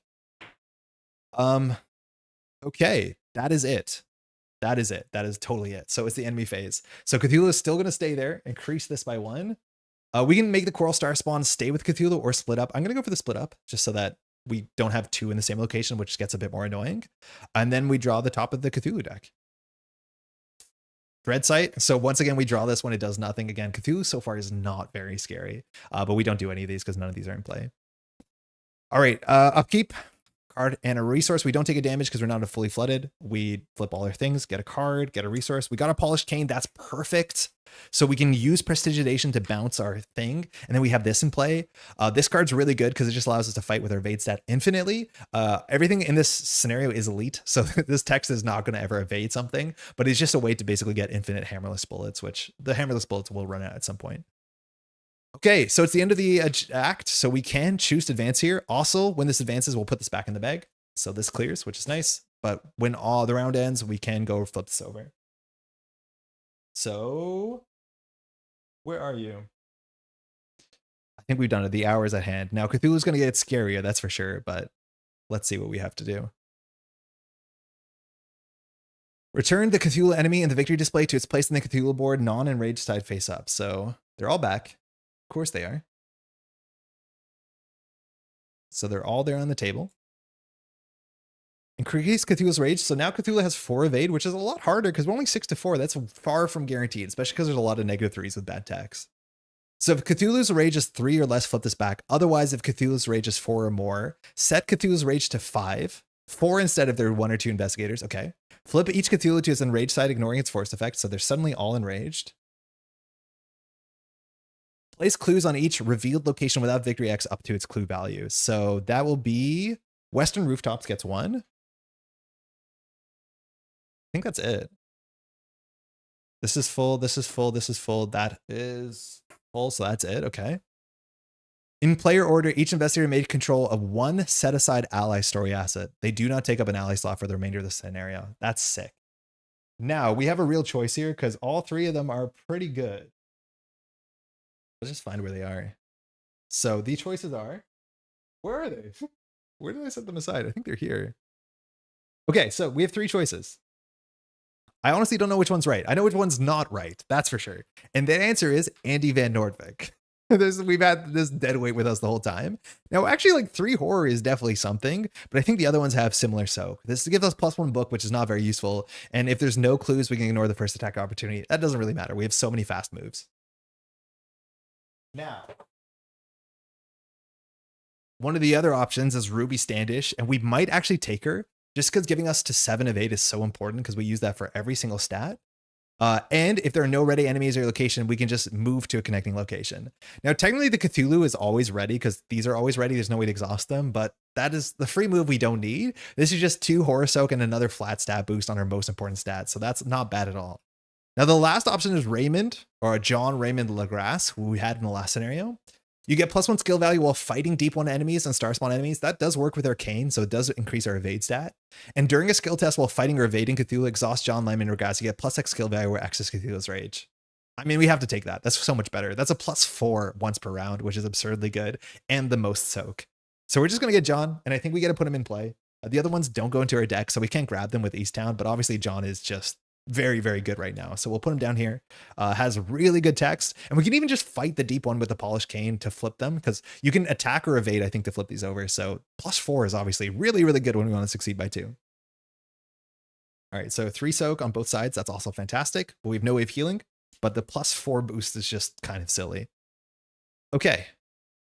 Next stat. Advance the act and agenda deck to the final seal special agenda and place a doom on it. Okay, cool. It is both the current act and the agenda deck. So I'm not 100% sure how I meant to show this. My overlay doesn't have like technology for this, but this is the final agenda and it's one of these long boys. So it has art on both sides or one big side. So the agenda is the final seal. Okay, so this is it. Starts with 1 doom of 10. And that's all we have left. This is all that we have. So this is it. The cover art is there. The final stand against Cthulhu to protect Arkham. Spend as an action a clue as a group and place an artifact asset you control in the victory display. Place a resource from the token pool on your location as a sigil. Okay, so we can't place it on the rooftops, but we have to lose our artifacts. So we're going to keep the Obsidian Claw for the last. Then when the enemy phase ends, you have to draw the top card of the Cthulhu deck. So Cthulhu actually has changed a bit how it works. So we're no longer going to take damage from being in a fully flooded location. And Cthulhu is not going to flood locations anymore, if I'm not mistaken. So that's weird. So it's just Doom now. The town can't get destroyed. Objective, banish the Awakened Dreamer. If each Cthulhu enemy is in the victory display and there are 5 locations with sigils on them, immediately advance. So all we have to do is we need to get 5 clues to place our things in the victory display and put these on 5 different locations. That shouldn't be that hard. We already have 4 clues. Then we have to fight all of these and they're already flipped. So they each have 4 health. And I don't know if I have enough red dice for this. Oh, I barely do. So then we just have to do 4 damage and we can use the clues to increase the damage. We have to do that all within, I think, 8 turns, give or take. And that will be the final, and we'll be able to banish Cthulhu once and for all. And that's it. That's all we have left to do. So we're going to add a Doom here at the start of the round because we now hit the Mythos phase. We're at 2 of 10, and we're going to draw 1 encounter card. We're also not shuffling any more star spawns back in the deck, so there's only 1 enemy left in this deck. Cthulhu Phaeton, test 3 combat.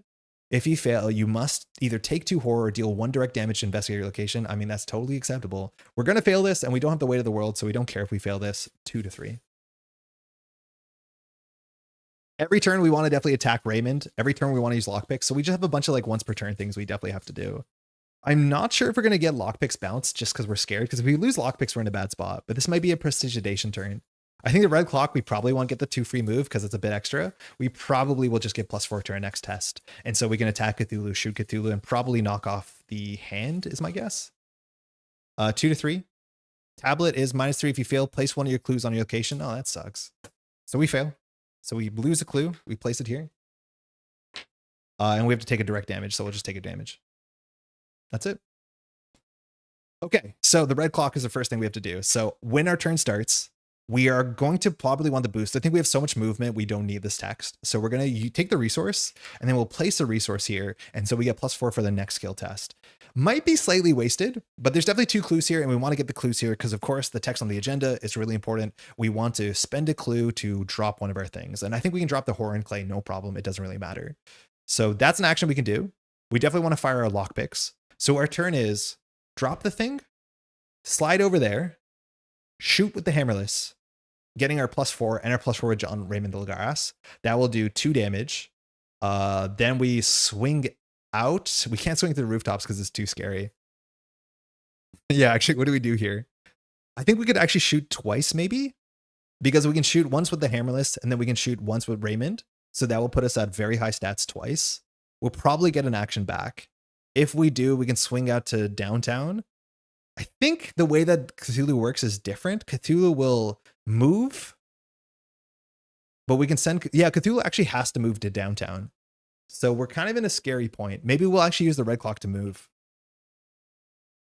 Yeah, because if I'm not mistaken, Cthulhu now will move. Says move to the nearest location that can be flooded. So it will be downtown. So Cthulhu will be coming to downtown and then attacking. Which means, yeah, Cthulhu doesn't increase the flood level anymore, right? Like the flood levels just don't go up. When the enemy phase ends, draw the top card of the Cthulhu deck. That's it. Yeah. So there's no more flooding. So we don't get the free moves if we want to. But Cthulhu has to go downtown. So we can decide what we want to do here. We could red clock in.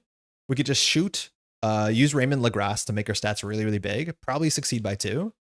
Then we can Obsidian Claw out, lockpicks. I think that's probably better. So I don't think we use the red clock because the one move is awkward because we got all the clues off of this. So I think we actually don't get the clue from this.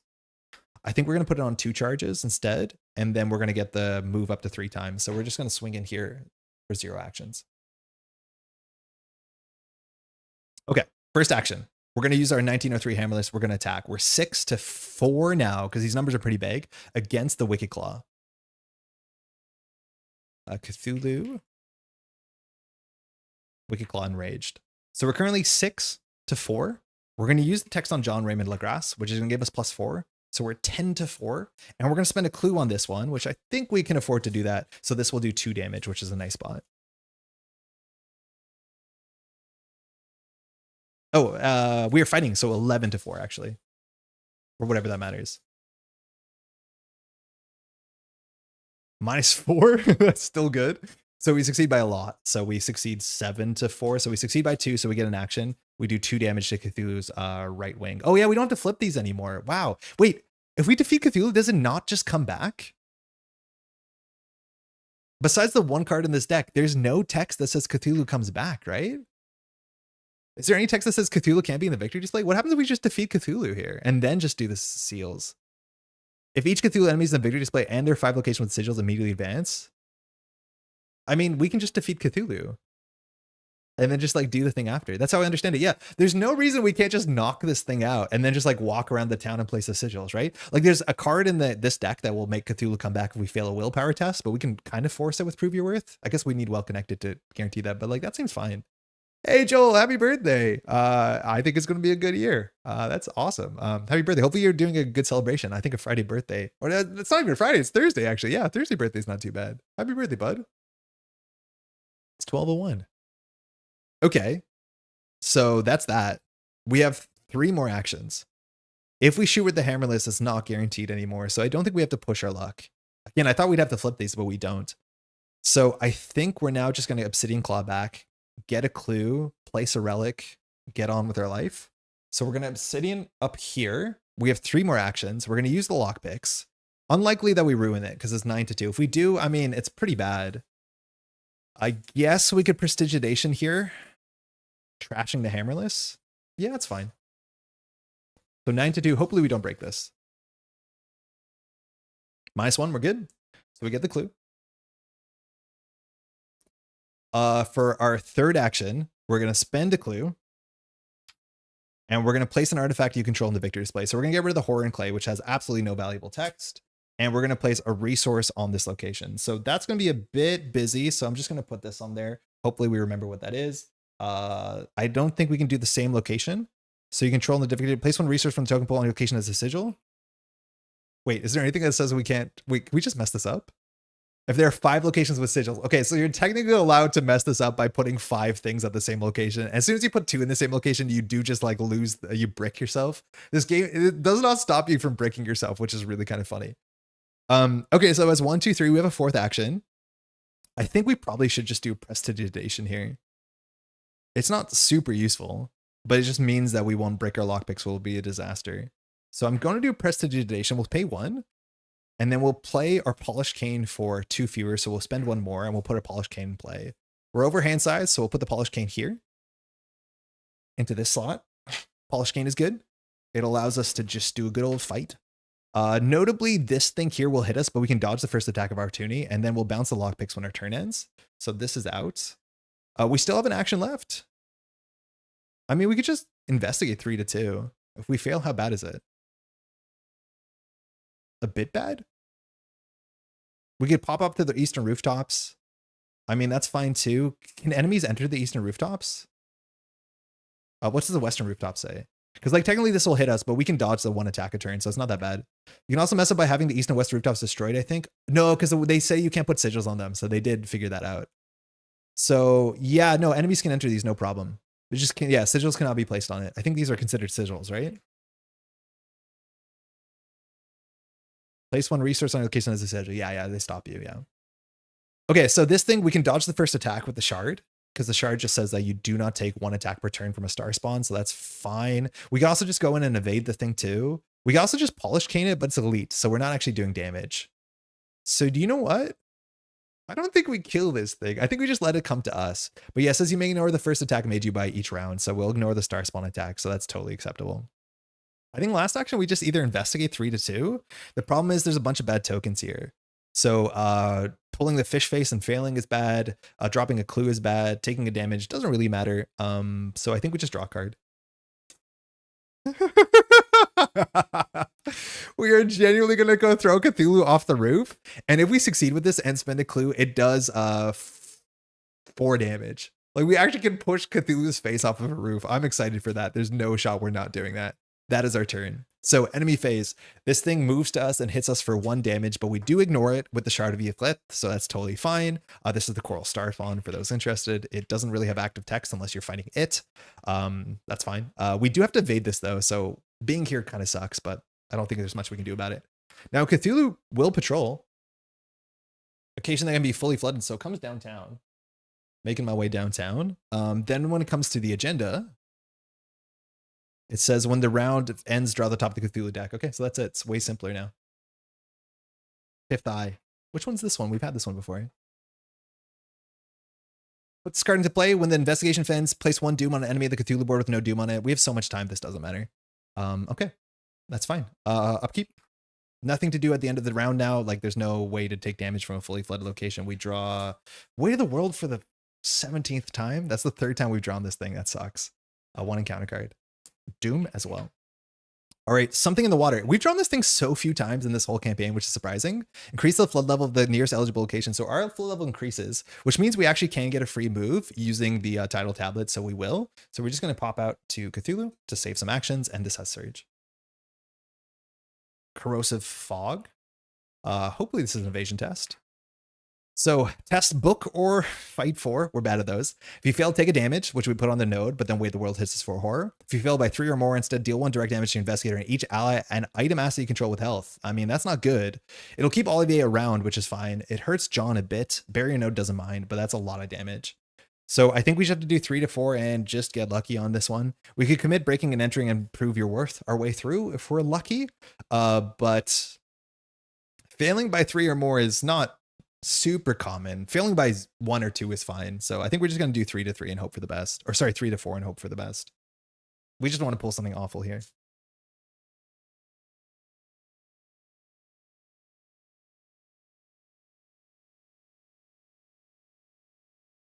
Tablet. So we failed by 3. And something else bad happens. So that sucked. So if you fail, place 1 of your clues on your location. I mean, this place when we get a clue off it, we heal. So that's fine. So we drop a clue. This is my last green die, so we're gonna have to pick some of these up for sure. So it's good that we dropped that, but we do fail. So a bunch of things happen. A Way of the World happens. So we have to take 1 horror and shuffle this into our deck, which I'll put that on John. This doesn't have to be direct, right? Yeah, that's fine. And then we have to do the text, of course, on Corrosive Fog, which is actually pretty bad. We might have wanted to prove your worth. I think we prove your worth this.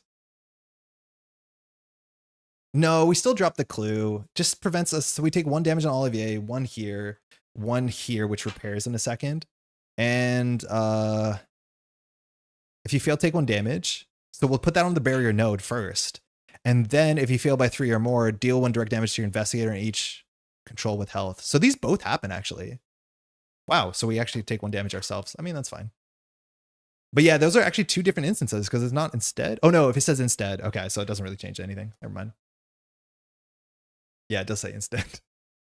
So we just did 1, 1, 1, 1. So we took like 4 damage from that, which feels bad. Barrier node started turn repairs, and we have to figure out what we want to do with the red clock. I'm assuming the red clock, we want to give ourselves +4.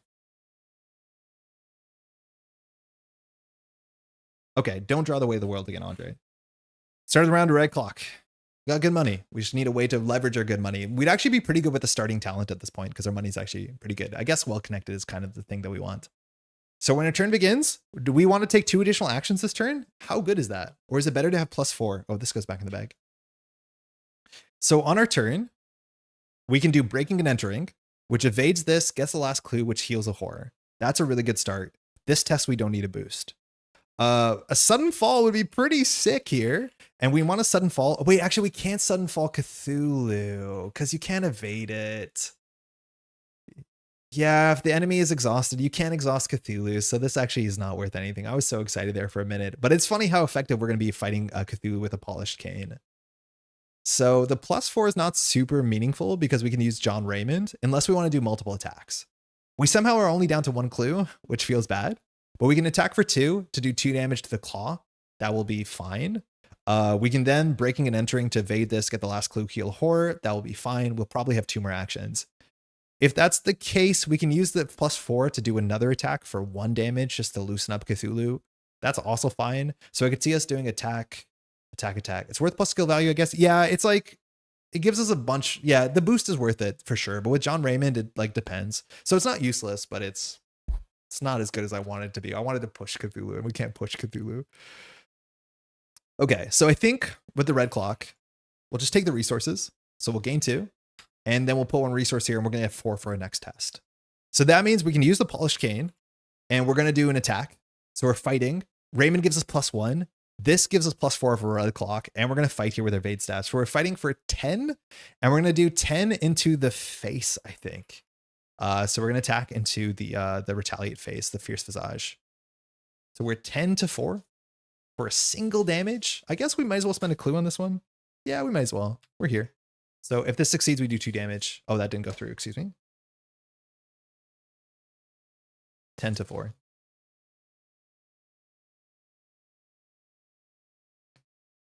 Elder Sign is -3 if you fail, so we don't. That's 6 to 4, so we still succeed by 2, so we get an action back.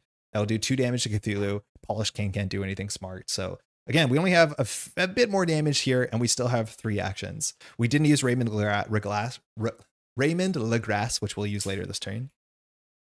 Breaking and entering, we'll play it for 2. Doesn't need to do attack of opportunity, so that's nice. We're going to add our stats together, so we're 9 to 4 shroud. If we succeed by 2, we can evade the Coral Star spawn. This doesn't have an elite clause, which is sick. Skull is -4. Oh, so we actually don't succeed by 2, huh? Again, that was 9. John doesn't give us a boost because John is while fighting. So yeah, 6 + 3 is 9. 9 minus Skull is just the rage is 4. So we're 5 to 4, so we don't succeed.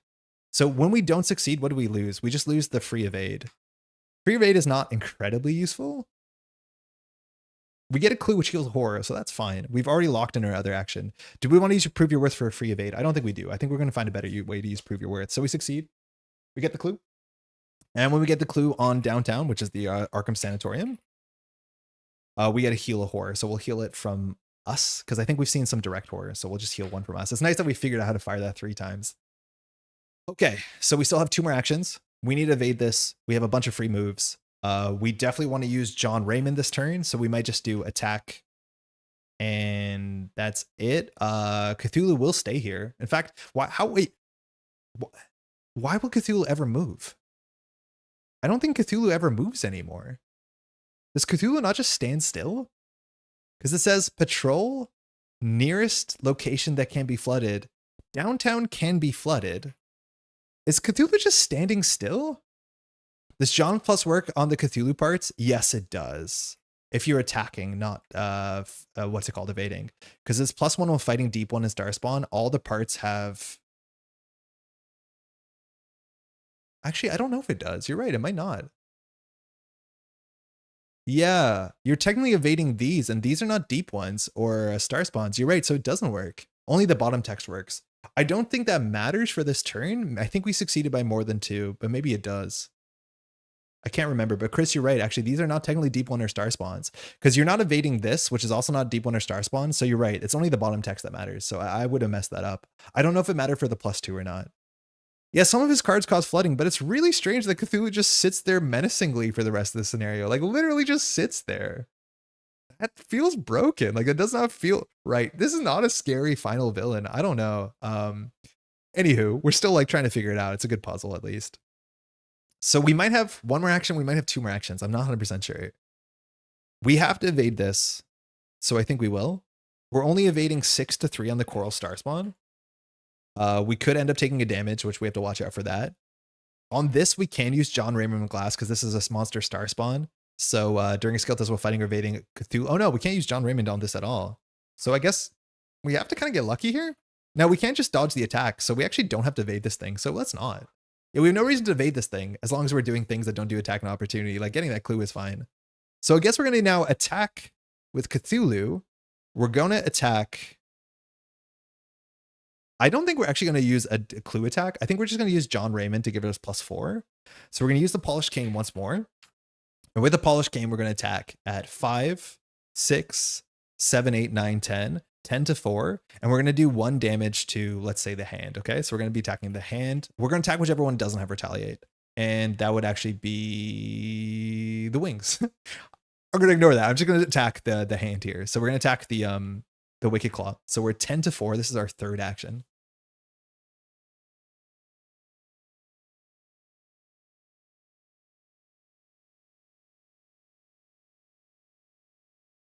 -2, so 8 to 4. So we definitely will have a 4th action if we biffed it. And this just does 1 damage. Putting these on 1 damage is good because we'll put a Doom on that next turn and then we can knock these out. It preserves our clues and we still need a couple more clues to end the scenario. Then we will use Olivier. With Olivier, we'll just kind of piece out to the 2 shroud location. No, I guess we want to go somewhere else because of we have to drop sigils. And then here we don't take an attack yet. Coral Star Spawn, if it attacks us this round, we will dodge it because we have the shards of Yathleth. We just have to do something that doesn't do an attack of opportunity. In theory, we could take 1 damage on the barrier node, 1 damage on our face, and just to get the clue here. We also could evade, but there's no like big benefit of evading the Coral Star Spawn.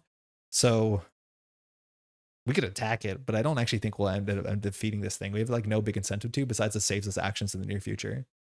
So I think we're just going to evade this and then move back to like East Town. So if that's the case, we're going to move here because I think we're going to run the other direction with the Obsidian Claw in a moment.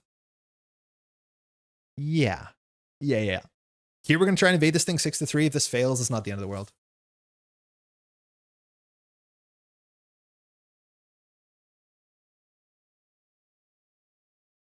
Tablet is -3, so we succeed. Yeah, -3. If you fail, place 1 of your clues, that's fine. We'll evade the Coral Star Spawn.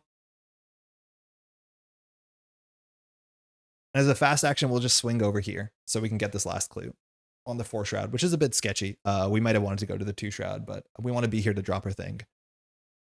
That's it. Cthulhu doesn't move. She just stopped moving, has given up on moving. It's just sitting down and saying, I'm done. So that's good. At the end of the enemy phase, we have to draw this. But actually first, I think this goes. Yeah, 5th eye goes first. It says when the enemy phase ends, we have to put a clue on an enemy of the Cthulhu board without any doom. So we'll put on the one that we left on 1 health, just on purpose. And then we'll draw the next card. Eldritch Call. I forget what this one does. So Eldritch Call. If there are no investigators to Cthulhu's location, gets search functionally. Seismic Stomp. No other locations can be flooded. They can, but Cthulhu doesn't, like, if you're at a patrol location which fits the criteria, you don't move. So it's at a location that can be flooded, so Cthulhu has no reason to patrol, right? It just kind of is sitting at a location that can be flooded. Okay, Seismic Stomp. If there are no investigators to Cthulhu's location, discard this and draw the top card. Okay, second surge. We get Ruthless Charge, so this will have text. It will have all the text because we haven't knocked out any parts of it. So each investigator Cthulhu's location discards a card. Random, doesn't happen. If Fierce Visage attacks the investigator with the highest willpower at Cthulhu's location, if no attack was made, the investigator with the highest willpower draws the top card in the counter deck. The card's effects cannot be canceled and cannot lose. Okay, so we draw the top card in the counter deck. That is a worst fate because this is Eyes of Yathleth, which is a pretty bad card. So Peril, test X willpower, where X is Cthulhu's Rage. If you fail, take a direct horror and discard a random card from your hand. I mean, we're going to fail this one. 2-4. A direct horror eventually will get us. 2-4.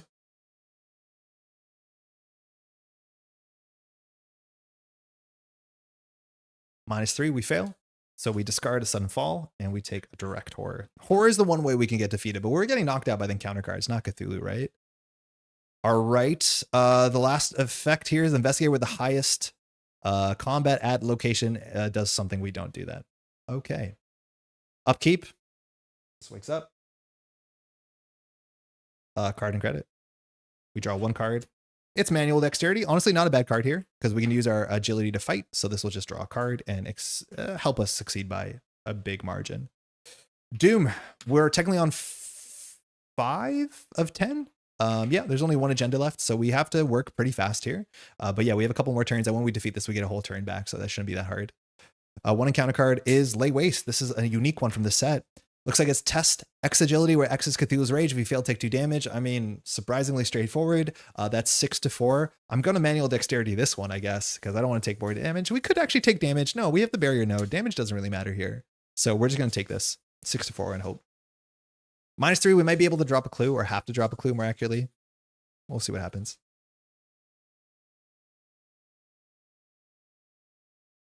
-1, we're good. Oh, I dropped it on the floor. Let me get that.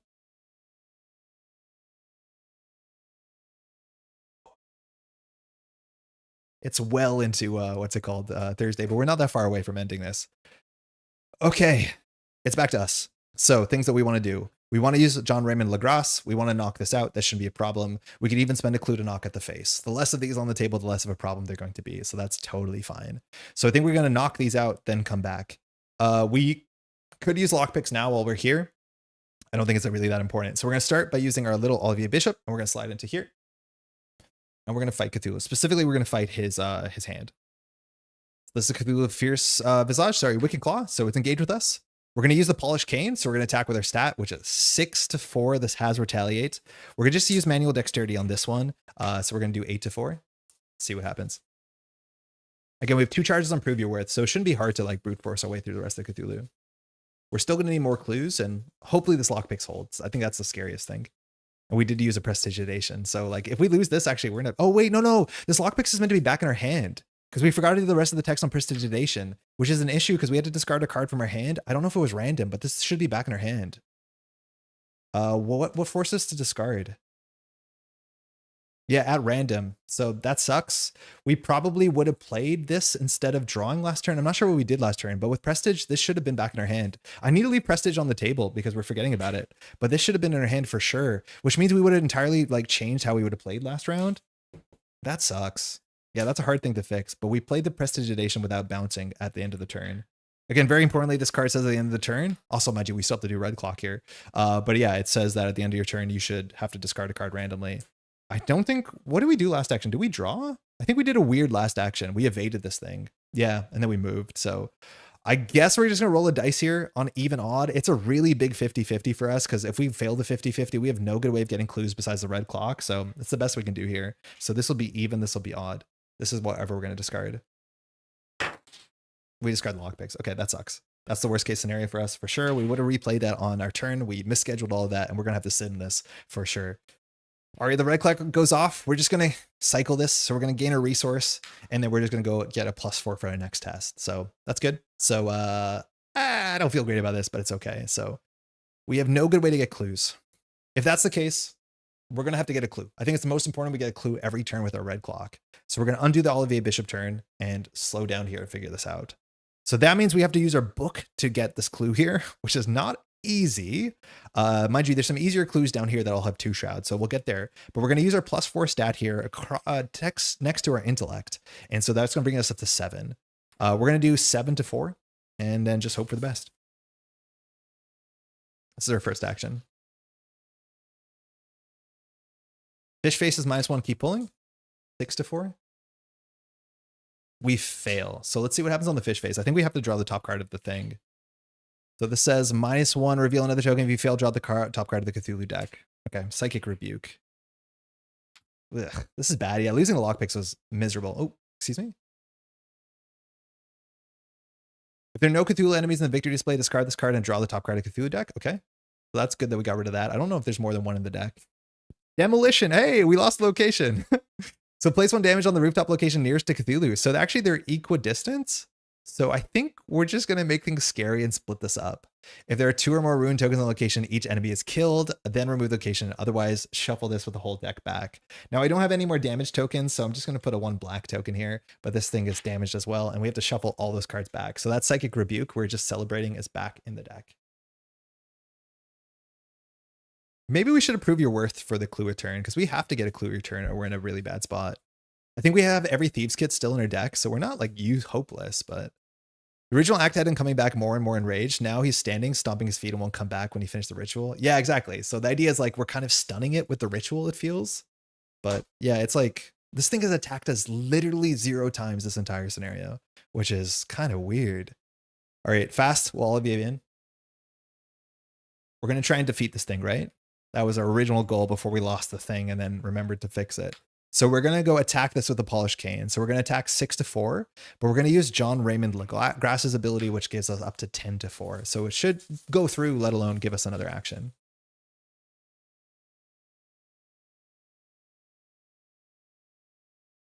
Skull is -4, so that brings us to 6-4. So we succeed by 2, so we get an action, and we've defeated one of the appendages. So hopefully those cards get a bit easier to deal with. All right, we have 2 more actions. We could use the Manual Dexterity to try and like knock out one of these. I don't think we want to technically. We want to get these low. I think it's so much more important we get clues, but we have no good way of getting clues besides the red clock once per turn. That means we probably just do a shoot. I guess if we knock out Cthulhu, Cthulhu's gone. And the weird thing is if Cthulhu is gone, I think you still draw from the deck, right? It doesn't say when the enemy phase ends if Cthulhu is alive, because I guess this Cthulhu creature in the middle is still alive, but we always draw the top card of the Cthulhu deck, and I guess Psychic Rebuke will have to like prove your worth. It won't be that bad if it comes back. So we can knock at the head. I guess we'll knock at the head while we're here. So we're going to attack once more with our Polished Cane. Now we're going to spend our last hard-earned clue on this. So we have to hope that this attack goes through. So we're attacking at 6 to 4. We're attacking into the Visage, and we'll do a manual dexterity because we're using our agility test. Oh, actually, we can't add the manual dexterity because Polished Cane is actually a combat test. Huh. So if that's the case, we can always just evade this thing and do 8 to 4 for a single damage. Actually, that's probably acceptable, right? We have 2 more actions here. Yeah, that's probably acceptable. So this is Cthulhu's Visage. So we'll just evade. We'll use manual dexterity. When you evade this, it does 1 damage. So we're not going to spend the clue because we can't, but we're going to do 8 to 4 and hopefully just cycle a card for 1 damage. It's been 4 hours. Yeah, this is 2 campaigns though. We've been streaming for exactly 3 hours and 59 minutes. We'll get there. Fish Face is pull another, -1. So we're only up 3. Auto fail. Ah. That sucks. We lose the card draw. We could have canceled this, but that's obviously the worst. We don't have to do the bad thing on the token because we've already drawn this once per round, so that's okay. But we don't draw with this, and because this thing has alert, it actually hits us back. So it's going to strike us for only 1 horror, which is the one thing we're bad at soaking. So I guess we'll put it on John Raymond. We really don't want him to die, but I don't know if there's any card that does 1 horror to every our allies. That will be a huge issue. That's really bad, man. This losing the lockpicks was like the worst thing we could have done to ourselves, which we're going to have to like, yeah, that's a punishment and a half. This thing's going to move to one of these 2 locations. We can Obsidian Claw away. Demolition, if it shows up, Cthulhu will be equally close to these 2. So we probably should get this clue before it's left. Why can't you use manual dexterity on combat? So Polished Cane specifically adds your 2 stats together, but it is at the end of the day a combat fight. Like it's a combat as a test. So even if it adds 2, you can't add the thing if it's not what the test is testing. That's actually a very particular thing when it comes to a lot of these cards, like lockpicks as well. Anything that adds 2 stats together, you can only boost icons for the original thing. So even for lockpicks, you can only add, what's it called? Perception. You can't add manual dexterity. All right, so if Demolition shows up, we can destroy this Eastern Rooftops because it's equidistance. So we'll Obsidian Claws into here. 1, 2. We also could just spend an action to drop a clue. That might be fine to drop one of our things. That actually might be fine. So let's Obsidian into here. And we did a fail, a succeed, a fail. So for our last action, while we have the time, we're going to do the text on the agenda. And we're going to drop the title tablet into the victory display. We're going to spend a clue. And we're going to put the 2nd sigil on this location. Yeah, Cane is a fight. Yeah, not with the foot. I thought the same thing too. That was my plan. It's a tricky rule and especially confusing if it's skill cards with multiple icons. Yeah. All right, enemy phase. Cthulhu doesn't move. This thing does. Not good to have them together, actually. So maybe it was good to come down here. Yeah, actually, let's do that. We're going to come down here, which means we'll drop this thing here so that we can split these 2 things up, because having them together is like not very nice because then it's really hard to deal with Cthulhu. I think we just want to keep looping this thing around. We might even spend some time to go down here and just ignore Cthulhu because these are the easy clues and we definitely want the easy clues. We draw the card of this. Dire Gale. We've drawn this one once. Cthulhu Hoary Wings is in play. Yep. So each investigated location discards a card. Resolve Cthulhu's patrol keyword additional time. That literally does nothing.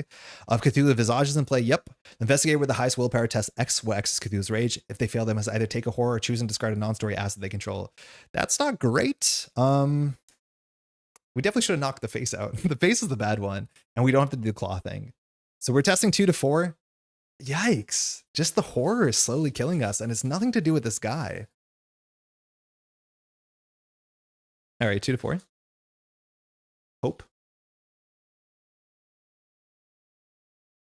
Skulls -4, we fail. So we just have to take a horror, or we can discard a non-story asset we control.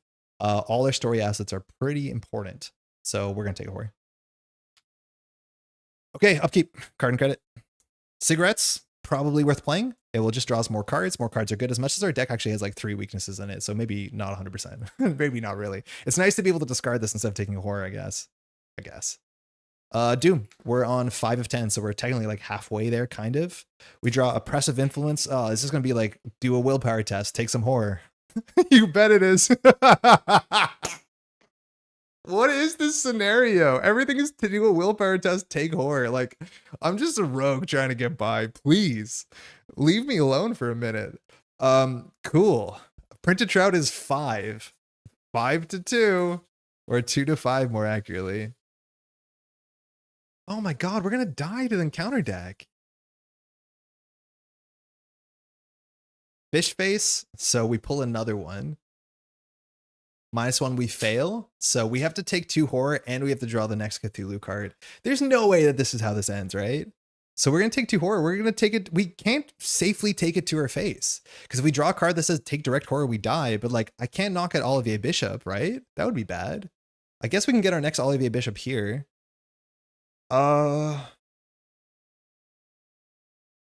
Yeah, the lockpicks things was such a bad bungle.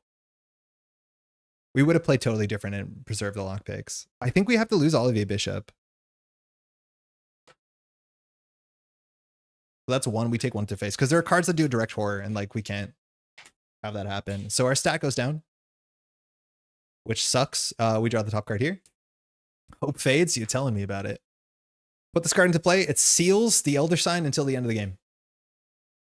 Because there's only 1 act. So we just lost the Elder Sign, which is a really cool theme for calling Hope Fades, where the Elder Sign is just gone and it'll never come back. Elder Sign's good. It's our +2, which is the only way that we can like succeed these tests that we're wildly inappropriately set up for. All right, we lost one of our free moves. We're still okay. We have the red clock, so we can get a free move here if we want to. We can move 2, or we can get +4 to our test. So our goal is to knock at the face. We don't have 2 clues, so knocking at the face is hard. We could also give ourselves +4, which is what we need to get more clues, but we need to be able to do 2 damage to our friend there, Cthulhu. This one has retaliate and does a horror back, which is not good. Downtown is the only healing we have, but if we get the clue off of Easttown, we can search our deck for our ally, which is probably where we want to be doing. So we actually could just like warp to Easttown and give ourselves +4, succeed the test at Easttown, and when we get Easttown, we can just put our ally into play. I think that's what it does. Easttown front. It says, after you discover the last clue from this, search your deck for an ally asset, play it for free. No, with cost, excuse me, shuffle your deck. I think we have to do that. So if that's the case, we're going to do the red clock text. And we're losing the 1 action a turn, but we're going to get it back. So this is actually like a nice way to scrounge for some value. So we're going to take off the resource, and we're going to put a resource there. We'll get +4 for our next skill test. Fast action, we'll Obsidian Claws all the way over to Easttown. First action, we're going to investigate. Our stat is +4 on top of 3. So we're 7 to 2. That's all we have here. This will get the last clue and should get an ally back.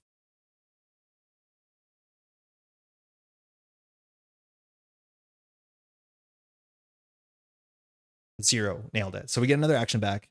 We get the last clue.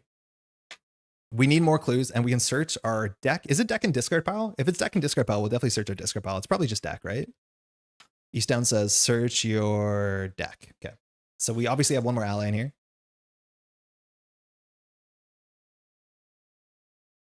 Right? Yeah. We'll pay 4 for Olivier. So Olivier's back. Our agility's back at 6.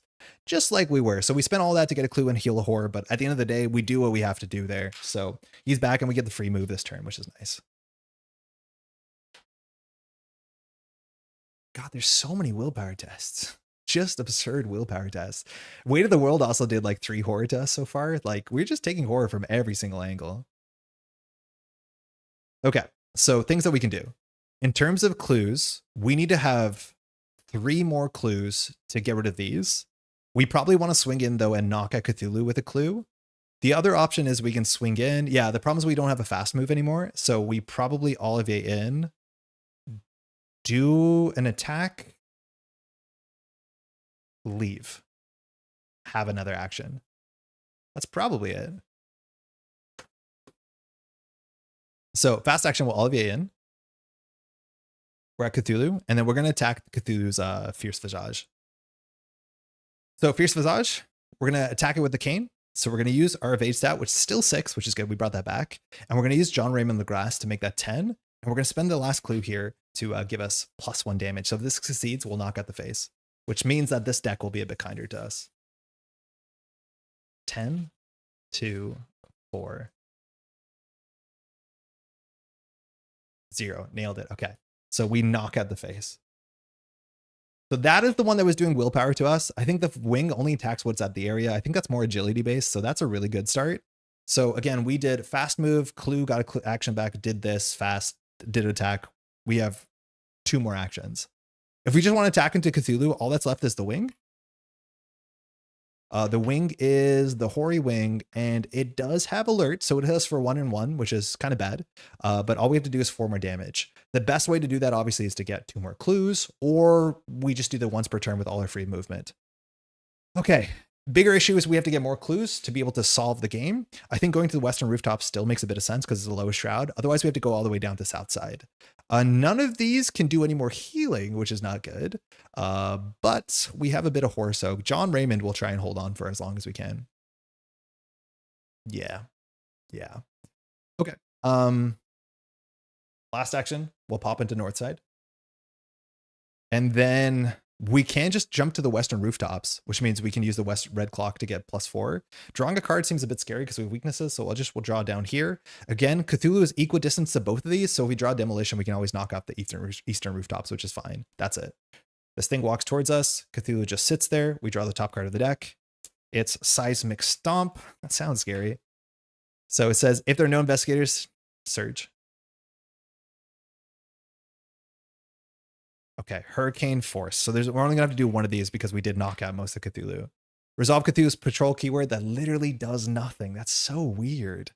Okay, that's it. Upkeep, card and credit. We're on 9 resources. We really want a well-connected because a well-connected would help us with all these willpower tests. We have 2 in the deck, so maybe drawing is worth something. Doom, we go to 6 of 10. 1 encounter card. You bet. Oh, it's actually not a willpower test, but this one's also quite bad. This one actually hurts a heck of a lot. Corrosive Fog. We've messed this up once already. So test 4 book or 4 fight. If you fail, take 1 damage. If you fail by 3 or more, instead deal 1 direct damage to your investigator and each ally and item asset you control with health. So the node, okay, that's fine. Hitting us, not bad. Hitting Olivier and John Raymond probably doesn't matter. So what I think we could do here is the sudden fall is not very useful. We're just going to commit the sudden fall to this. Sudden Fall has a bunch of icons. So we commit it to our fight, we go up to 5. If we commit it to our book, we go up to 4. So we're going to commit it to our fight, and we're going to do 5 to 4. We just don't want to fail by 3. In worst case scenario, we can use the prove your worth to force this, but ideally we just fail by 1, put it on our barrier node, and go on our way. All right, 5 to 4. 0, perfect. So we succeed. We don't have to worry about that. Nice. Okay, so red clock.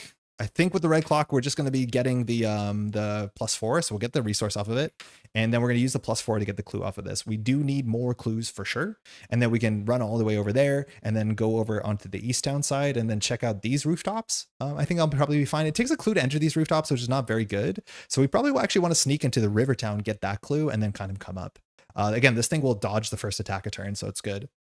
Western rooftops, the text is not super relevant here. In theory, we can evade this thing, but that's fine. So we'll have +4. We'll just try and do a 7 to 3 for an intellect test off of a basic investigate. That's -3, so we're good. We get the clue. It was if this test fails, you take a damage, so we're fine. Or if your location is flooded and you fail. So we get the clue. We still have 2 actions. Okay, so in terms of the clues we need to get all these things on the table, we need 2 more clues for sure to drop 2 more sigils. This is the last sigil for sure that we're going to drop. One of the other options is we ignore Cthulhu and we actually kind of go down to Southside. Southside is very easy to investigate, but technically not this round. It's easy to investigate on a following round, so that's okay. What's the text on Rivertown? The Ruined Rivertown?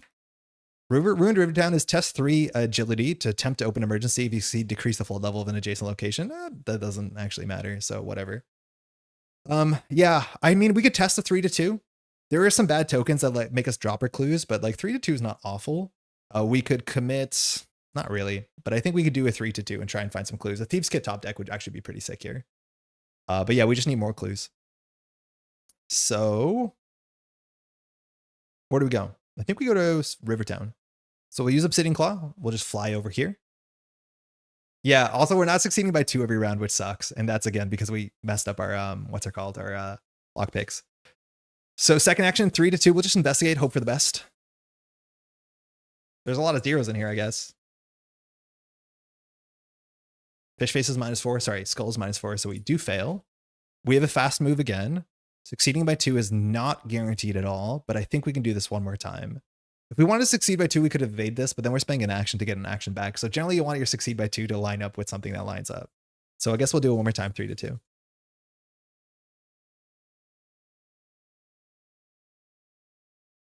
Nailed it. That's so important. So we'll get the last clue. We're on 2 clues. We need one more clue.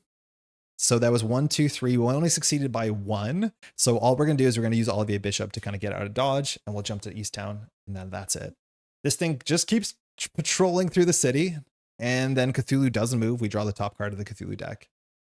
Seismic Stomp. I think this one just gets Surge, right? We've never read this text. If there are no investigators, Surge. Okay, Ruthless Charge. We only have to do the text on one of these, which I think does nothing. Yeah, Cthulhu's location. Each investigator Cthulhu's location, discard a card. Again, Cthulhu's literally doing nothing, just sitting there. This is such a weird finale. Upkeep.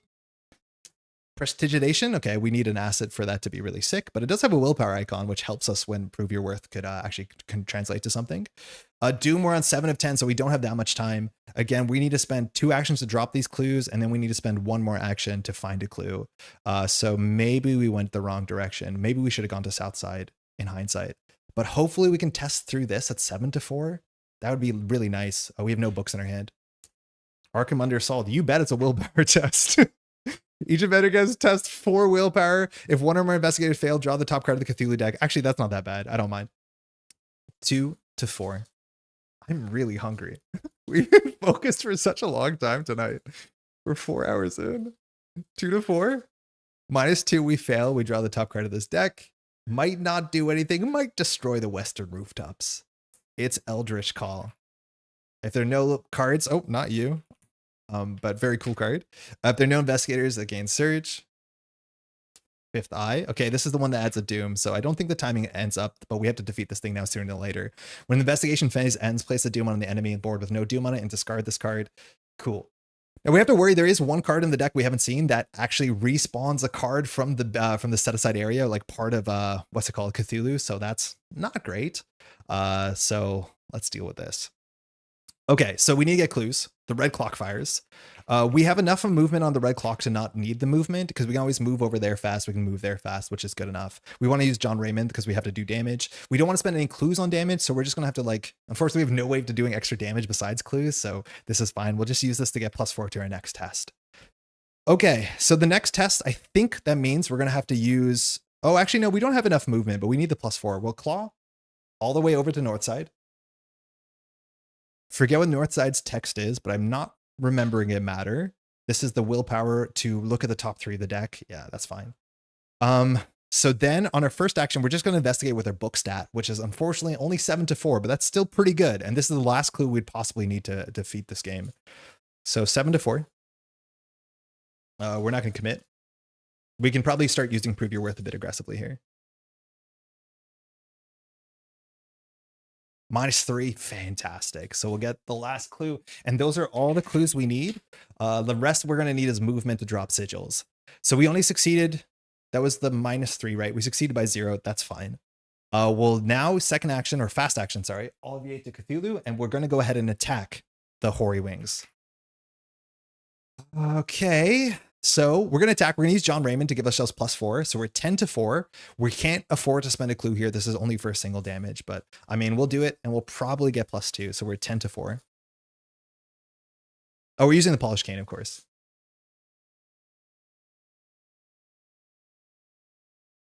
Tablets -3. So that's 6 to 4. We succeed by 2. We get an action. We do 1 damage here. Okay. We gotta go. We really do gotta go. Oh, I was meant to drop this thing off first. I don't think it matters. We have 2 more actions. So yeah, it doesn't really matter. We'll just pop back and then we'll spend with the agenda one of our clues and we'll just let go of one of our cards. So we're gonna get rid of the shard. So now we actually can get attacked, but we do place our third of 5 sigils. Enemy phase, this thing slides in. Cthulhu just sits there menacingly. We draw the top card of the deck. Oh, we have to add a Doom to this thing. So we probably have to knock out Cthulhu in the next turn or so. So we may just sit there and wail on him. Rising Tides. This one cares about the flood. So decrease the flood level of Cthulhu's location. Okay. And choose another location that can have its flood level increased. So it can't choose ours because our flood level cannot be increased. So we'll just increase, I guess, Southside. I don't think it matters. Each investigator at a fully flooded location does this test. If they fail, they must either take a damage or discard a non-story asset. So we're not at a fully flooded location. Our location cannot have its flood level increased. So yeah, this doesn't really do much. Okay. That's it. Card and credit. Another polished cane. I mean, we can go akimbo. I'm worried we don't have enough time. Doom. We're technically... Wait, did I add a Doom? No, I didn't. We're in 9 of 10. This is the last turn if we don't knock out Cthulhu. Wait a second. What? And we can't use any clues here. So like we actually just have to hit like 4 times in a row. I guess it's good that we have a sudden fall just to get the boost. Ominous Silence. This is totally fine. So this is a card that's just in our play area. Playing cards cost more money. We have more money, or we can take horror. We definitely won't take horror. So again, there's additional cost to not commit a card to play a card. That's totally acceptable. All right, the red clock. We no longer technically need the +4. It's nice though, because we probably have to attack 3 times and we need all of them to connect. Otherwise we lose the game. Because again, there's 1 Doom here, 8 there, and the agenda deck has 10 to advance. So we have to knock out Cthulhu here or we lose the game. And autofail will cost us the game. So we're going to take the resource off of this. We're going to get +4 to our next skill value. We're going to start by Olivier Bishoping in here. And all we have is us and the Hoary Wing. Yikes. So, Enraged Hoary Wing. 4 attack, 4 evade. It has alert, so we're attacking it, so it doesn't matter. And we're going to come in with a Polished Cane. Again, we have +4 to our first fight, our first test. So we're coming in for 10 to 4. So pretty good. But again, an autofail can be an issue in this round.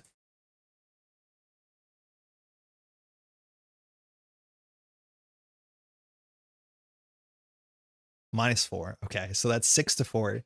And we get our action back, so we do 1 damage to the wing. Do we have enough turns to do all this stuff? I mean, it's going to be close.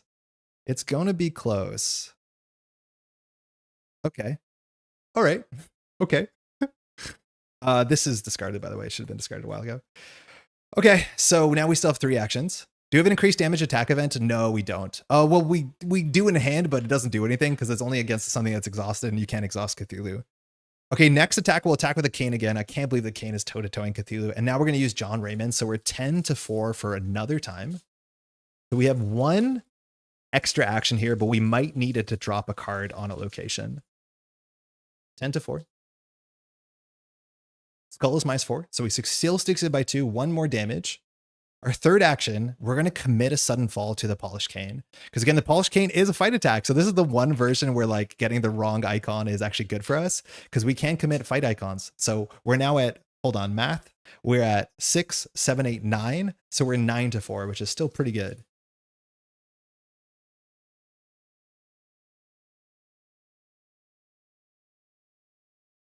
Tablet, -3 if you fail. We're good. We have defeated Cthulhu.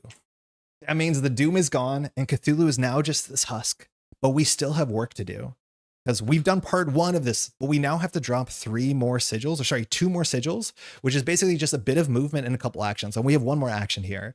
So I think we should be good. We just have to not be able to die. Oh, I did the bad thing. That's not gonna be good. Reset, does that fix it? Oh, I had a text for this. Okay, hold on. I might have to fix the overlay. That's fine. We'll cross that bridge when we cross it.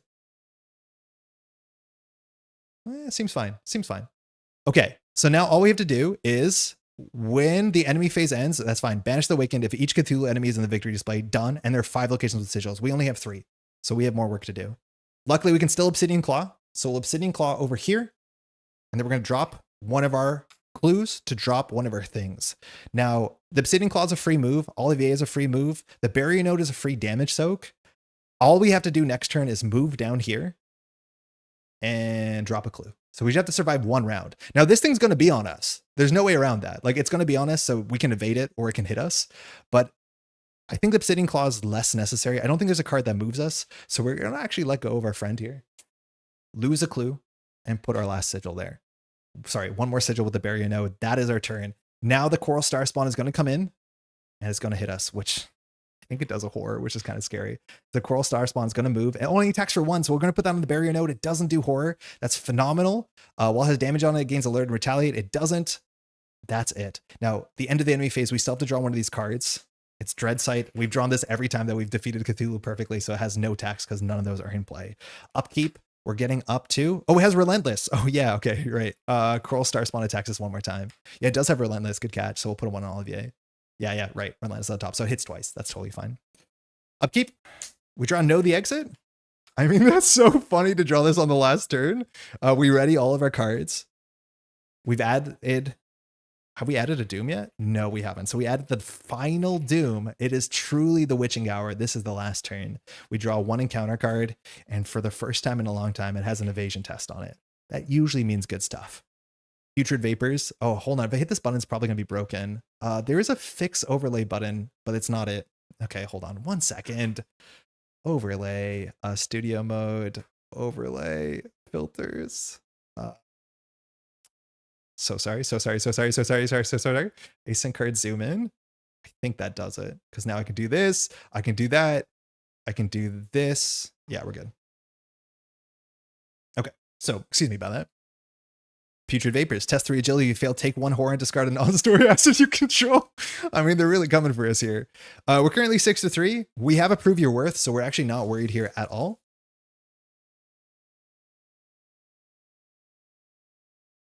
6-3. 0. We succeed. It is our turn. Barrier node repairs itself. I don't think we're going to do anything risky, because in theory we could evade this thing and fail and drop our clue, which is bad. So first action, we're going to move down to south side. When we do that, the Coral Star Spawn attacks us and we take the health off the barrier node. The next thing we're going to do is just simply do the action here, which is spend a clue. So we're going to get attacked 1 more time from the Coral Star Spawn. We'll take it to our face. We'll go down to 4 health, and we're going to lose the barrier node, and we're going to attach it to our location as a sigil. On the last possible turn, we have done our objective. Banish the Awakened Dreamer. If each Cthulhu enemy is in the victory display and there are 5 locations with sigils, immediately advance. Oh my god, we've done it. Ritual of Binding. Quickening Gale stirs the black water at Cthulhu's sagging legs. As glowing green sigils alight on the awful dead god's arms and legs, he looses an ear-splitting roar that shatters windows and shakes the very foundation of the city. Hunched over nearby, Andy intones a string of guttural words, holding one shaking hand over a glowing artifact. "It's working," Ruby shouts. Another roar. The sound of gunfire echoes across the water as the Arkham police try in vain to draw his attention. You look up to see the Ancient One himself staring down at you, his eyes glowing a vivid crimson. The behemoth raises one clawed hand overhead to crush you like an insect. If there are 5 or fewer ruined locations in play, which I think there are. There's only 3 ruined locations in play. Arkham actually kind of survived, so we actually get a good resolution here. We have saved Arkham. Again, ruined Rivertown, Miskatonic University, which is going to be on fire in a minute, so that's fine, and Northside. So we actually get resolution 2. Page 50. I don't know. I think I've seen this before. But yeah, if 7 get ruined, so the margin of getting here without getting 5 is actually like probably more often than not. Because again, if 6 are ruined, okay. 7 are ruined, the game is over. All right, resolution 2, page 50. Let me just read this off the paper. Yeah, no other elder gods to worry about. I've heard about the fire cult, but they're pretty small still. Just as Cthulhu prepares to strike, the sigils on his body grow blindingly bright and his limbs suddenly stiffen. Andy steps boldly out onto the street, stumbling through 2 more guttural stanzas. You and Ruby join him in reciting the chants as the ritual takes form. The Ancient One roars again and falls prone as if bound by invisible cords. A corona of eerie green and golden light cuts through the clouds, then peels back to reveal the night sky above. Nestled in the heart of an emerald and gold nebula is a bright, shining star. The starlight intensifies. Before your eyes, the Ancient One's body twists and bends like a broken reflection. For just a moment, you see the spires of Rilia shimmering within the broken skyline of Arkham, looking both alien and familiar at once. With a final roar, Cthulhu disappears into the ether. The corona of distant star shrinks, then collapses with a thunderclap. In its wake is a dreadful silence. You, Ruby, and Andy climb up to the roof of a nearby building and sit on the edge, looking out at the ruined city. Rivertown and much of the Merchant District are entirely underwater, but most of Arkham remains intact. The 3 of you stare at the apocalyptic landscape as the storm clouds dissipate, bathing the city in pale moonlight. A lone siren blares across the swollen banks of the Miskatonic River. Andy stands up and extends a hand to you. There's no time to rest. The people of Arkham still need us more than ever. In your campaign log, record that Cthulhu was banished. Each investigator suffers a physical trauma and a mental trauma for their battle with Cthulhu. Each investigator earns experience equal to the Victory X value of each card in the victory display. Each investigator may remove a random basic weakness from their deck, ignoring deck building for saving Arkham from an ancient evil. That's a treat. The investigators win the campaign. Proceed to Epilogue. Hey, we did it! It was kind of getting dicey there for a minute. That was the last possible turn. We had like one action left there, maybe one extra, but not too bad. Now, the Epilogue, let's see what we get. If Cthulhu annihilated the city, nope. If Cthulhu was driven away or Cthulhu was banished, but Arkham was destroyed, nope. Cthulhu was banished. And the other option is if the investigators halted Cthulhu's awakening, which I think is attached to this scenario that we did not get with 26 runes, which I do not think I'll live to see the day, which what that scenario holds. Epilogue 3. Funny enough, in some of these PDFs, you can actually highlight this text and see what it is. That was something that happened in, I don't know if intentionally or not, in Scarlet Keys. And all of the redacted text actually did have text underneath it, which is pretty fun if you have a PDF editor. This one doesn't seem to work. September 18th, to Ruby Standish, Rue Numéro 3, Paris, France. Unfortunately, I don't have time to visit at the moment. I still have too much to do in Arkham. The city is limping along as best it can, but I will take time before anything feels normal again.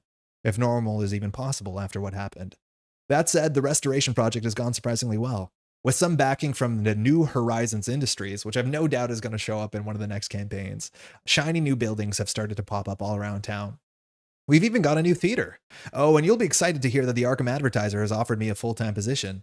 I won't be able to actually work until the office is rebuilt, but it's a nice thought at least. Barely anyone seems to remember that night. They claim a severe storm system caused the destruction, even after I pointed out the massive footprints in the rubble. I guess a few other cities along the coast were hit too, so everyone latched onto the idea that was some kind of hurricane. Any other accounts are dismissed as products of the strange sleeping sickness that swept through the town before they attacked. I want to thank you, well, for everything. I'd be dead if it weren't for you and Randall's associates, along with most of Arkham. I'm not sure if he will ever return, but if that ever happens, I know who to call. Very cool. There's an achievement list on the back. We haven't planned any of these. Some of these are interesting things for sure. In terms of one first last job, complete the Drowned City campaign once on any difficulty, nailed it. Season 2, play through the campaign on hard or expert mode using 4 investigators from 4 previous campaigns. I'm not going to read through all of these. The design notes, it's a bit late, but they're interesting to read. Yeah, F it. We'll read the design notes. I love reading through the design notes when you're done for the campaign. Obviously, I'm pretty critical about this campaign. It's not one of my favorites, but understanding what they were thinking and, what they wanted you to get out of this is always good fun. So I'm going to pop around to Danielle's workshop. I'm sure that's my attack. Yeah, she got new work, right? It says on her back of her card who employed her again. I don't know if it's New Horizons. Moon Galaxy, thank you. I never brought an investigator from one campaign to another, so I always find it funny to write down the last chapter XP. I've done it only once. The issue with that is sure, your character has trauma, but you can solve that with XP and good cards, but it's just you want to play somebody else because you just played 8 scenarios. It probably is going to be more relevant with the new shorter campaigns, that's for sure. But yeah, I've only done it once. I'd rather play somebody else, obviously, right? Add the inescapable to victory display 20 times. The inescapable, we did escape it, so take that.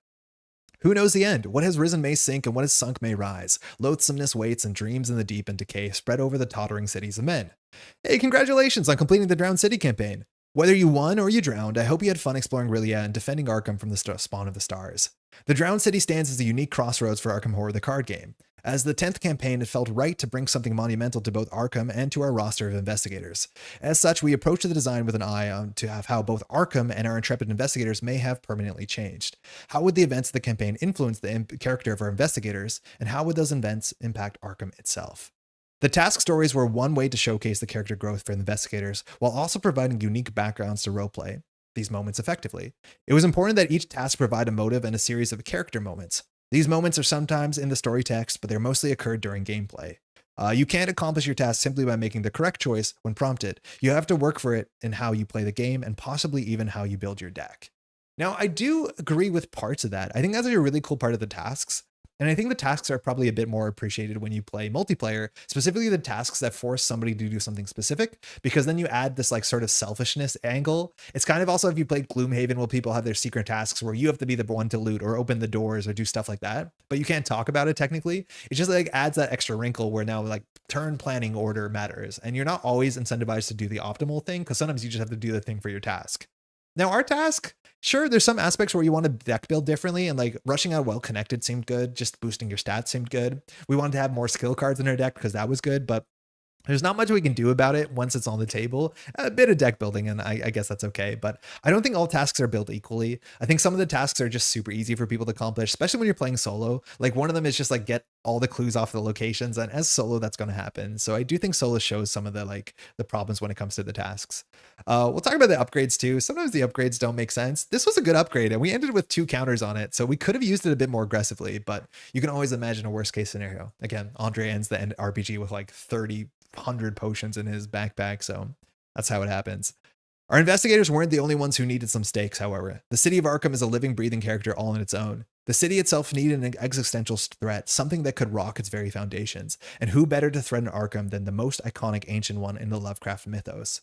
Since the Call of Cthulhu was published in 1928, Cthulhu has become a synecdoche for the mythos at large. You can find him everywhere. Television, games, comics, plushies, punchlines, microbrews, you name it. The sheer breadth of cultural saturation makes it tough to frame the Ancient One as a horrific nightmare-inducing abomination of Lovecraft's original tale. In the Drowned City campaign, Cthulhu isn't so much a traditional villain as he is a force of nature. He is doom incarnate, and he is nigh unstoppable. Yeah, that part I think missed a lot of people. And I think even at other player counts, it's not that big of a difference. Is like Cthulhu is one of the least scary final bosses we have seen in the history of Arkham. There's this whole thing with the board and the whole side deck. Like, obviously there wanted to be a lot of like, pomp and circumstance around Cthulhu existing. But at the end of the day, the guy just sits down, and through this entire campaign or this entire scenario, Cthulhu attacked us 0 times. We failed like 2 tests, got attacked once because of one of the Cthulhu cards, but literally the least threatening final enemy. And I don't get that. Obviously, like the sort of force of nature thing where like it's like lumbering and, it'll destroy the city with eventuality. Like you can't wait too long. That kind of does track. But yeah, I don't know. Like the whole thing that Cthulhu cannot do attacks of opportunity is like so strange to me, because it means you can just walk away. Why are you able to walk away from Cthulhu? Wait, why's my keyboard dead? Did the battery die? I don't know. I don't agree with that. I think Cthulhu, like the expectations of Cthulhu being, the biggest thing in the mythos were so high for this box. And I don't know if they were delivered really like what people expected. This whole like 3-stage thing with 3 parts, like I like parts of that. But again, all the parts are also feel the same. They all have the same stats. Like you're not making that many big decisions on which ones you're attacking. When you flip them, that I think is the biggest decision, and who flips them to some extent when you play multiplayer. When envisioning the climactic showdown with Cthulhu, I didn't want players to simply fight the iconic Ancient One the same way they fight other final bosses in Arkham. I think that makes sense. That would be weird, right? If you just toe-to-toe with a thing that like has a 5 fight stat. Hence the Cthulhu deck, the multi-part enemy in the Cthulhu board, and the scaling rage that players must contend with in the final confrontation. I think that's also a really strange thing is like Cthulhu starts with 1 attack stat or 1 evade stat. And that also feels so strange for this thing that's meant to be the size of a mountain. Like I also don't fully get that, but yeah, it's okay. Just like Arkham really adds another major character in this campaign, while we have many permutations of Cthulhu, there are far fewer depictions of the ancient city. The more Nick and I imagined the city, the more excited we became to explore its secrets. The alien glyphs in particular provided us a new means to unpack the ancient history of R'lyeh and its inhabitants. I wonder if anyone will ever uncover the true meaning of these glyphs. I know they do translate to an alphabet because there's 26 of them, so you can actually spell things out, but translating 26 is a huge, huge undertaking, and hopefully one day I do get to do that. With all that said, I hope you're excited about Arkham's future as we are. After the events of the Drowned City, the people of Arkham will need time to rebuild. When we see them next, I wonder how our dauntless investigators and the city that they call home will look. Who knows what unspeakable horrors will threaten Arkham next? I'm sure you're positively burning with curiosity. Sorry, I need to scroll this down. Signed, Josiah Duke Harris. The burning thing, obviously, there's always like a little hint of what the theme is for the next set, and those are always really fun to read to guess. And obviously the fire cult, we learned that is the thing.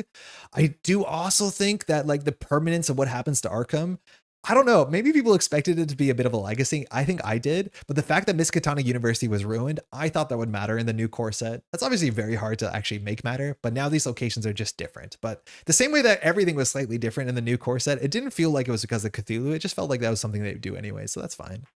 Gary Gygax made a horrible mistake of game design that got a lot of people excited, and now we have to deal with it. Which is what exactly? Cthulhu? He's unstoppable except when you trap him in a corner. Yeah, except when it sits down because the place is slightly wet and can get more wet.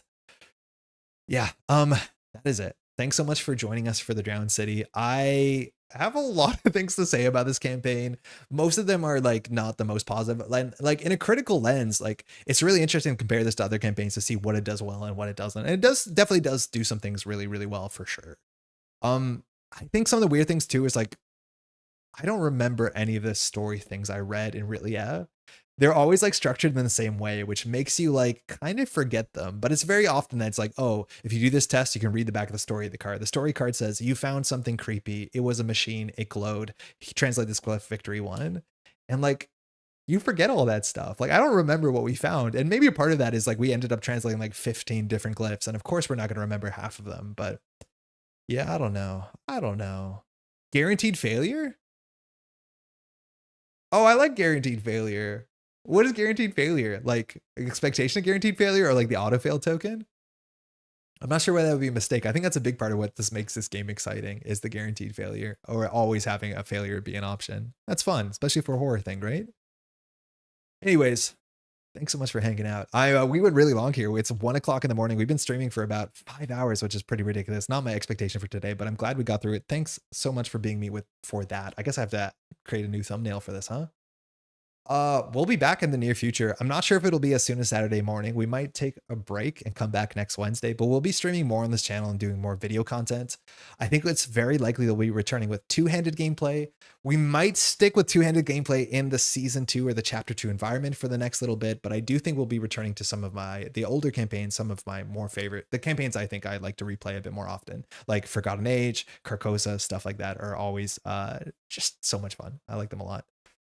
I think that's mostly it. If you appreciate content like this, if you want to take a second to leave a like on the video, if you want to subscribe to the channel, you want to leave a comment, again, let me know. I need to be a bit careful about some pessimism. Probably should not have opened with a campaign that I think has a lot of problems, but yeah, we'll hopefully right that track sooner than later because there's some really great Arkham stuff for sure. This was just the last box that was out. Thanks so much for hanging out. Joel, happy birthday. Maybe we'll see you tomorrow on a different stream. Yeah, we're going to be streaming again in like 15 hours or something. So let's get to sleep. Thanks so much for hanging out. André Patel, pretty sick. Deck list will be in the description sooner than later, but I do think for a solo investigator works pretty well. And even with the chapter 2 card pool being as big as it is, you have good enough options. But I do think you have exactly what you need to be a very strong solo investigator. Shout out to the Obsidian Claw. That card is nonsense good. We should go east. Go east. Every time, go east. Take that, Cthulhu. We'll catch you in the next one, eh? Take care. Ciao.